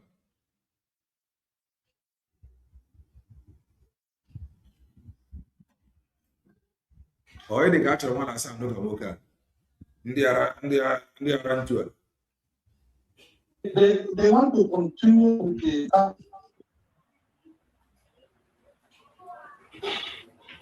the line here, the network is too bad. All right, let me see who else I can reach out to, and then maybe one or two more persons I'll call it a night. And we'll go. Many people actually go, but due to the network was bad, they couldn't be able to reach me.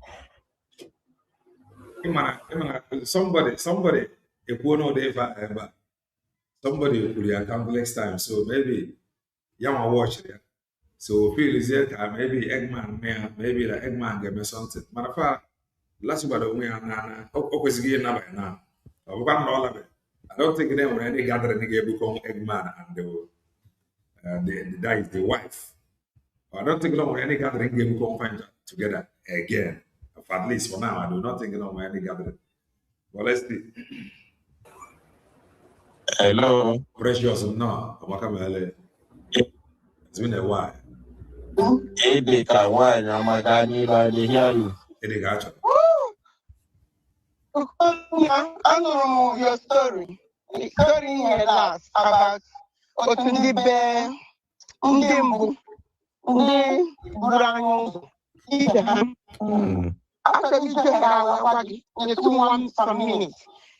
In Korokita Mere, okay, Unshari marriage years back. A guy got in the morning while we are in Brass State. I didn't know.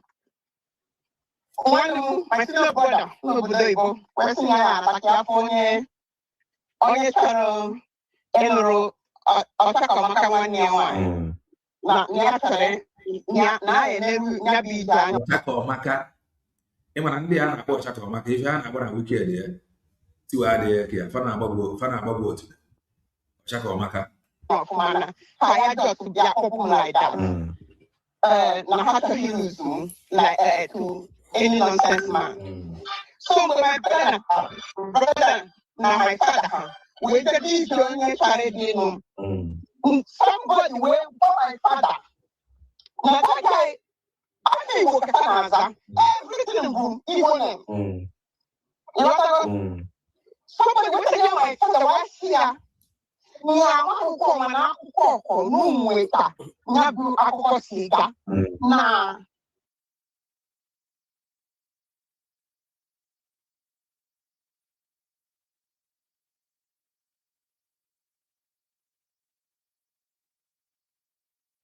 Why is it to my the off or the off? Oku no can that is it happens at times. Oku you go on into it.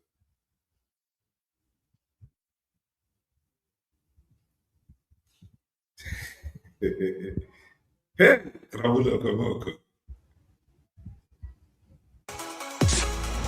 Trouble loco.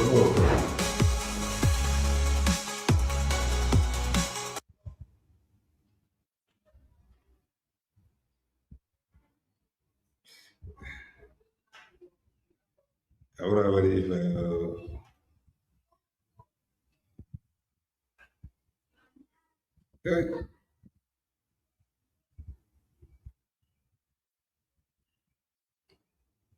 ne hijo ne ana. Ajo kama wadi joye sija mo. the guy telling no na why no one ndi ausa for hana manya na dima Adanne chelu asimo na ewe niwe. Asimo na disi otola no here ana pam this ozulelela. Na yotofo no yotofo nti yotofo anya banjo nya this man jolonjo ejia for court. Oko na otago. Okay, Eggman changed the voice. Okay. I'm getting called a change behind the voice. Yeah. Well, I know where. So na chere godu. So enwere ike ọnwụ na this idiot na afụ na anyị tụrụ ime nne mụtụra nne ya ime na 911. Eyeje bupụta nne ya na anyị iyi ebe ahụ ọ dowere were ose ndị Fulani wee chie ya n'ike. For ya nwee mụrụ anyị this criminal, mụrụ anyị this abomination child. Ọ ife ya eme.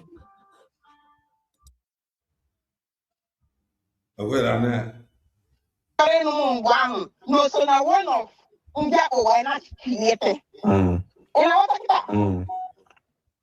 my father, hey, I want no more, Odinobia. My father went to the man. What the guy? Van Munye Howard Nobi. Munyegu or Wardinobi. Bravo. Can you boast? I don't want to talk. Oh, we're gonna bring him out.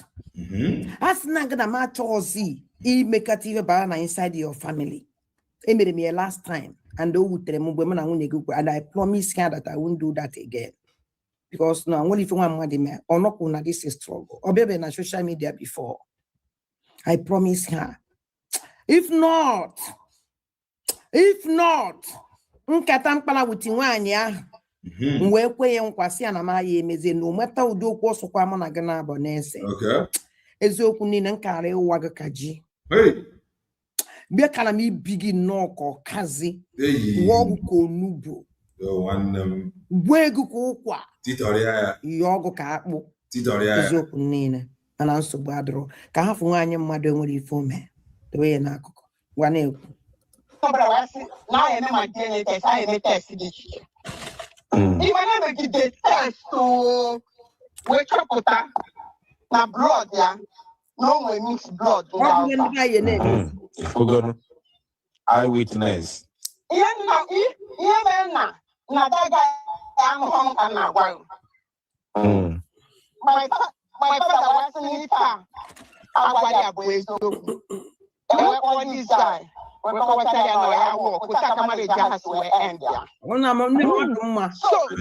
don't surprise. Yes, I don't surprise him with him.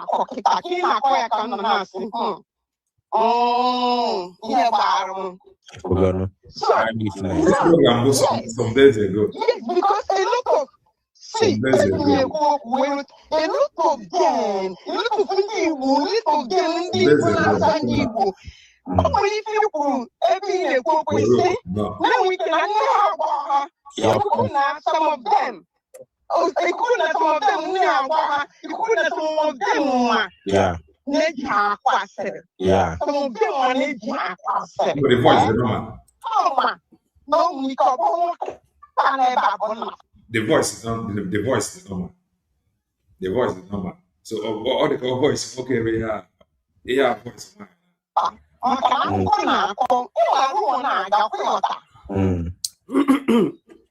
At the end, that guy telling because all of them, you make you have that now. The culture, a weputago identity. Anyway, identity on you. This is too much, sir. The parts alone were 2,200. Labor. I know what labor is. I'm telling you, it's too much, sir. Frank set the. Identity on you. Wait, can I get you have that na education law. A weputago identity. Look man, we actually know where the culture. Hey, okay, get one. You will remember one in the culture of the identity. Like, because only the culture on a co and the reason why the marriage did not hold. Let's continue. This guy will fall and born through well and Ndu Dangote to the la na for Cheni make to the la Dangote. Tria ụnụ na-asọ oyi na na-ege ntị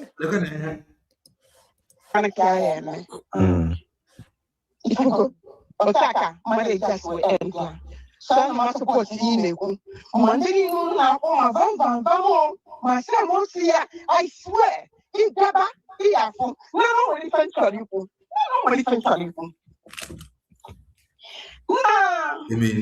Ịchọfe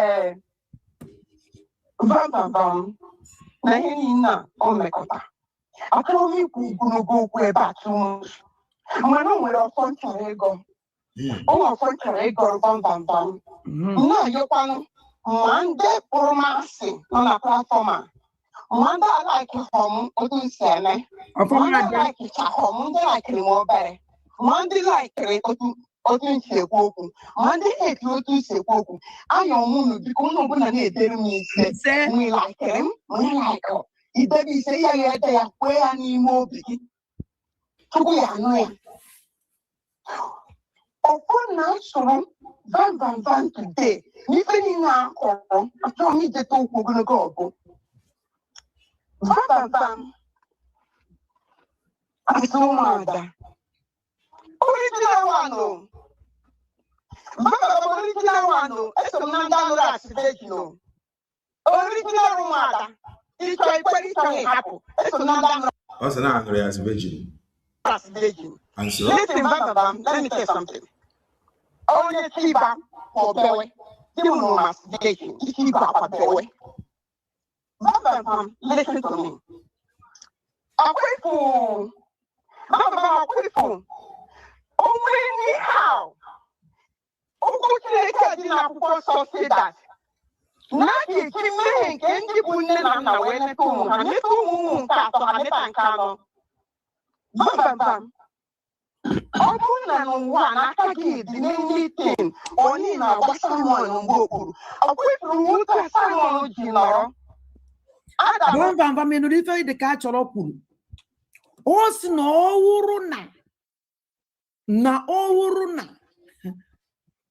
bụrụ na aka gị dị ọ bụrụ na o nwere ka isi agbaso Simon ịkpa njọkụ mgba ọ bụrụ na o nwekwara ife dị iche na mmadụ bịara sị gị vam na onye ha na nụrụ datị na asị na aka gị dị n'ife na-eme Simon ịkpa njọkụ na ana m asụrụ gị ọfụ a na onye ha adịrị gị mma n'ụtụtụ onye ha adịrị gị mma n'ehihie onye ha adịrị gị o nwekwara ife dị iche mana ọ sị ọ bụrụ na ọgụ nwa ka ọ dịziri use your conscience were mara na ọ bụ gị ka ọ na ọ bụghị gị na ị na-emie ka ị naghị emie mana for you to come out and reply shows us that na ndị otu abịa what this woman is talking about Fulani men and women pretending to be Igbo. You are one of them using Igbo men and speaking Igbo to confuse the gullible. Away with this man, ever can not ever can go ever was able. Yes, ever can not come at the nine with God. I'm not clear and within. Bomala Hajikelena TV. Amadia, my wife, father of my any this sadist has two illegitimate children. One son is Ogechukwu, two child, girl, Amarachuku, and she has these children at age of 13 and 15. Yes, email accept that need me. Mụnwa wada ndị mbụ na ndị egede ọjọọ ga na awara eze ọ na-awụ nsụcha ọfọ asị m including me na-ewepụ onwe m mmadụ na-abịa ebe a were okwu dele m okwu n'iwe ma sụọ ọfọ ana m asị ya ise. For just $67, you can generate as many videos as you want and never have to worry about ọwụrụ nọ ife mme ọwụrụkwa nna m eme ha ọfa ha return to you maka na ọ sụrụ ya direct mana ọwụ na ọ bịa sị na ọ bụrụ na nọ ife mmelụ ọ ife ọnụrụ ka ọ nọrọ wee kwuo okwu wee tinye ya ọ bụrụ na ịma na onye Fulani ka ewe na ịmara asụsụ Igbo iwere zuzupụta ife nji wee chi wepụta ya program a wee gwa gị today ka watchia something if you kwuru na this program then ma return rụ gị mgbe ị sụrụ ọfọ akwa because now ịdị ka achọrọ bịa sị gị na ọ bụrụ na wee sụọ ọfọ vam you break egg isi na ị nidiri mmadụ ịsaa yes ogi wee break egg and you nwere those 7 people so go wee break. What is that? I'm going to open the studio. Come in and make your comment. Come in and make your comment. Very, very important. Make your comment. We'll continue in some hours time. I actually go for it. I was so busy. That was why the way but now I was so busy. We must continue. If our party choose, let no man ask me to take it easy. They choose to go this part. I remember this part. As long as fun happens. So that is that. Here is the link. Come in and make your comment. Come in and make your comment. That is the link. When you will comment, you comment, make your comment. And when consequences you, when you deliberately undermine the truth. Mamma. And when consequences, when you deliberately undermine the truth. And when consequences. Mamma. So, if I was saying, well, onye na abụọ na-ezo isi ya mụnwa na-akpọkwa ma na-ezekwa isi nkwa ka nna agwa ya.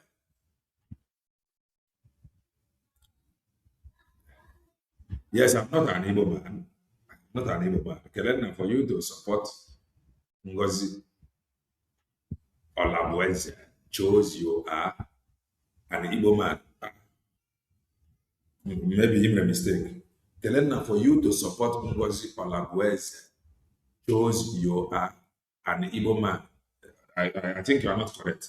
That shows I am not an Igbo man. That shows I'm not an Igbo man. I'm not a preacher either. I'm not an Igbo man. Am I an Igbo man? That is that. I want time for me here. I may come back. All of us are supporters of truth.